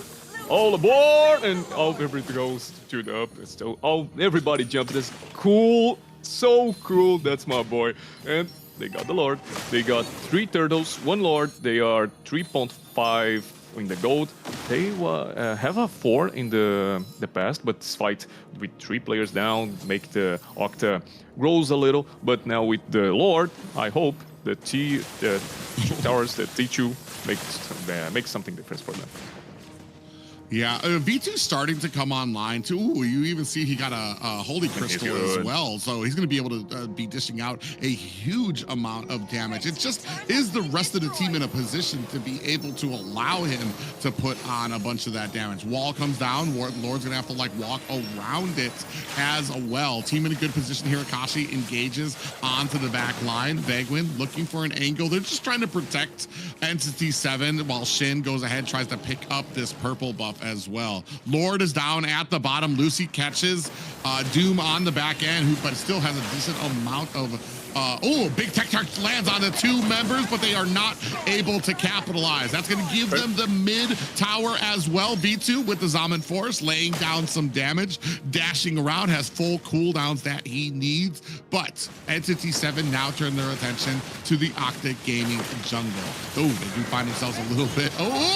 Saber gets taken down a wall, trapped him against the wrong side of Entity7. They able to find themselves a kill. 2 down. Hide on Bush gets taken out. V2 answering back for his team.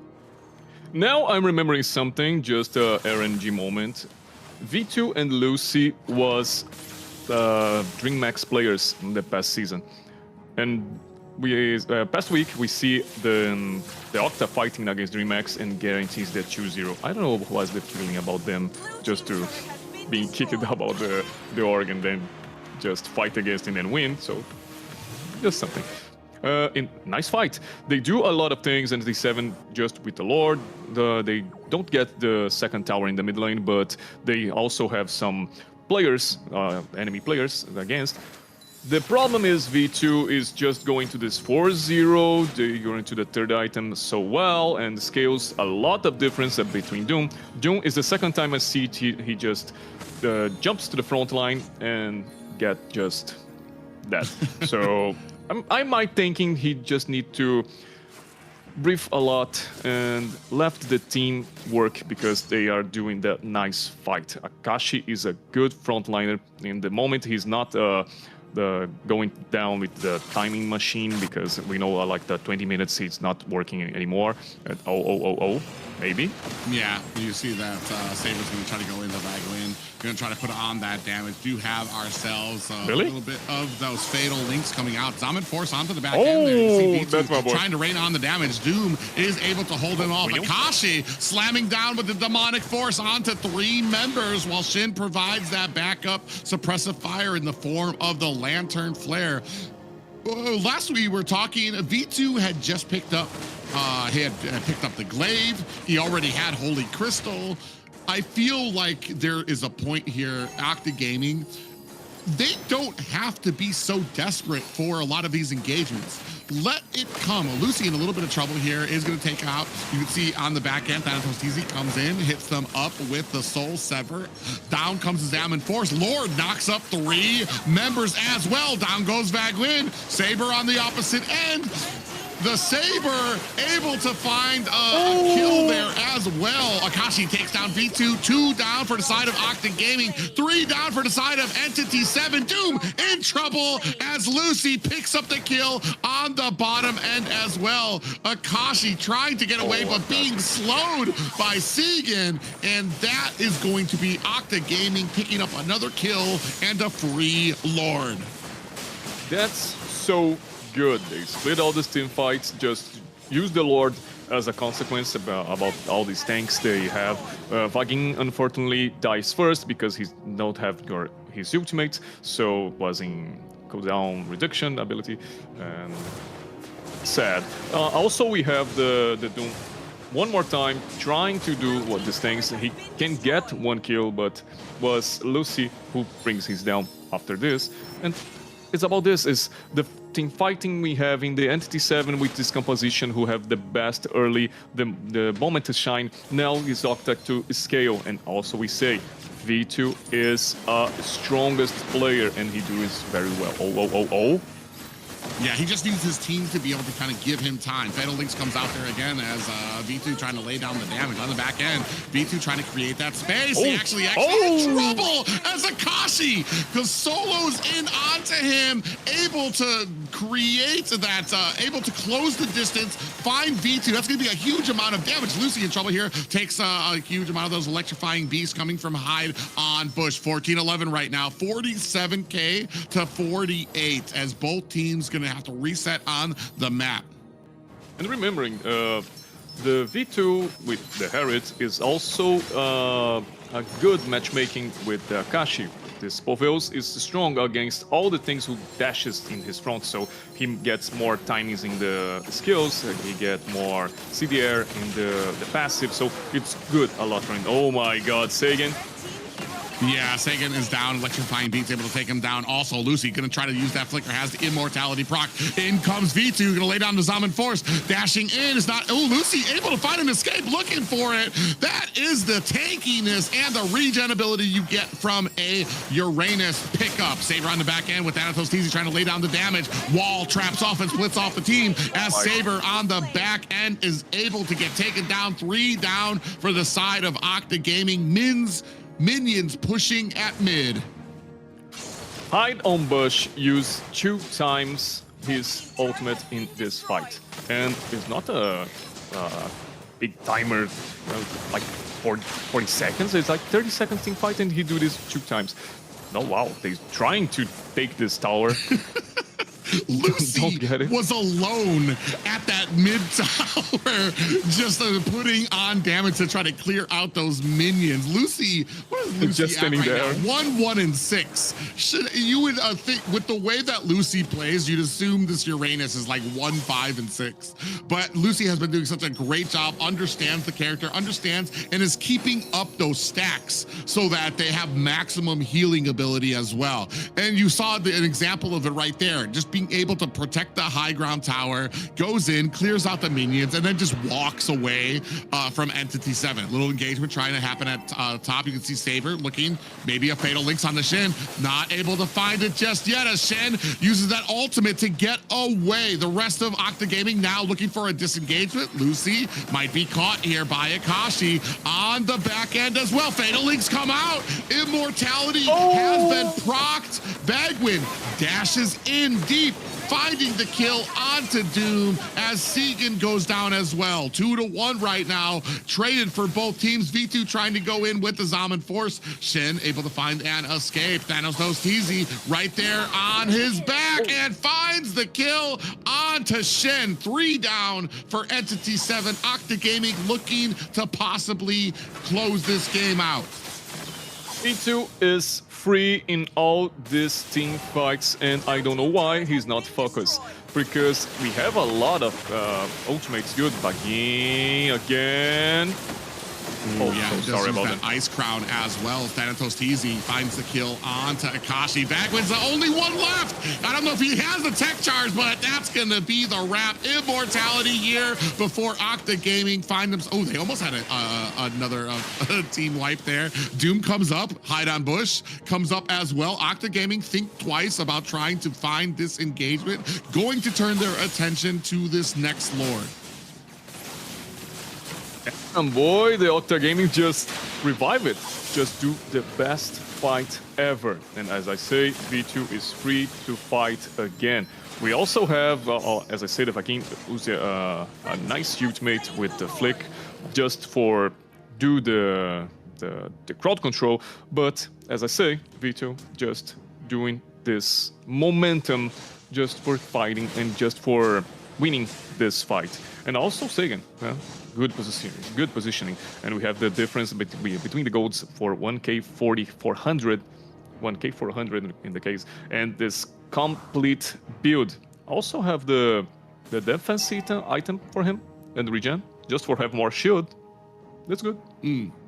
Yeah, Oracle? and I just saw it, when it comes to survivability in this Octa Gaming, I think I saw 3 immortalities on their side there. I don't think like I had 1. Hide on Bush just sold boots, so I think they're looking to try to get that immortality proc as well. But when it comes to this fight right now, Octa Gaming going to go ahead and charge in, locking onto Akashi. Are they going to be able to find the kill? Nice Fatal Links comes out there. Thanatos TZ trying to raid on damage on the Bagwin. Immortality, Shin tried to get away. Down comes the Zaman Force. A huge amount of damage coming out. Shin and Bagwin are down as Octa Gaming looking to close out this first game. Segan finds a kill onto Hide on Bush, but taking tower shots they are. Lord right there. Octa Gaming, one last hit onto Doom, but Octa Gaming with game 1 under their belts. Victory!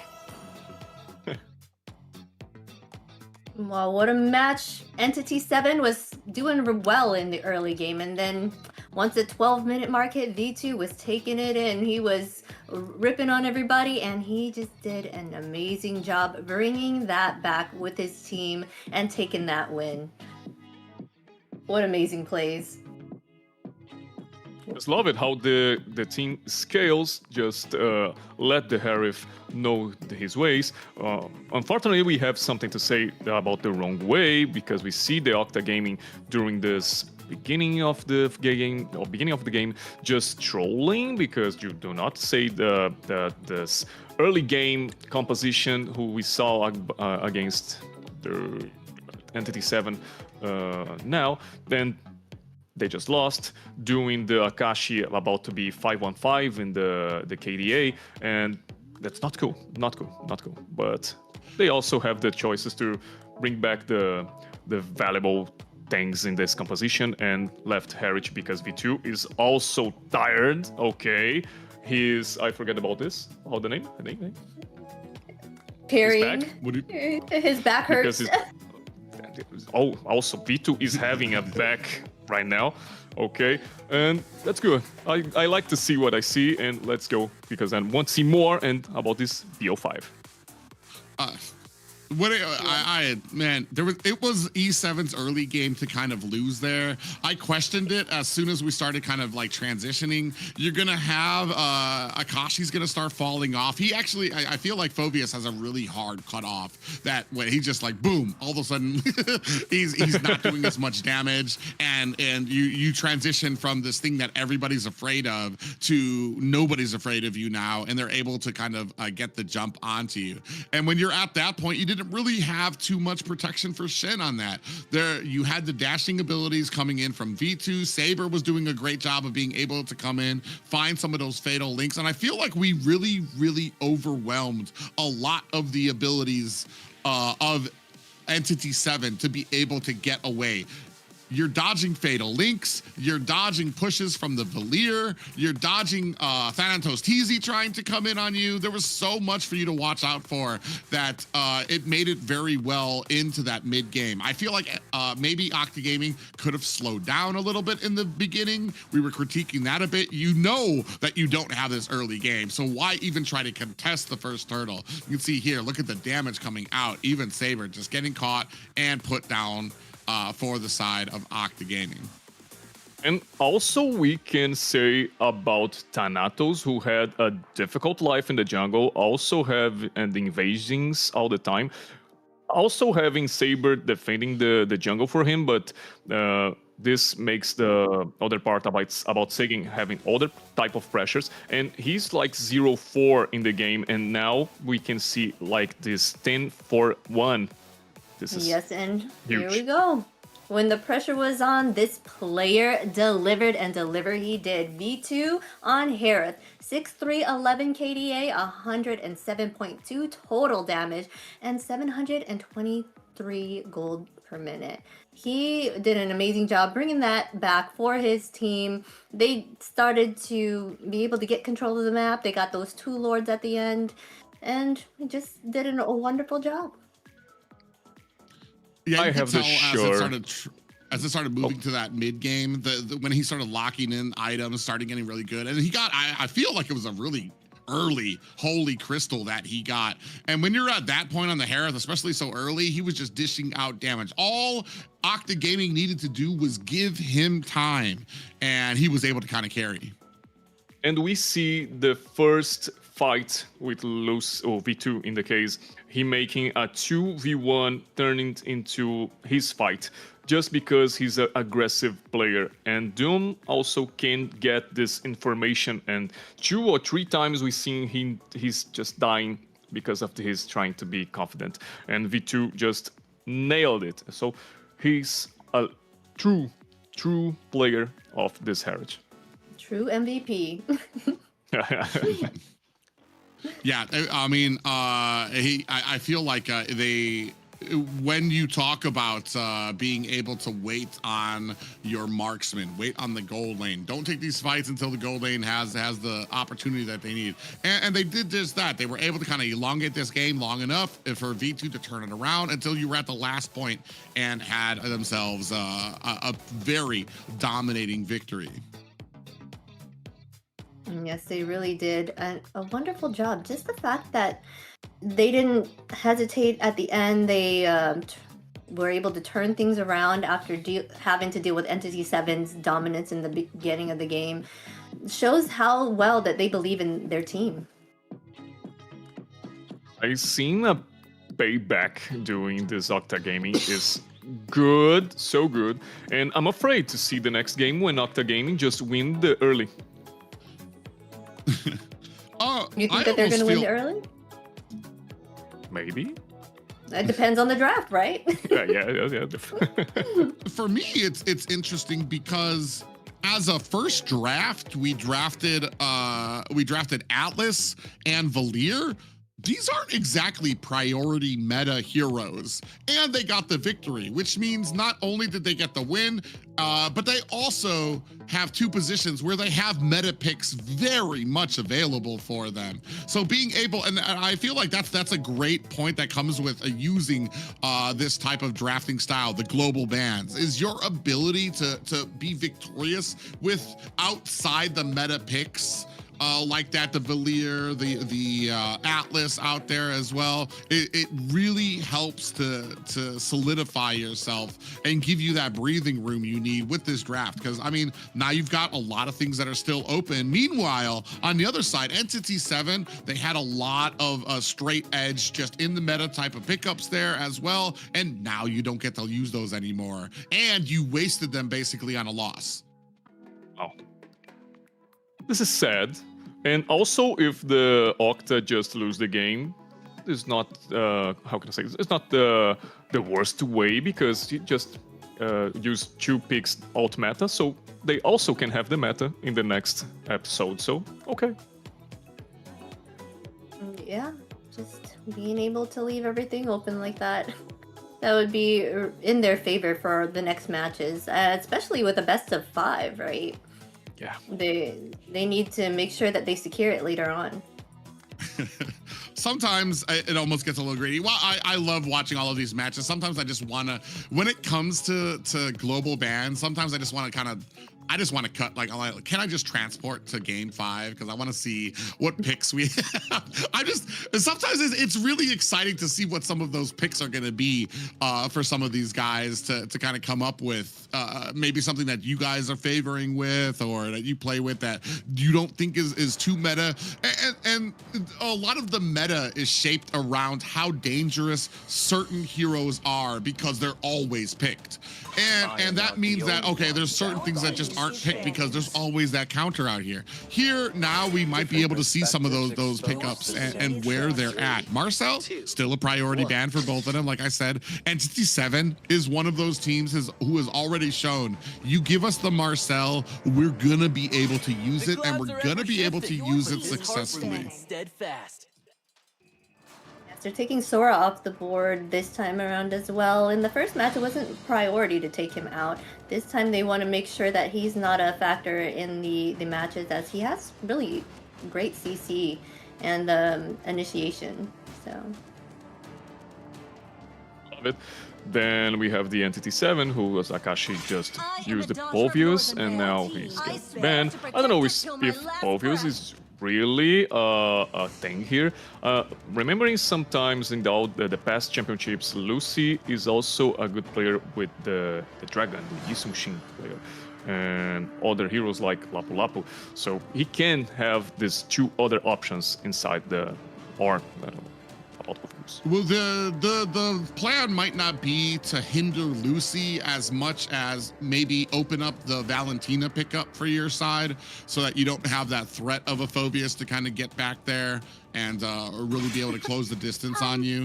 Yeah, especially because like Phobius isn't, like you said, Phobius isn't really a meta pickup. It just kind of, it depends on where you're looking to counter, where you're looking to kind of get your strength for your side. Entity7 on the blue side again will have the first pickup. I'm wondering if it will be that no, it's going to be the Harley pickup. So yeah, Harley it is.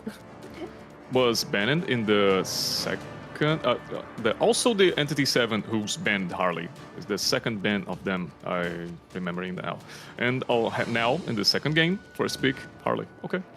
They have the Suyu. No, they don't have Suyu, but they have the Leomord if they want it. Just to respond. Yeah. Well, yeah, they're taking the Harley and make sure they really want to get in and out quickly to probably get those squishies as quickly and as fast as possible and give themselves the upper hand.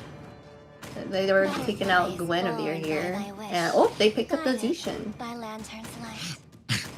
I'm not gonna lie, every single time I see that a team has left open Zushin, I kind of roll my eyes because I don't think I've seen a really successful counter to the Zushin pickup. I feel like every single time it's picked up, it's pretty dominant, and I feel like it's the energy spent to counter a Zushin rather than just, I don't know, giving up a Guinevere or a Boxy. I feel like it's really huge there for both of them. Right now, we do have the real world manipulation out there. They scoop up the Eve, especially because Hylos is on the other team. You definitely don't want to give up that tag team to each other for the side of Entity7. And looking for that last pickup for Octa Gaming. Didn't they pick up the Zushin on Entity7 side and they went against the Uranus? I feel like Uranus is like a big boulder that they can't really deal with, right? For Zushin, she's picking it up and dropping it back down because he's like regenerating too fast or he's not dying.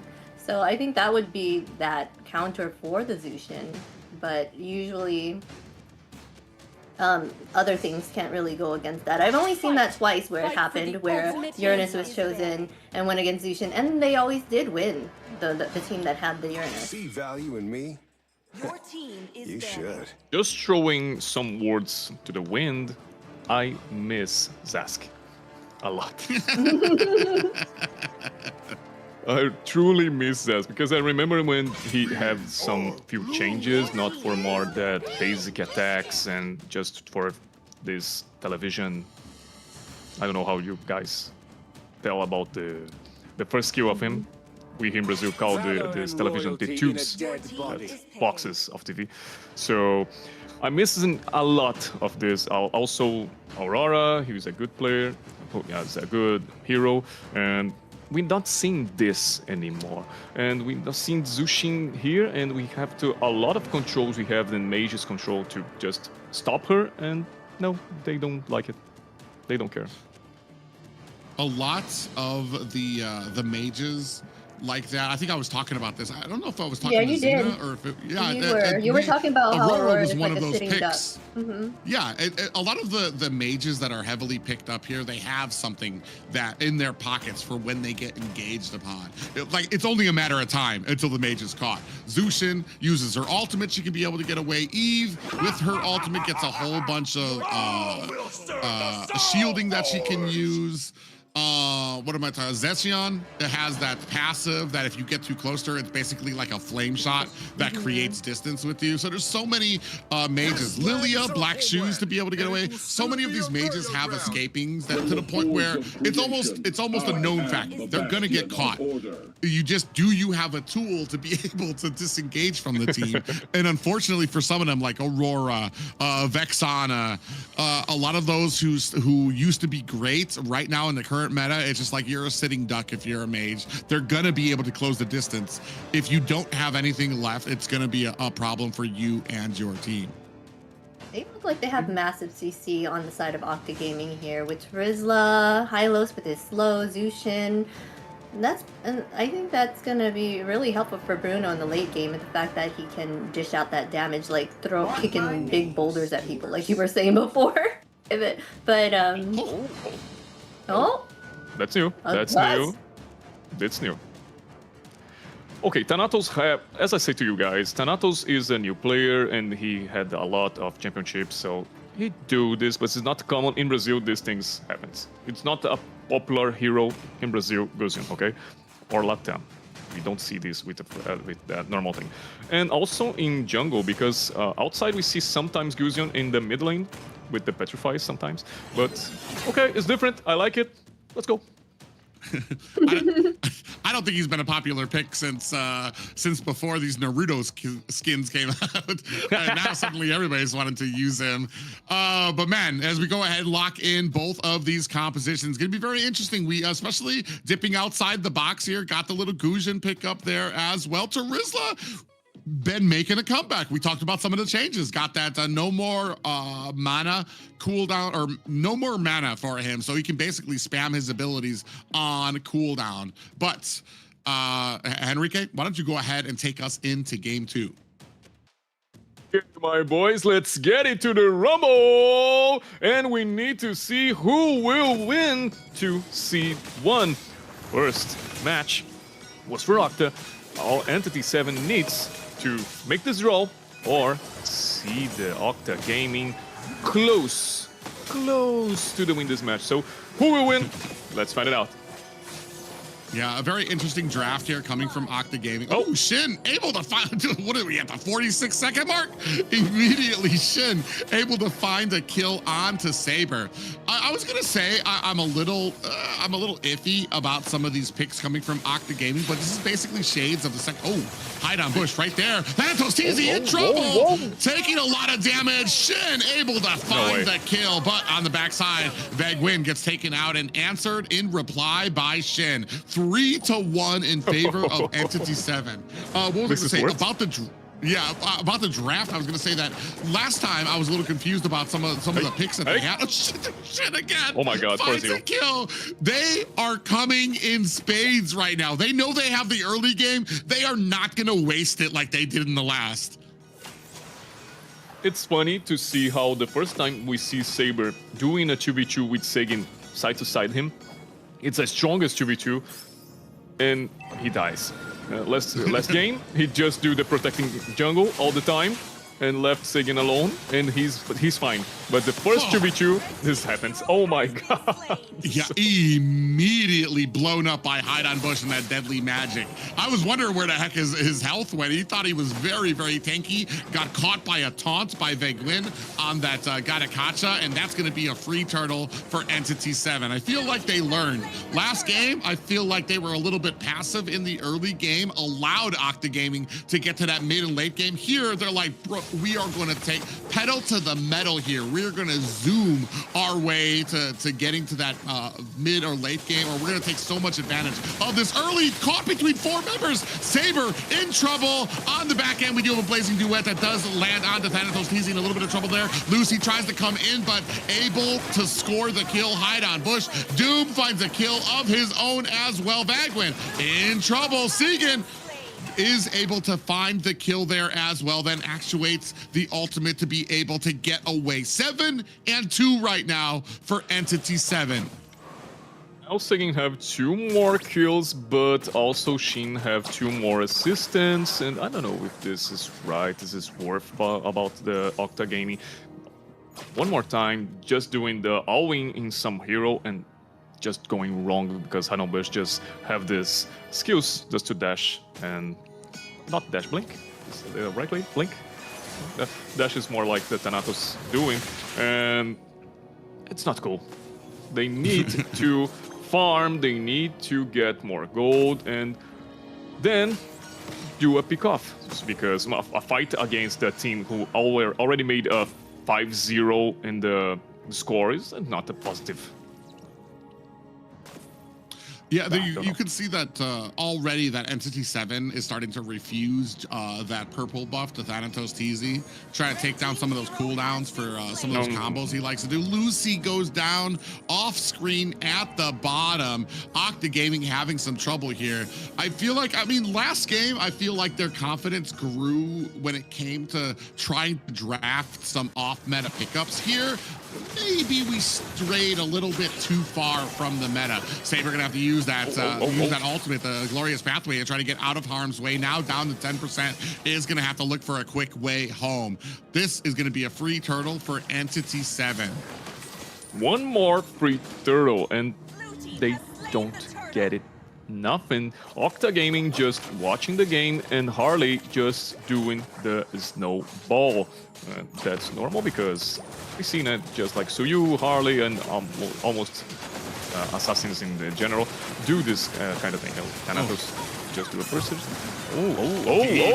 Down at the top. Saber next to the line. No. Hide on Bush finding the kill there. Akashi finds a kill on the Thanatos TZ at the bottom. Now suddenly the smoke clears. There's only 2 members of Octa Gaming left at an 11-2 game at the 5-minute mark. Lucy looking for an escape. Shin was chasing him down. That's going to be a free tower up at top, a free tower down at bottom. And man, Entity 7, I feel like they got a little angry with that first game. So we can call the BO3 right now? Nope. I mean, okay. I have my thinkings about this game. It's not positive for Octa Gaming. Remembering the past game, they just like suffering a lot in this early game, and then they just have the payback. But now, seeing this Octa Gaming having 11-2, I don't know. Oh my god! Yeah, big amount of damage onto the backside there. Lucy and Sequin took it, and Thanatos TZ in a little bit of trouble here. He might be able to find it. Comes in with the Gushin. Full combo lands on them, but he was not able to take them down. Entity 7 is so far ahead, and this is kind of the problem when it comes to a Gushin pickup. Now that even when you land your full combo on members and they're still able to kind of brush it off and walk away, it's kind of the value. 7K gold lead, 11-2 right now, and I believe they've taken out all the tier 1 towers for Octa Gaming. Just 3 towers. It's so good for 6 minutes in game. Just to have a nice score. You have 3 towers, 2 turtles. Now 3, I guess. I don't think the Octa Gaming will fight against it. Maybe? No. Okay. No. So 3 turtles is the best early game you ever had. Yeah, it's It gives you a good amount of wiggle room, especially that mid tower, which kind of opens up the map. That means that your Octa Gaming doesn't have as far back that they can, or has a huge amount of distance that they need to cover to be able to get away. Vagwin comes in there with the Avatar of the Guardian. We do have the real world manipulation laid down, while Shen, with great positioning, was inside that bush, so you can't even see where Shen is when he lays down that ultimate. 11-2 right now. Entity7 just having an absolutely good game. You can see there Doom on the bottom side, able to clear out that tower, and that was immediately he's going to go ahead and start clearing out this jungle and looking to maybe get to the opposite side of the map to duplicate and get that tier 2 tower at the top. Now we have the tower, the second tower in the bottom lane. Just drop it down. Really? They try to start? Really? Yeah, and they start the fight here. Saber and Segan, they are going to get back to their tower. I like that. I like that they were so close to the tower that was their immediate thing, which kind of like mentions to me, why even start that fight? You weren't going to be able to. What was the best? Oh, Thanatos TZ in trouble. Tries to use that dash to get away, but immediately Doom right there to catch him with the blazing duet. And that's going to be another Thanatos TZ death. 0-4 for Thanatos TZ right now. You're being readed. Just for this split, he tries to push some lane, and then he just found Entity7 entirely just for beat him. And again, about Lucy in the dive. Oh my god, what's happening in this game? Yeah, Saber took a big stun coming out from Akashi and the Lapu, and then the full brunt of the Bravest Fighter stance there as well. So a lot of damage coming out. Entity7 not making the mistake of the first game. They're got this game very close to the chest, continuing with the pressure, continually trying to get those kills. There was one point where I was like, okay, this is all right. Entity7 has 4 kills, but they don't have a tower, so they're not able to transition it to that. And then like 2 minutes later, there's 3 towers left for Octa Gaming. I'm just like, well, they're doing what they should be. They have everything that they need. They're checking all the boxes to be successful here. A lot of things that we saw from the last game that were maybe a little questionable, I feel like they cleaned up, maybe just had some cobwebs they needed to shake out from them, because this is like almost a completely different team from the first game. Remembering the 8 minutes Lord, the first Lord is just for broke some second towers in the game. And now he just don't have any second tower. He's just going directly to a T3, and what we see is not there. No, don't have the explosion. The 3T in the top side don't have the explosion to just hold this Lord, and he's coming. Yeah, I already saw Hideout Bush has gotten the Holy Crystal as well. Doesn't have the penetration he needs just yet, but that already means that the moment he goes in with the Deadly Magic, you're going to be looking at like maybe a third, maybe a quarter of health left on there. Akashi lingering inside the enemy base, just daring them to come at him, showing how far they... Oh, actually, Thanatos TZ goes in, but almost takes a Bravest Fighter stop, is able to dash himself to safety at the bottom lane. Saber fighting it out with Doom. Segan tries to get away. A double there for Doom as the rest of Entity7 looking to close out this game. We're only at the 11-minute mark here. In trouble is V2 trying to put it on the Doom. You can see the attack damage starting to go onto the core. 11-38 and Entity7 able to tie up the series.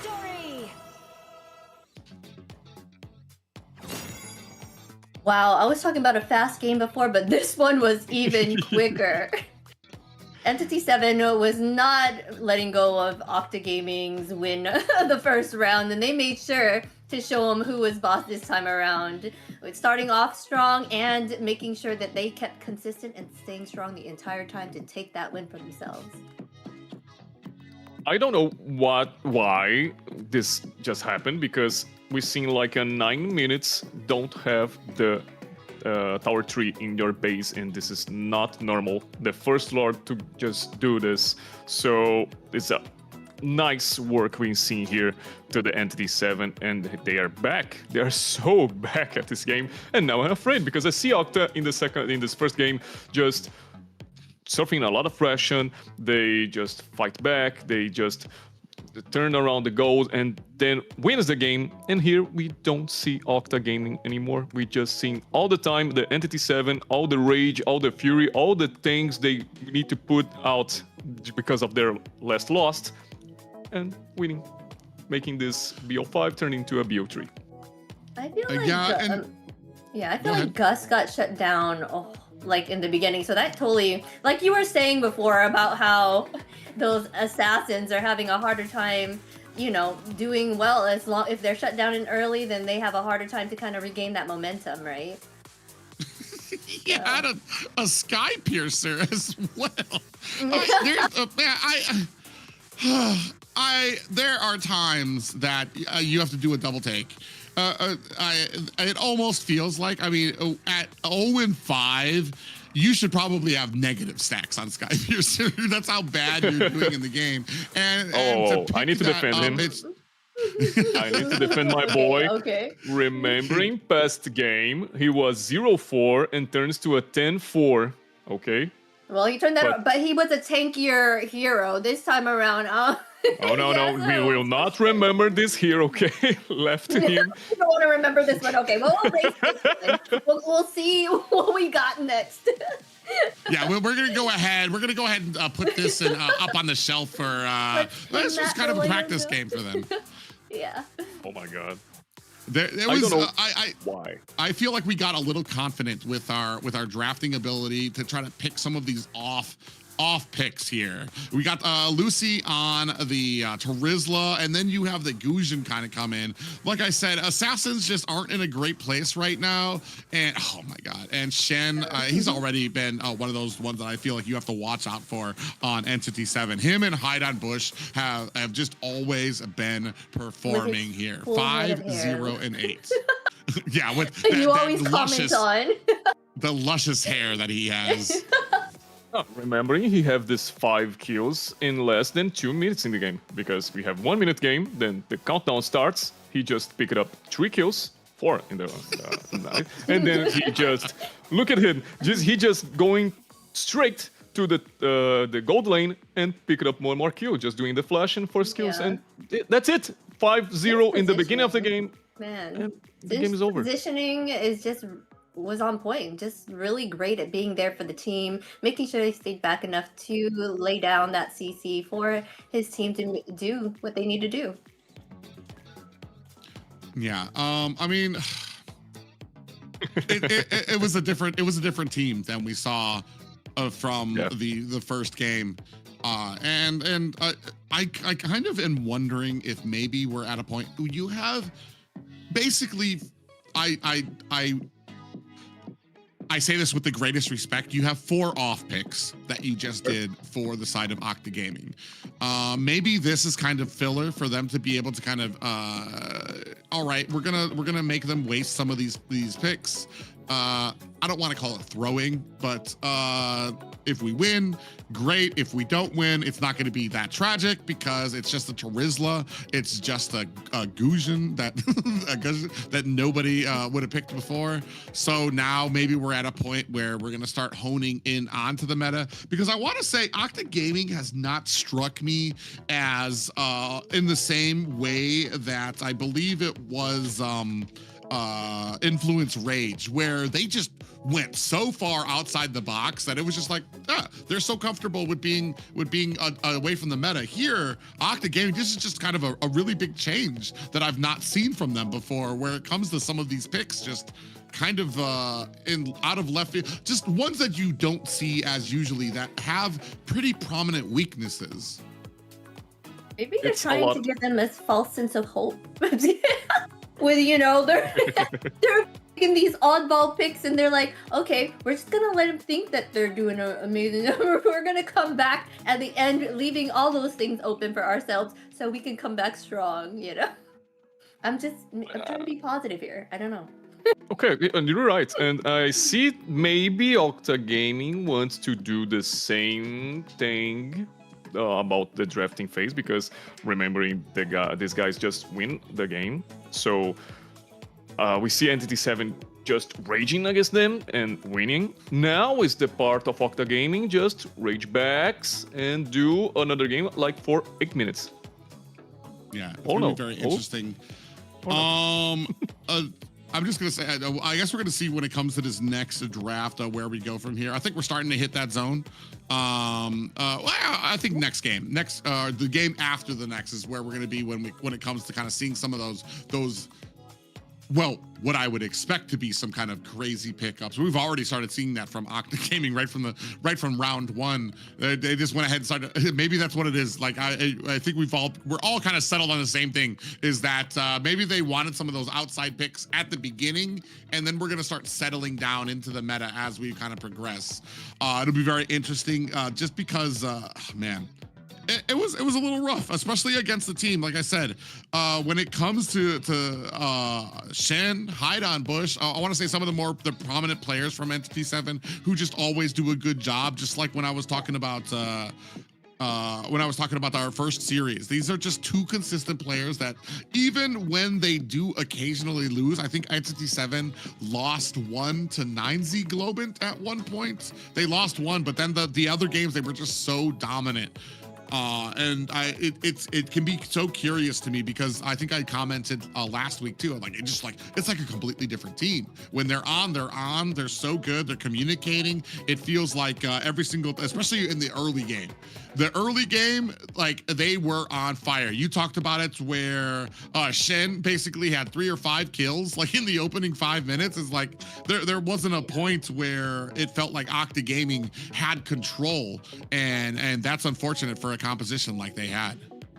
Well, before we move on, let's quickly let you guys know, the community, please like and subscribe and share this stream to make sure that, you know, everyone else can view us and get our name out there so we can grow in this community, right? We want NA to do well, and we would love for you to be a part of it. So please like, comment, subscribe.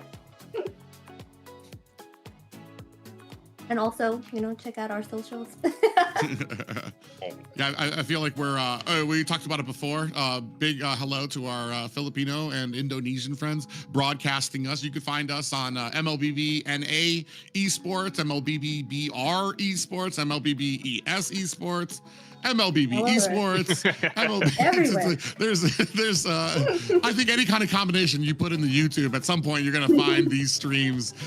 So more power to it. But yeah, it's been amazing so far. Especially like I said, this is kind of we're at a brand new ground, brand new situations where we've got the entire South and North American region competing together in a tournament where they will face off against each other. And Henrique has had the privilege of being able to see both right up in front, a front seat to both regions. That's cool, because remembering in the past when I was a caster from South League, now I'm the North Case, so it's a little different being in another universe, I guess. But it's cool to be back. Well, remembering past week I was in the place of Takashi. He is one caster, and XX. He was a pro player, and now he's a casting member, and he lost his voice, and I was there to just, yay, I'm here. Yeah. But was in the Brazilian way, so I can speak Portuguese, and it's fine. But now I'm here in the South League. I have the knowledge, but also talking English. I'm trying to do my best. You are here, okay? amazing. You're doing amazing. Okay. But Thanks for help. Of course, no problem. So cute. I'm being But a let's wasted go. ban here, in my opinion, right? Harith, they can't choose Harith. Yeah. Okay, remember this is a normal thing, right? Sometimes we don't think.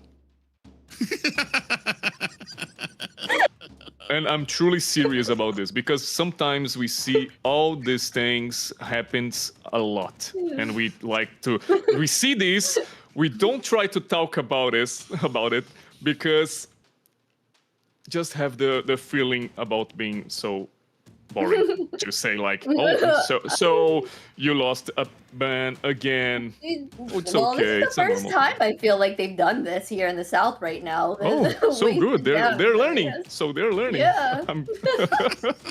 Okay.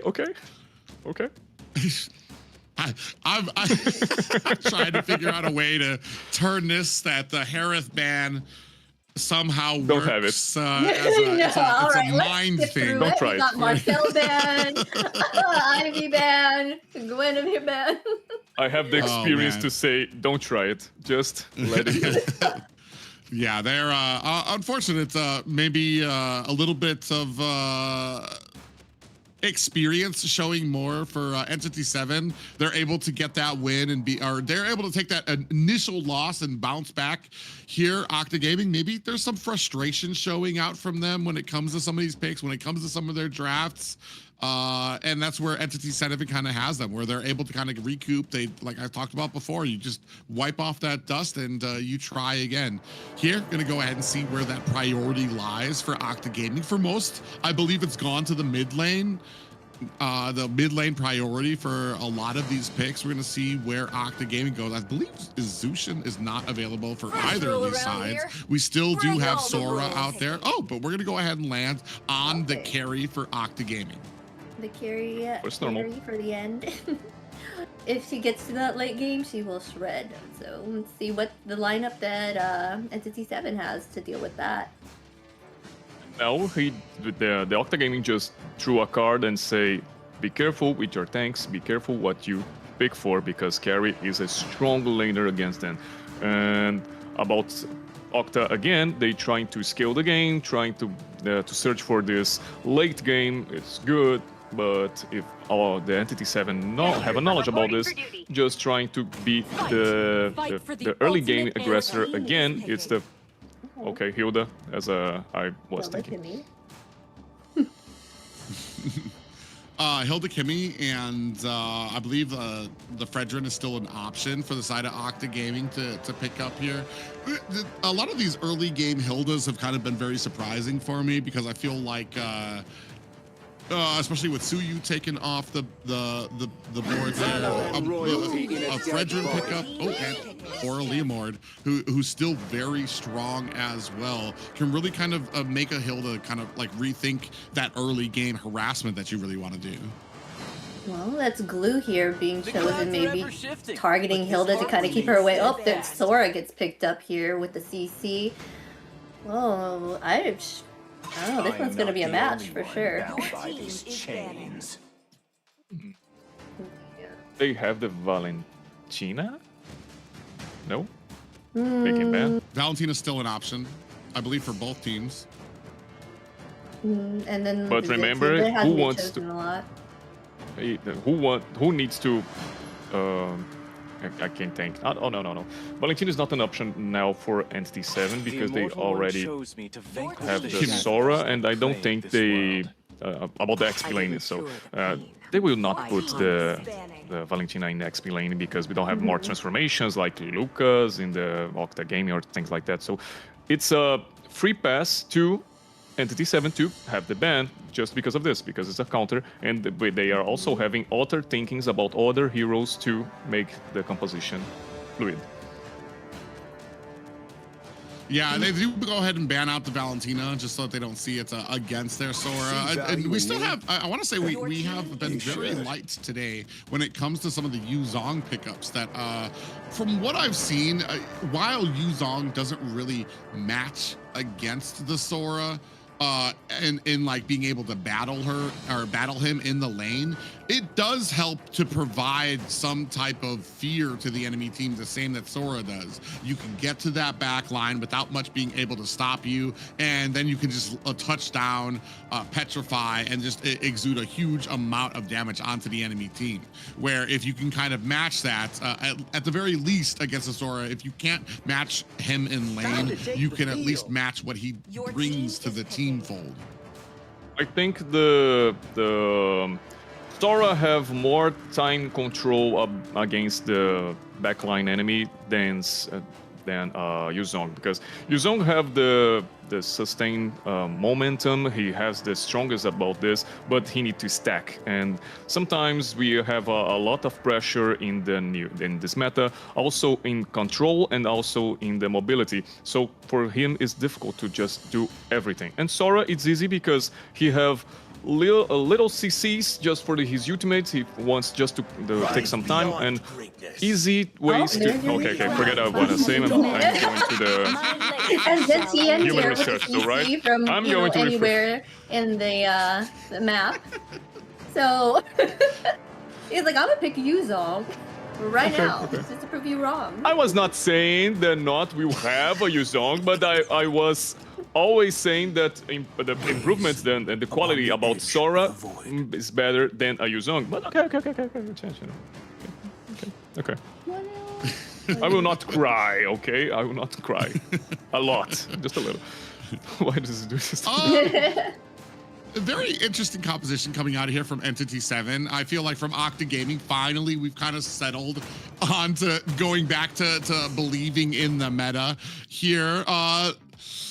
Nolan is, for me, Nolan has always been a 50-50 shot. I feel like he's an assassin. He needs things to go very well for him in the early game for him to kind of continually put on pressure. I feel like right now it's very easy to upset that momentum that Nolan needs to constantly be successful, constantly get the rotation, constantly getting kills and fed, and eventually he's going to get caught by something, and it's going to lead to a rough engagement for his team. Here, we're going to see what Octa Gaming has in store, especially against this composition.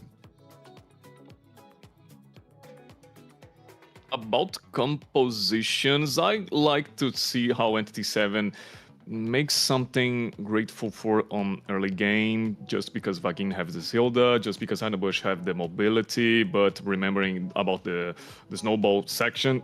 Thanatos is a good fighter. He had a lot of quality about sustain, and in his side he had Saber and Lucy, who also have a sustain, so we have a lot of regeneration right now. And we have some burst coming from the Entity7. How about the transformation in Assassin about Akashi, Hanabush with the combo, and Shim sometimes about the middle to the late game scale. So let's see. Yeah, when it comes to answers and back and forth, I'm a little scared for the side of Entity7. What do we do against Glue? I feel like every single person on the side of Entity7, there's nobody that really has an answer except for hope Vaguin takes the ultimate and can run away from your team. Otherwise, I feel like it's going to be one of these just offensive things that you just don't have an answer for, unless at some point during mid game, Shin just completely outscales Saber and is just a shredding on a lot of these hits. It's gonna be very rough to see how that goes down. But both teams here tied at 1-1 apiece, looking to potentially get themselves ahead in this best of 5.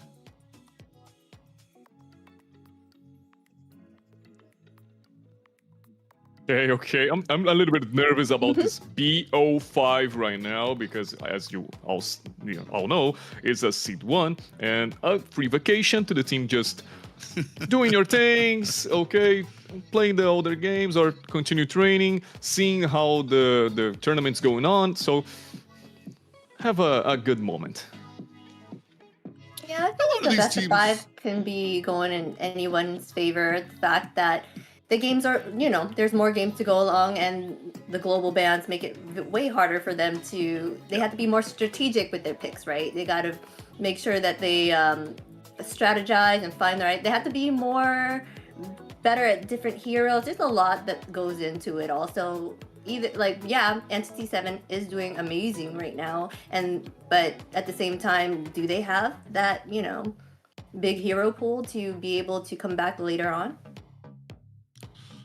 I mean, you're matching hero pools against hero pools. I feel like it's a very interesting question, seeing as Octa Gaming kind of had 4 off picks So I don't know if they don't have to be as worried about a hero pool moving into some of these later games. Here we see a pretty standard meta draft. There was no surprises, nothing that we really had to think on and be like, I'm not sure if that's gonna work well. In fact, I kind of like their draft here, maybe a little bit more than I do like Entity7's, because I feel like there's more consistency on the side of Octa Gaming, so it's going to be very interesting.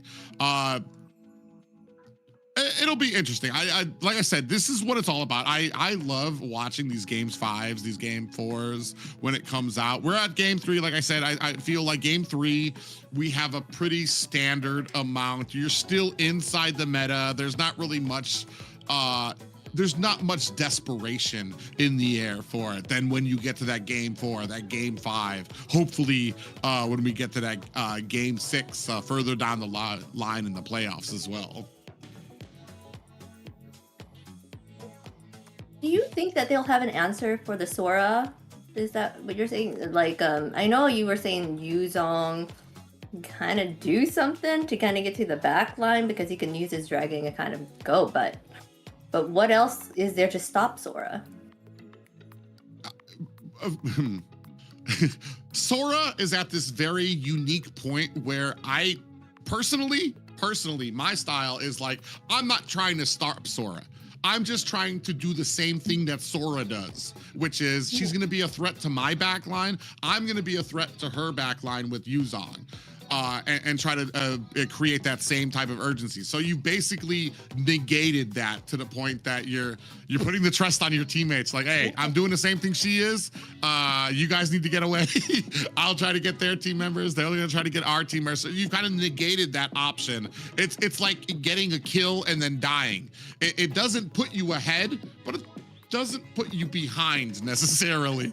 So, but that's just the unique place that Sora is in right now. And that's why I say like Yuzong for me is probably one of those options, not because it matches her, not because it does anything better, but just because it kind of provides the same type of offensive ability. For me personally, I don't know, Henrique, do you see it differently when it comes to dealing with the Sora?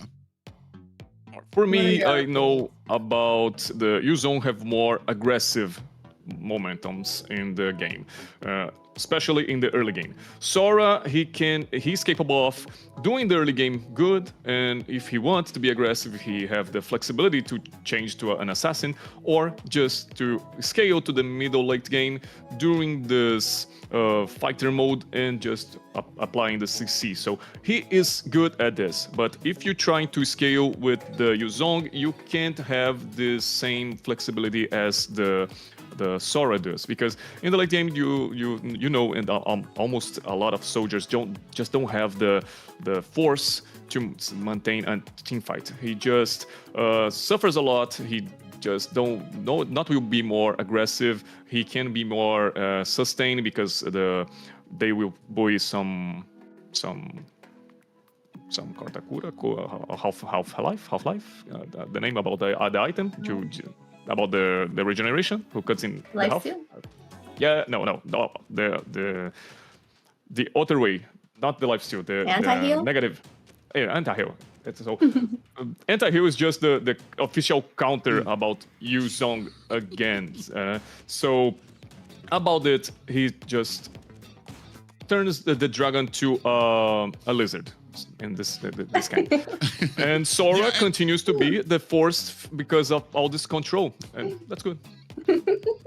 Yeah, I definitely agree there. Yuzong has a huge falling off point. Even alone by himself has a huge falling off point. But then when you're comparing it to a Sora, I feel like you're just trying to get to a point where Sora, the team is so behind that Sora just can't take advantage of it. But ladies and gentlemen, finally, we are getting into the third game of Entity7 taking on Octa Gaming. Both of these teams looking to get themselves a leg up, sitting at 1-1 apiece. Oh, already Vaguin goes down, and that's going to be a kill for Octa Gaming. Shin going to have to use that flicker. Doom in trouble, but finds a kill onto Thanatos TZ.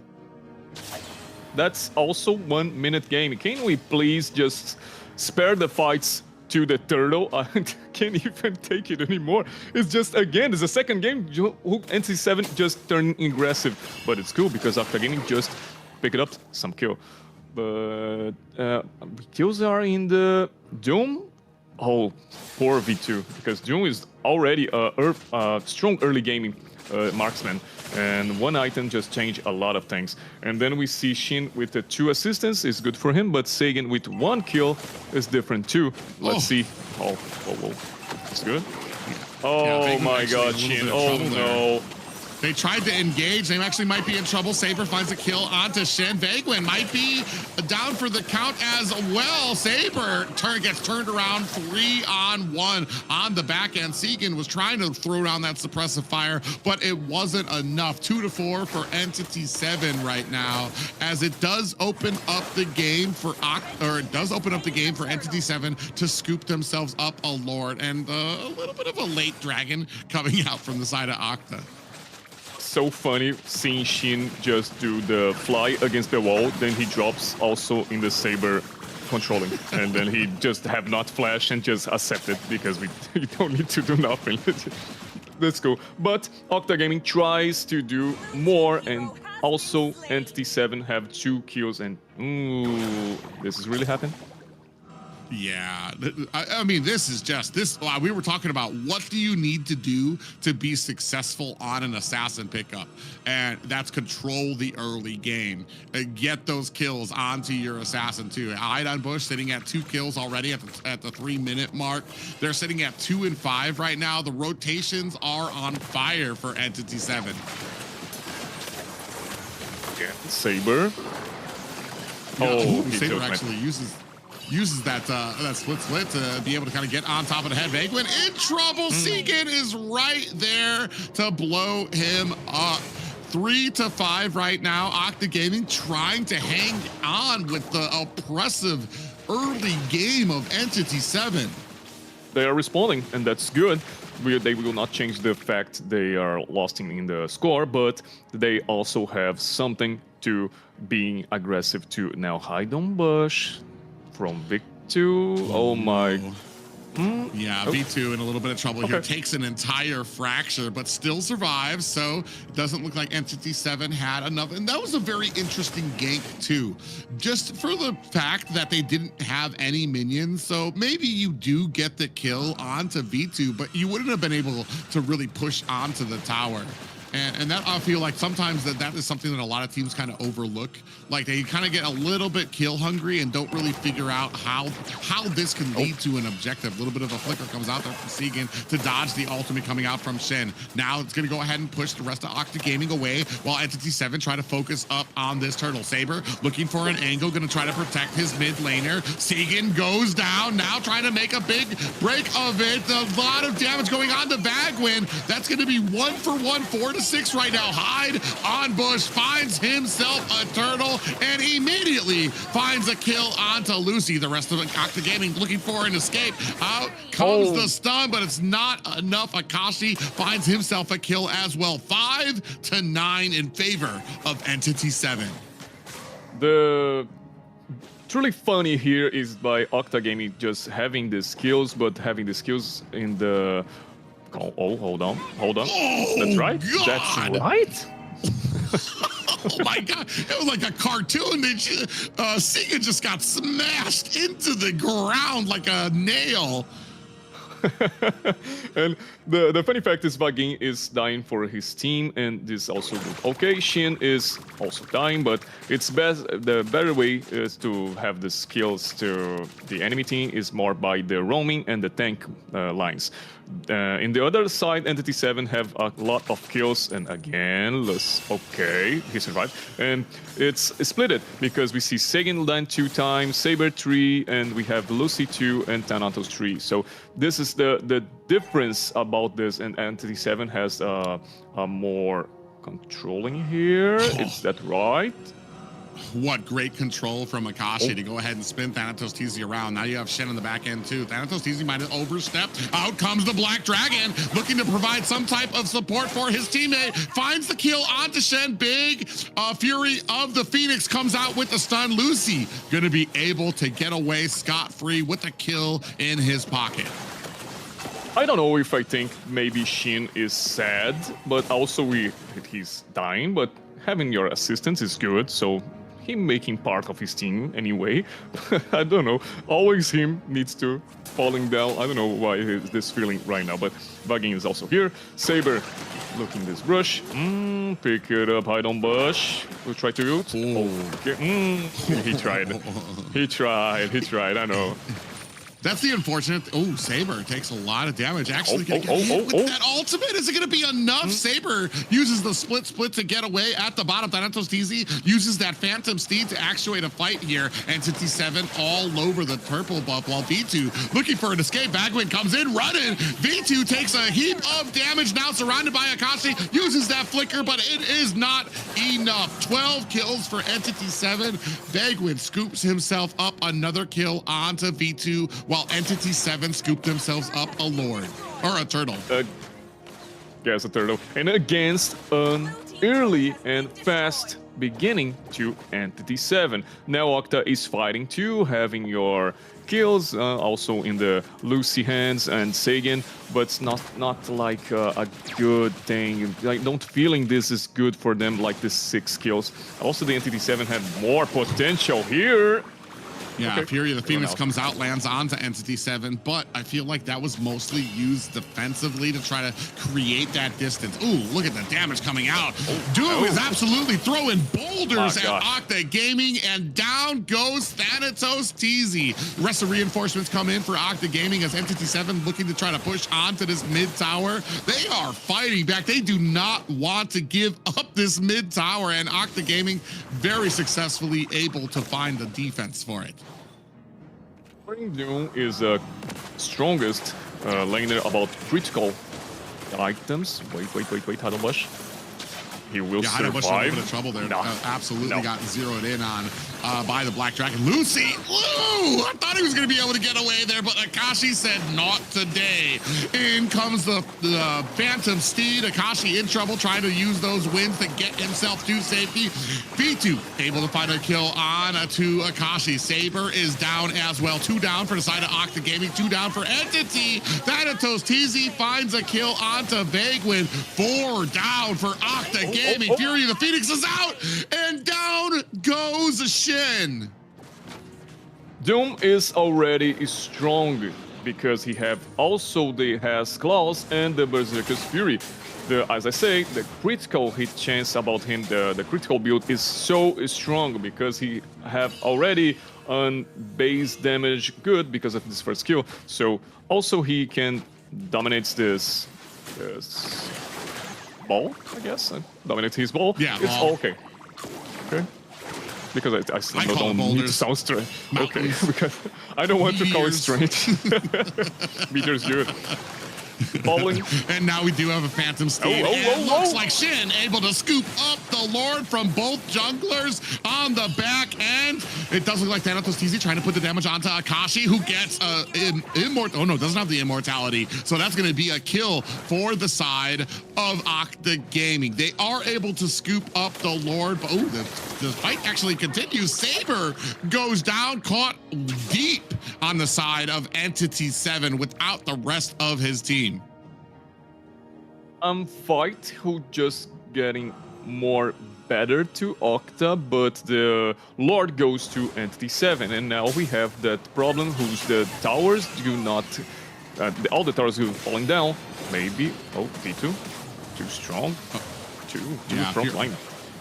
Fury of the Phoenix just backs off the rest of the team, so they don't really want to go ahead and press onto the mid tower. They've got enough.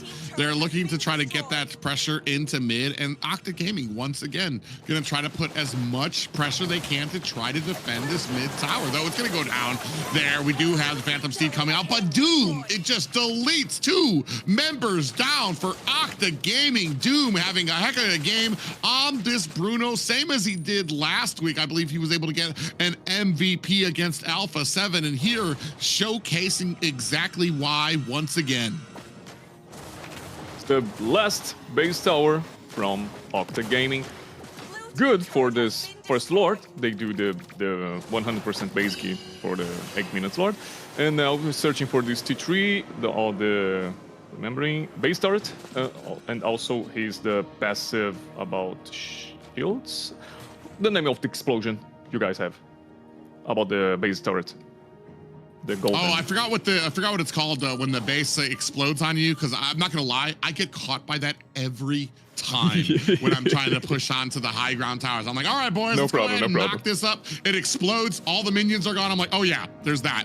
Never mind. Let me go ahead. It's just one of those things that every single time I'm gonna get caught by it. I think we just saw a 2,000 gold lead by the jungler on Entity 7.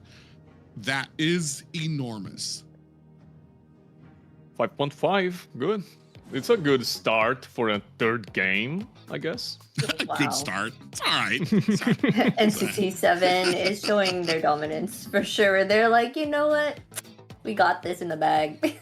They're just tunneling down and just showing what they're about, putting on that pressure. They've always been aggressive since the start. Oh, I don't know. I feel like that first game had to just been a wake-up call.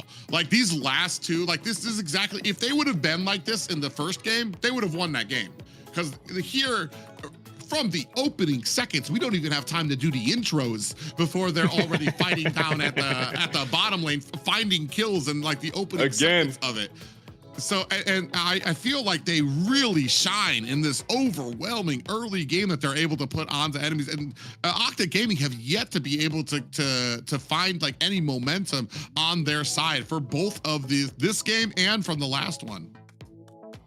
Yes, it's like Akashi and Hide on, what's his name? The Bush. jungle. Hide on Bush. They have been a dominating factor in this one for sure. They started off strong, like each of them 5 kills, 0 deaths until the 8-minute mark, right? So I feel like them as a duo, them just working well. They work really well together for that fact. So say the difference between the kills of Octa and Entity7 is Octa trying to pick something I can do, and the difference between like we see Akashi and Bush with 5-0 kills, so it's totally different, so it's totally better this way. So now back to the game, let's go to the second Lord. 40 seconds. Yeah.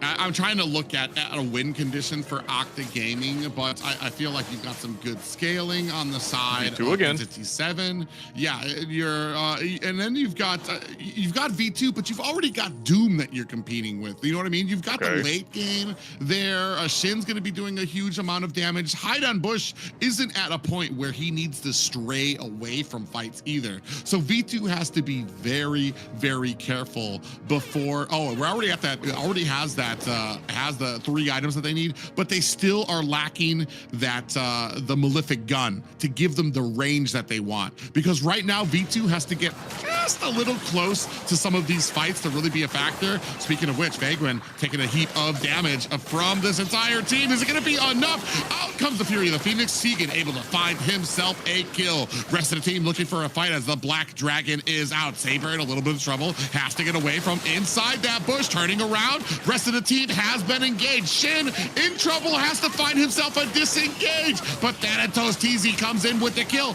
A double kill for Thanatos TZ as Doom turns it around in reply, able to find a kill of his own. But Octa Gaming with 3 unanswered kills finally on the board.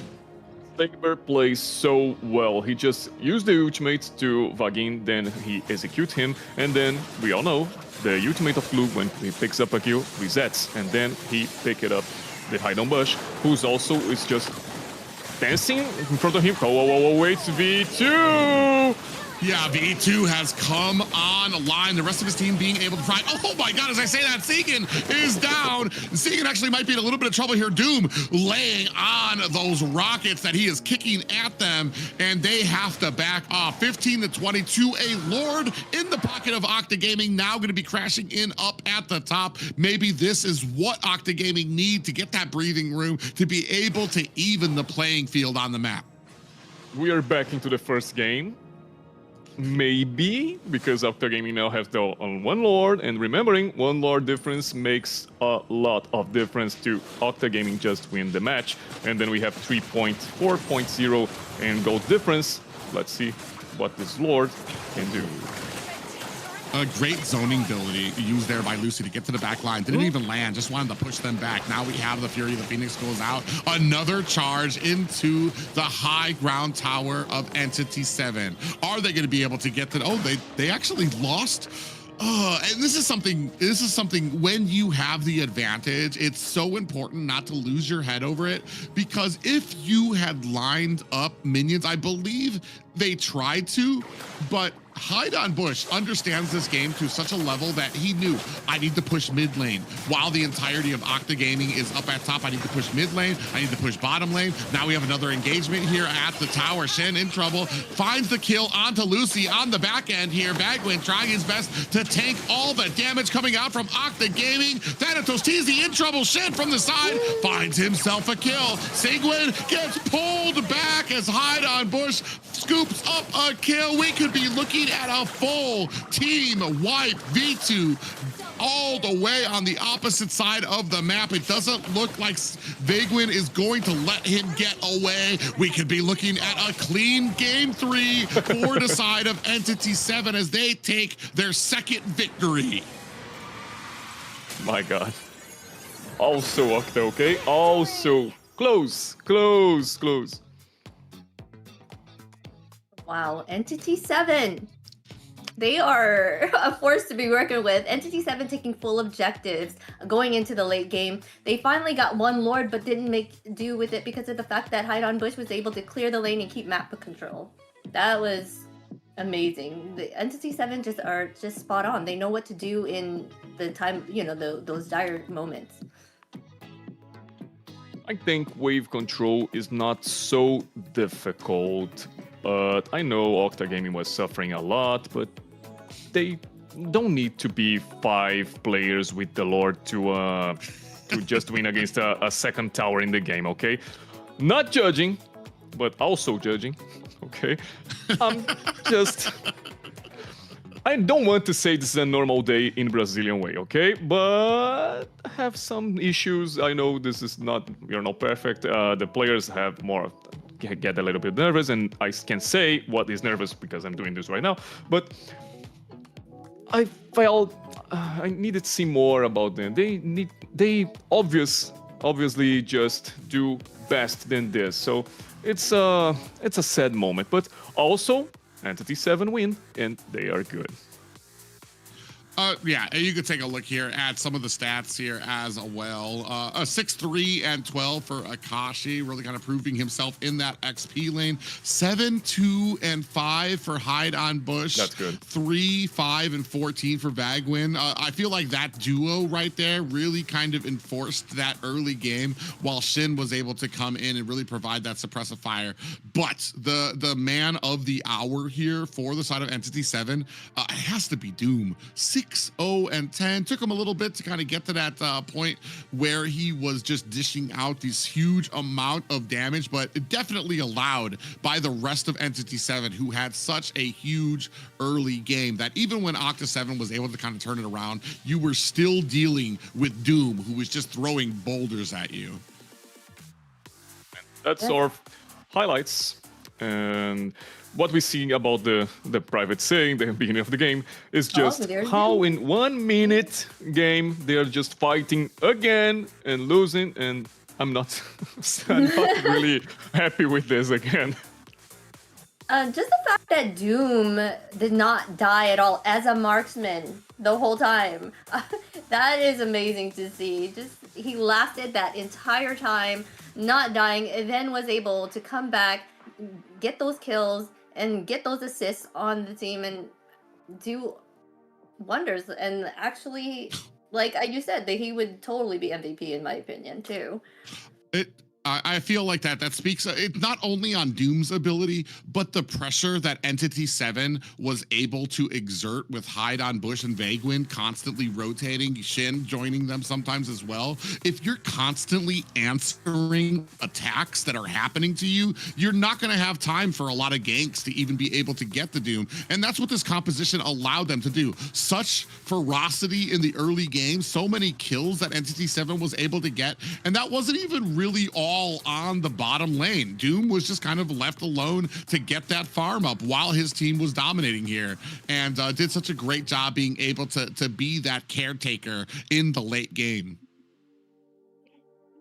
Yeah, that And I'll focus. say about the lizard, right? Mhm. The what? The Okay, lizard? remembering What? the greatest dragon in the early game came to a lizard. and then Oh, I'm made like a lizard. Okay. He's a lizard now. Okay. I'm like, there's a my God. lizard in this game? Because what we can say about this game is just like this. They don't need to improve the early game against the Entity7. They just like switch some kills, but the kills of the Entity7 goes to good hands, to marksman, to obviously Doom here is a good player, but not in the Octa Gaming. Yes, and that one player or that rose above the rest was our MVP. We saw it. We got a little snippet of it. It was Doom Look. 6-0, It was- 6-0 yeah. and 10. Yeah, I mean, I don't think there was going to be a question of who that was going to go to, especially, like I said, he was able to kind of,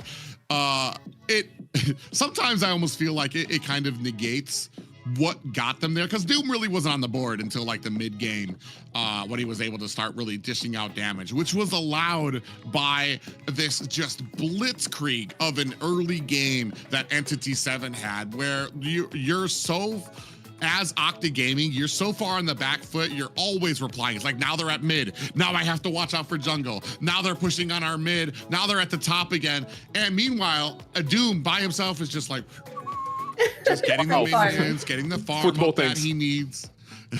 Yeah, so a great job played by them. And another dominating early game composition coming from Entity7 that unfortunately, it feels like Octa Gaming just was completely unprepared for.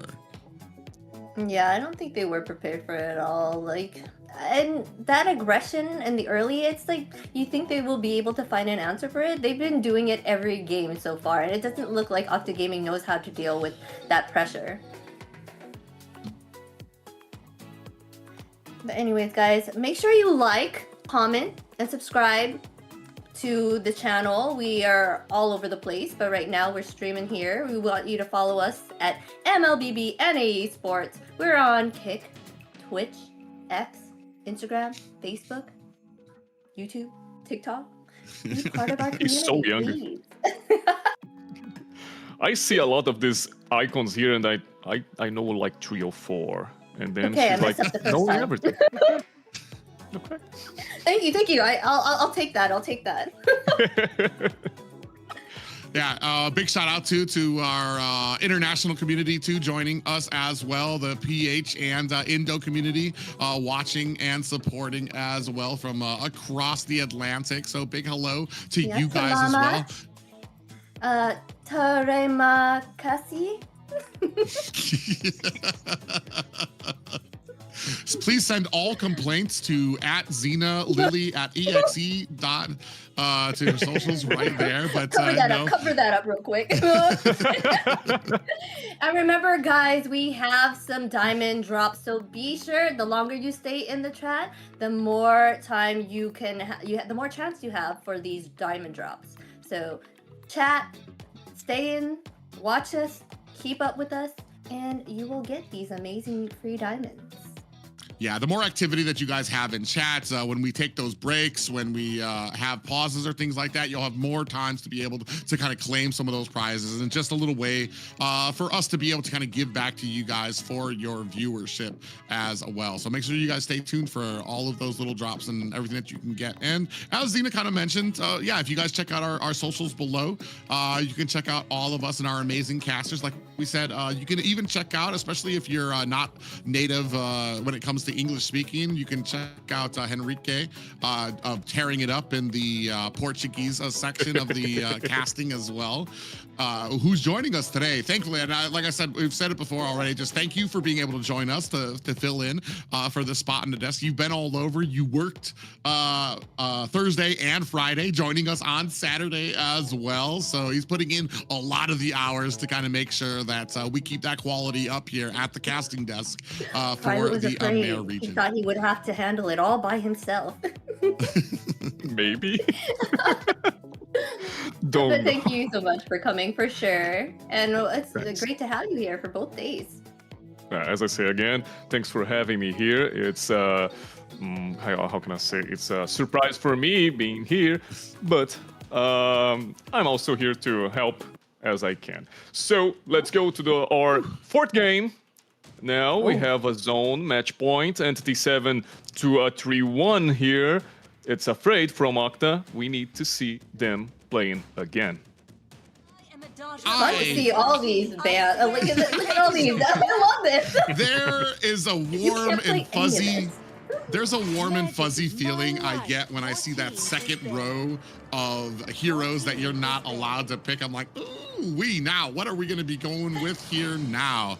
I mean, I can only hope for a win from Octa Gaming here to kind of tie it up so we can get to that fifth game and really see where a lot of these hero pools come at for some of these teams. But I want to say, though, Octa Gaming really needs to, there needs to be some type of security in that early game. Yeah, they have to figure out a way to deal with that aggression. Maybe even just play it a little more safer in the beginning to kind of like clear their side, clear the farm, claim objectives. I don't know. They got to figure something out for sure. But we're seeing a Marcel and Harith here banned, as well as Voxia and the 100% Freya ban here in the south. Valentina's getting banned out as well. This is going to be fun. And that's the way, the difference about Octa banning Harith because Entity7 can't. We didn't want to bring that up. Well, it's okay. No, that's not. That's right. That's right in the moment. If Entity7 tries it, it's hard to just doing this. But now it's normal because the Entity7 don't use the heritage for the games. Now it's okay for letting him get banned by Octa. So let's see what we can get for now. Marcel, no, okay, it's banned by Octa. We're seeing the box is not passing through. Zuchin have already picked it up by the two teams. Let's Both see Brunos what have been banned. So there's no Bruno, there's no Harith right now. What else? I know Carrie was banned on that side, so Carrie can be picked up on the side of Entity7 here still. True. We get to kind of the point where when all of these bans are out there, I kind of stop trying to predict, just because I'm just like, man, this, as exciting as it is for us casters, I'll bet this is just horrifying for coaches and analysts who have to like do this for their team because you want to kind of pull out something. Fredrin as a first pick. And especially because we still have some picks open on the side of Entity7. You've got the Uranus. I believe Terizla is still an option that you can build around as well.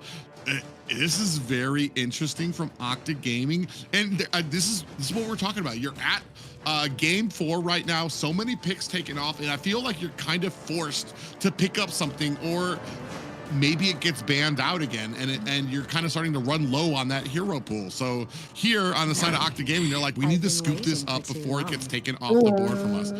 Yeah, and an answer immediately comes out to carry. The Shredder. There she is. I'm gonna call her Shredder. And then Farsa. That's remind me ability. something I remember now. That is, Latin likes more to pick Uranus than Brazil. Brazil have more Uranus in XP lane because of the meta, the tank meta, but also when the fighters meta comes in, they never picked it more about Uranus. But the Latin came to MPL Latin, besides the MPL Brazil, I'm saying, but when we came to MPL Latin and we see all our Latin players against our Brazil, they love Uranus. So they put Uranus in mid lane. That's a strange thing we've seen because we've not seen Uranus in the normal way, but they just put Uranus in the middle lane. So, and also in North, we've seen Uranus jungle also. I don't remember now the team, I will pick it up later, but we have the Uranus jungle. Yeah, Uranus jungle is a huge problem for Fredrin, which is why I was kind of wondering why you would pick up the Fredrin really, really early without the Uranus being not an option for Entity7. They still have the ability to pick it up here, but it doesn't really look like they're kind of gunning for that here. Oh, yep, there. In answer to Terizla pickup by Entity7. I was thinking about glue because of this potential of tanking and being a boring thing around the map. But also they have the second laning, the second phase of this picks. Don't know if they will bring it. Yeah, they still have glue. They could still pick up the Uranus jungle, like you said, on the Entity7 side. Who knows what they'll have right now? There's so many things that they cannot choose. That's probably why they're taking a while to figure out what they want here. But like you said, maybe Lucy, or not Lucy, well, the Fredrin pickup for, you know, Thanos Tizzy was the fact that he does not have a lot of hero pool, and that was one that he's like, you need to pick it up or else we're gonna struggle. I don't know. Will soon be your burial ground. I wonder if you're right. If they, I know we've seen in the South, we've seen the Uranus jungle against Fredrin, and I'm actually so curious as to why that's just not. It hasn't occurred, or maybe Octa Gaming just don't fear it as much. Because like it's been a huge counter. It's not available for Octa Gaming. They're not even able to pick up the Uranus as like a counter pickup. And it is available for Entity7, and they're going to take out the Cho. So that's going to be very interesting. I do like the Kalea pickup just because I feel like it can offset a lot of this. You can grab the carry or the Farsa. The only problem is do not grab the Terizla. That we've seen this before where they grab the Terizla and then Terizla immediately comes in with the ultimate and just hammers away. I believe this is going to be the absolute first Barats we have seen in the South. I'm pretty sure it's an AMER. An MCT AMER first as well. We miss a lot about Barrats. Okay, we miss a lot because Barrats was used a lot of times in the MPL Brazil, the momentum. Then we started to Latam season 1. We started a little bit of Barrats and then nothing more. Then he just showed up. I'm happy with this, and just remember, Vagin is a show signature man, so the ban is for him, I guess. And let's see, CC and Lady. Okay, good. Let's see more. I don't know. I don't have much CC on the side of Octa Gaming.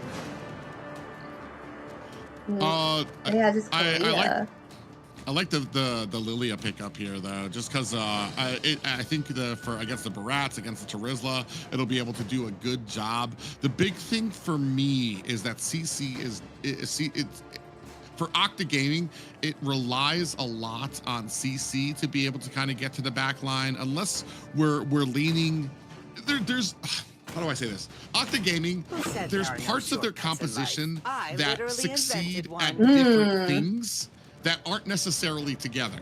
Kalea wants to grab somebody and bring it back to the team. CC wants to access into the back line Same thing with Claude as well. Wants to kind of get to that back line as well. But ladies and gentlemen, we are settled on the draft for this game. Yeah, I'm seeing that they're banking on, sorry, but I feel like they're banking on that early game as well. As Entity7 are always great with the early game because Chip right here is able to teleport around, right? So kind of help the team get around places. Mainly. Side we see Octa Gaming with this pick-off composition, and Entity7's like with the team fighting mode. That's good because we have Farsa, we have AoE damage, about AoE control, and it's good too. And Heidelbush, we know against all the stacks he can gain, and he just transforms into literally a monster doing all the auto attacks, gain AoE, and this is good for them. But the pick-off stays in the individual consequences about the starts. So we have CC who focus one enemy, two if the ultimate picks up someone. We have the Thanatos who also have a large ultimate, but we know the line of the true damage is too short, and sometimes we hit only one enemy. So this is about the difference, and this is the same way we see the first game. The first game was almost like this. And not necessarily because now V2 here have an ultimate, got good ultimate to do the AoE. But why Shin just drop it to the bottom lane to the mid like that? What happened? Yeah, but ladies and gentlemen, this is going to be game 4 for Entity7 taking on Octa Gaming. Entity7 sitting at game point here, ready to wrap up this series. It is a pick-off composition versus an ambush style composition. We're going to see which one can prevail here. Up at the top, a little bit of an engagement there between and the Fredrin. I can see. I don't know if we're going to be. Ooh, Thanatos TZ is able to dash his way to safety, and you can see Entity7 actually took a decent amount of damage. Big pop-up there lands on the Shin. He's gonna have to use that wings by wings to get away. Just kidding. He's gonna swoop back in, find himself a little bit of a dash to get himself back to mid lane.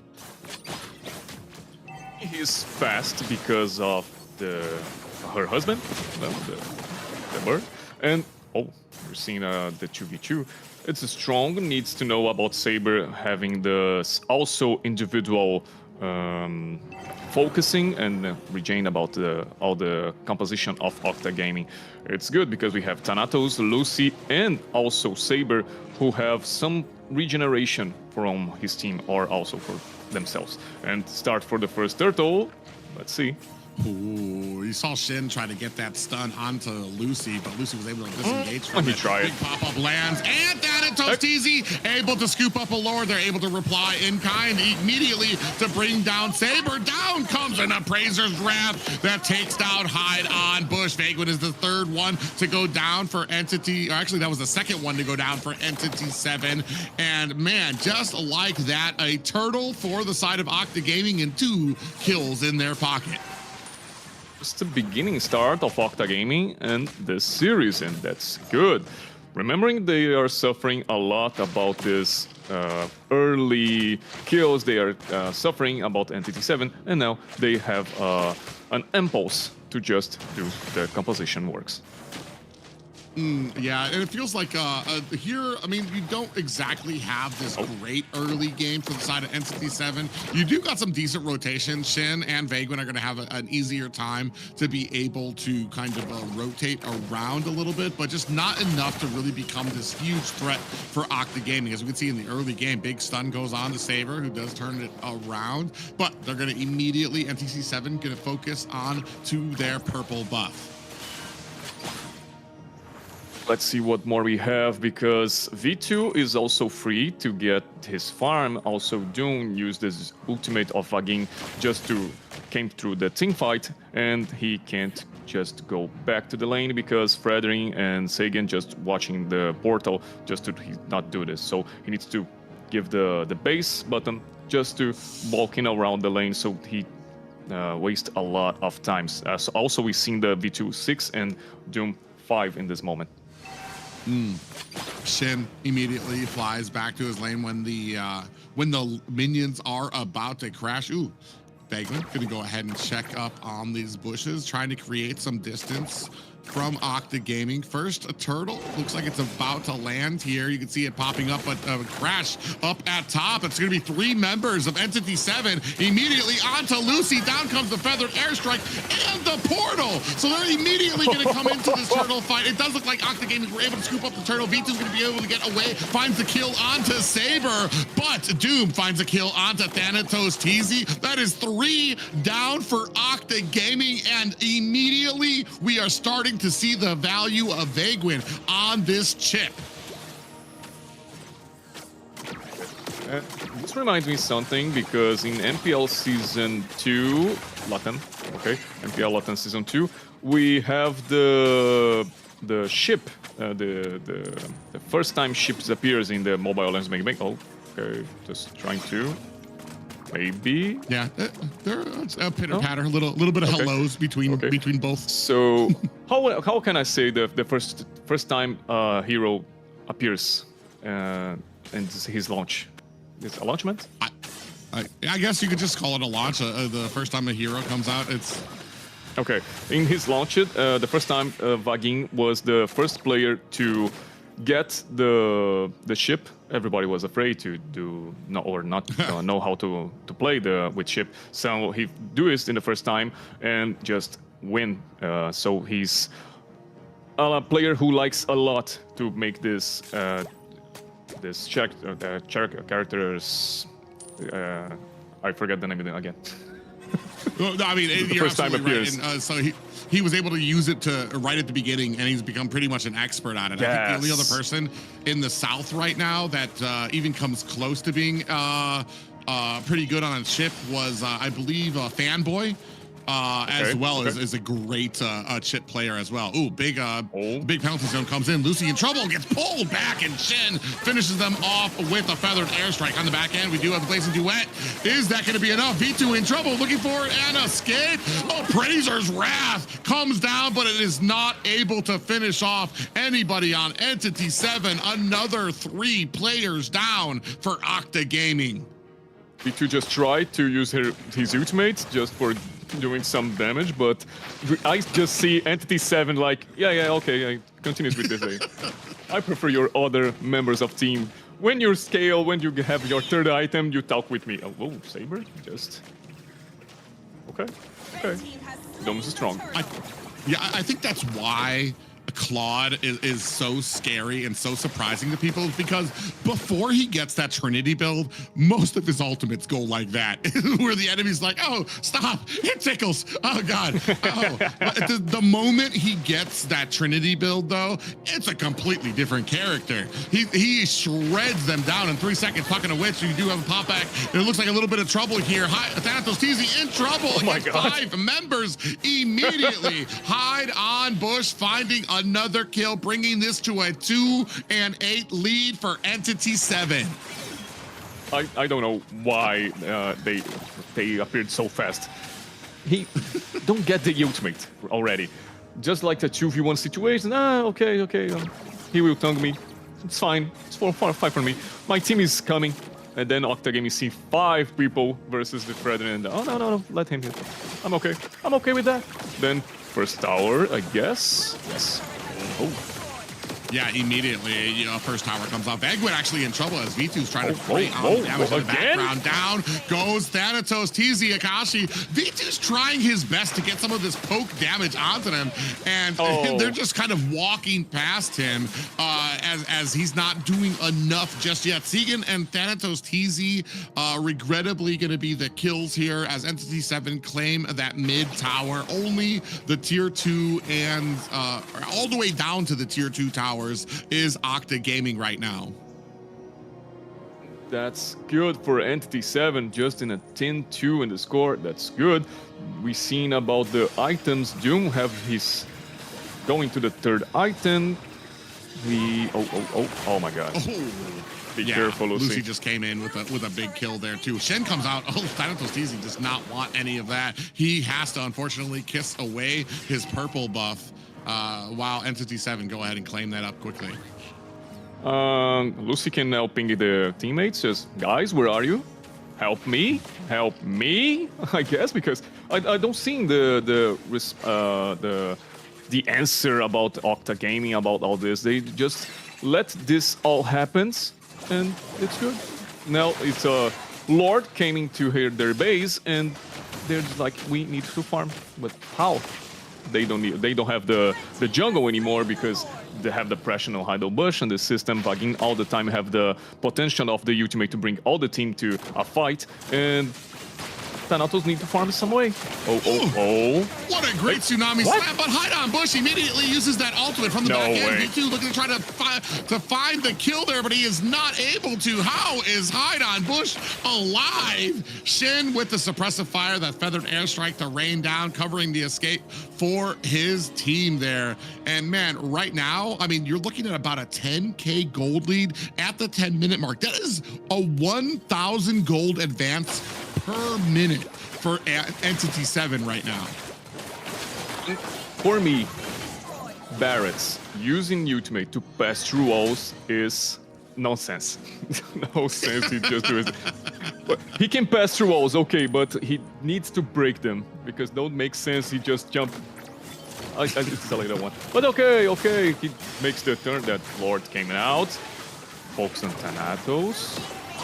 Yeah, we do have a tsunami slam that lands on the God. back end. That actuates Shen, who's going to go ahead and lay down the suppressive fire with that feathered airstrike, trying to look for a kill. Segan is down, Lord at the core. Akashi finds a kill on the Sabres. Thanatos TZ is down. 4 players, 5 complete team wipe. Ladies and gentlemen, your winner of the series, Entity7.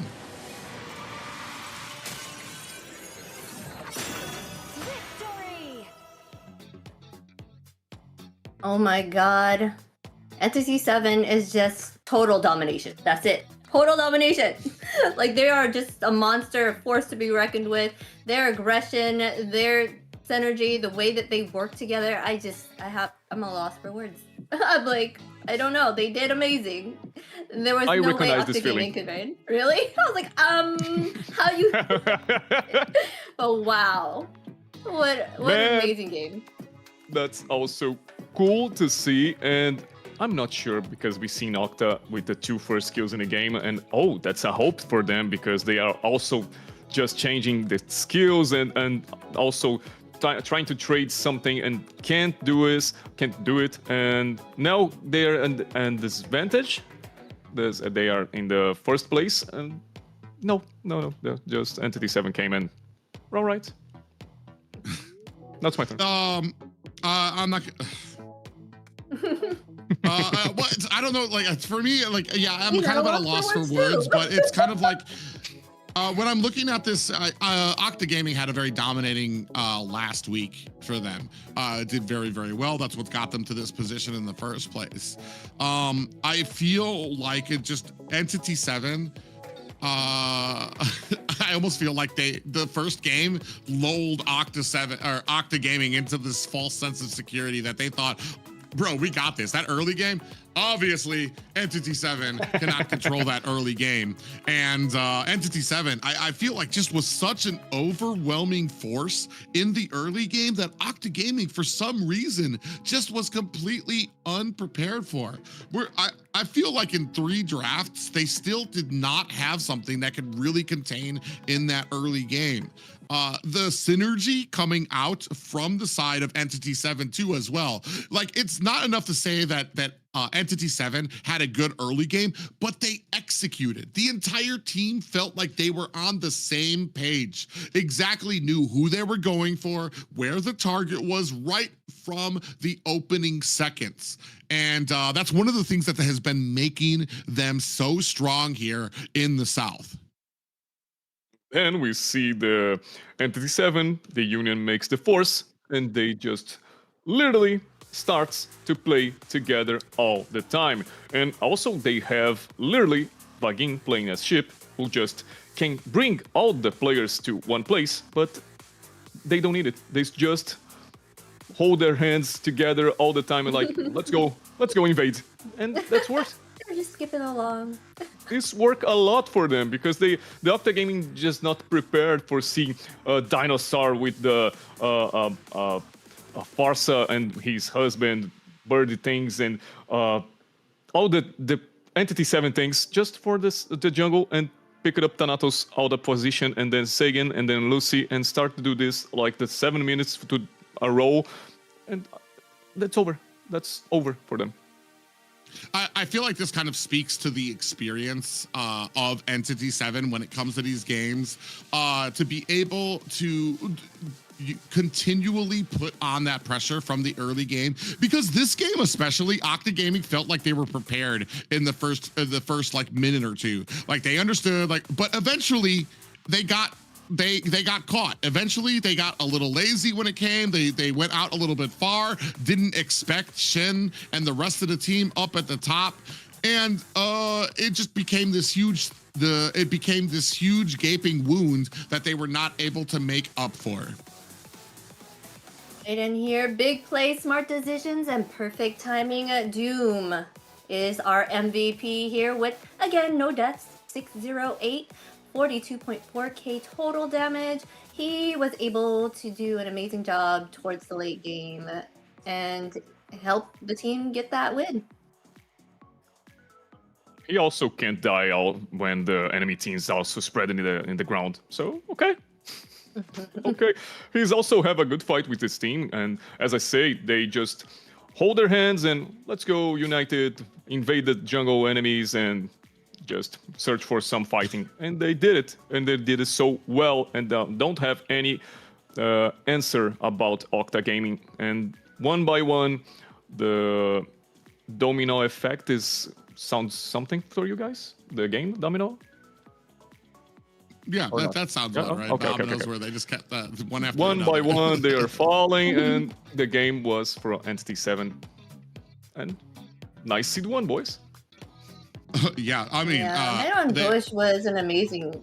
He was able to, in every hero he chose to play, he made sure to dominate the early game for his team, and that helped them secure the win for sure. Like his rotations, the way that he initiated, and all that was like a big factor in gaining that early game for the team.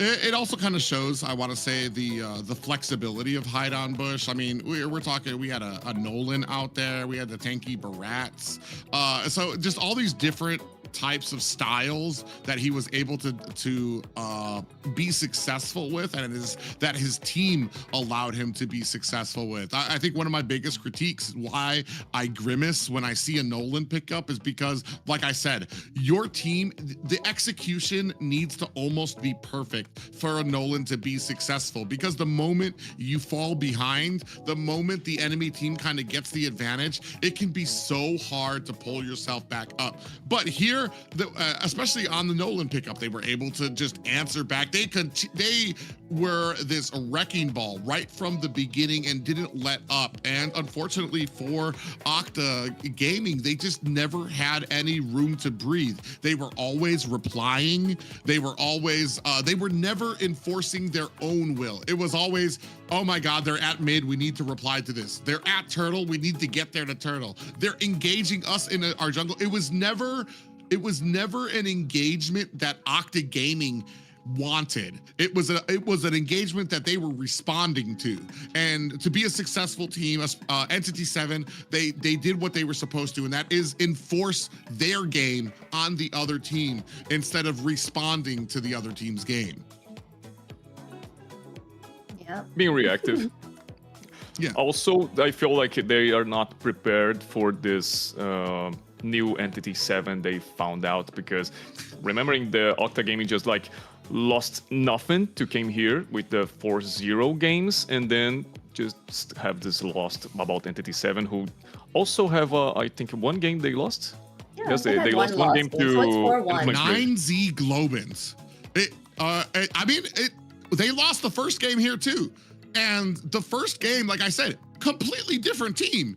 I don't like, so it's kind of crazy to kind of count that first loss against 9Z Globins as well. It's like the rest of the games too. After that one game that they played against 9Z Globins, completely different team. It felt like they got all the kinks out and they understood, okay, well, let's not make that mistake again. And then they just powered through. Same thing that they did here. Yeah, I feel like they're good at learning. Like, if they can see what they did wrong really quickly and then implement it in the next game. And like you said, we've seen it happen here in this game and before in the other ones. And I feel like even if they lose the first game moving forward, we could expect this, that they will find a way to come back and basically sweep it. But it's a nice BO5, okay?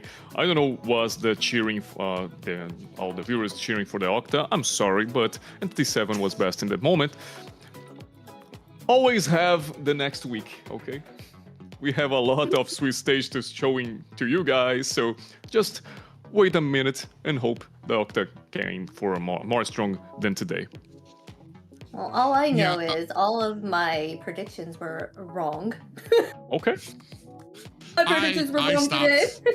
I stopped predicting South just because I have to relent and be like, all right, I've got a lot to learn, whether it's the players, the teams, and understand how they go around here. I'm just not as familiar with it, but it's been a great learning experience too, especially some of the differences that I've been seeing down here too. One of them being, I want to say, the chip usage. We don't see very much of that in the North as well. The fact that we have a plan in the South, I've been seeing where it comes to being able to use Marcel successfully. And there's certain teams in the South where Marcel is not a, let's use Marcel. No, it's we've got a plan, we've got a composition that Marcel fits into perfectly. Let's use that. We didn't get to see an example of that today. Maybe we'll see it a little bit tomorrow. Another thing too for the South, Zushin is, I'm not sure if this is a positive or a negative, but because I think Zushin, I think she needs to be banned with how sometimes I see teams allow it, and I feel like it needs to be banned because the game I felt it would have been easier for them. It didn't really feel like we had a plan, but the fact that they are willing to deal with it. But let's go ahead, Xena, take a look at what happened today. Let's recap what happened today.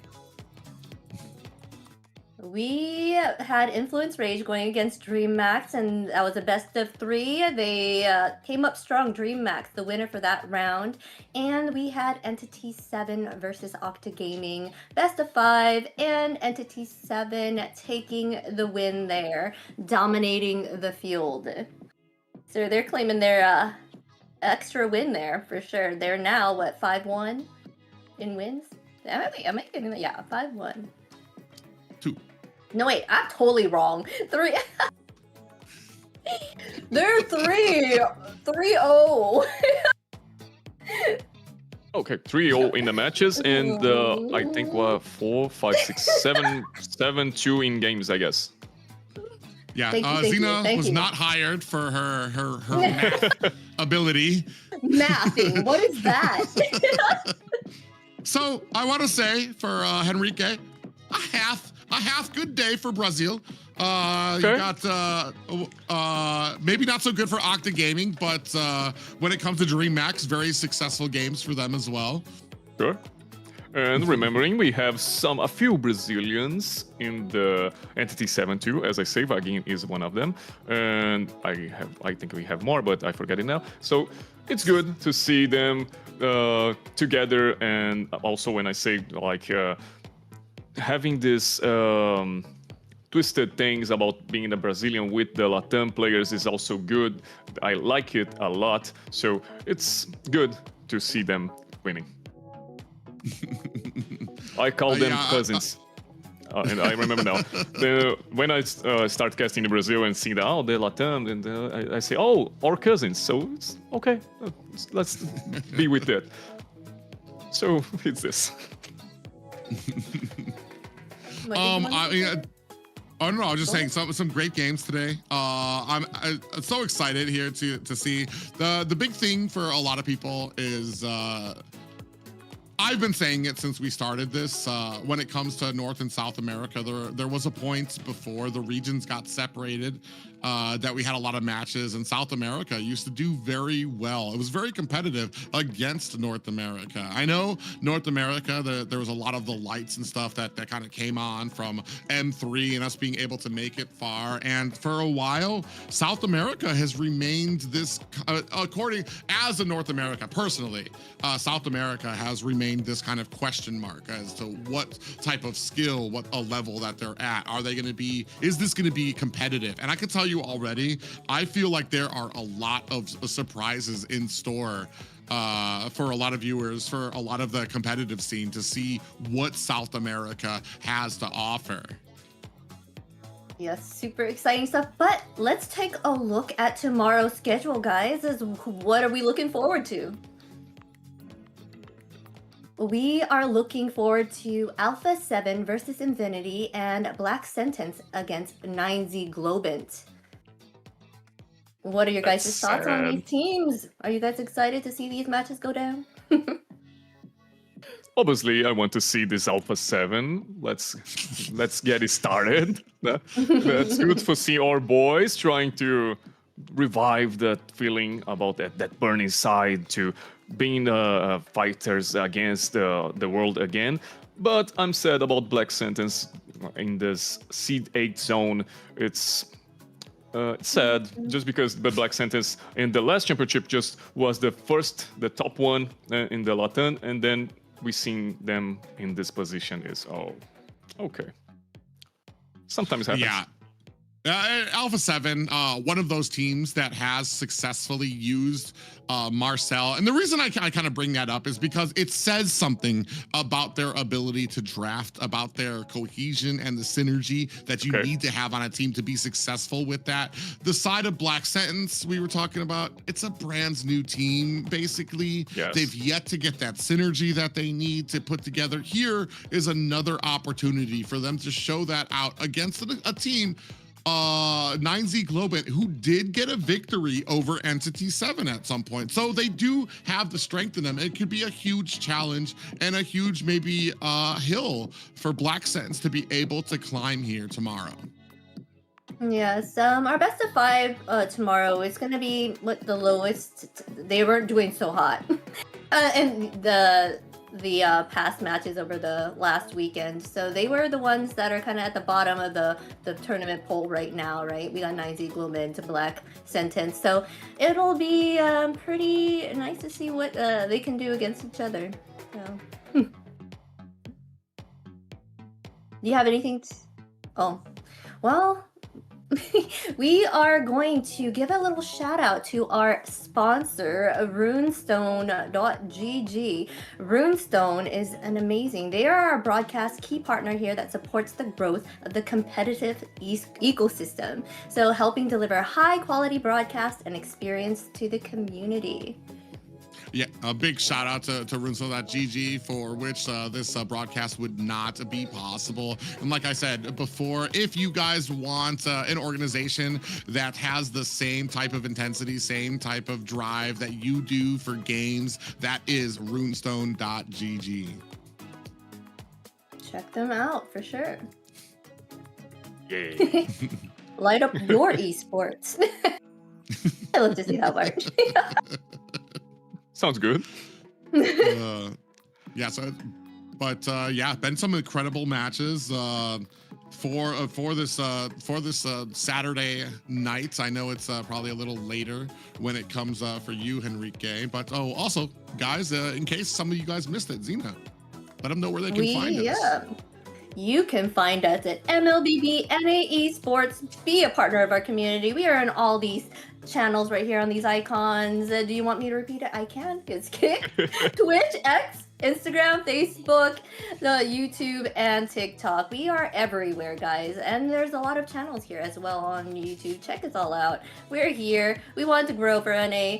Show us support. Like, comment, share, subscribe. Whatever you can, give us a leg up, you know? We want to grow. We want to be there. We're part of the community with you. That's good, because if you help the page to turn us more and more to the people, you can have more jobs to us. That's good too, okay? We like to have money. But that is going to wrap up things for now. The competition is only getting tighter, and the road through the Swiss stage is far from over. So make sure you come back tomorrow to see what we're all about, okay? See you guys later.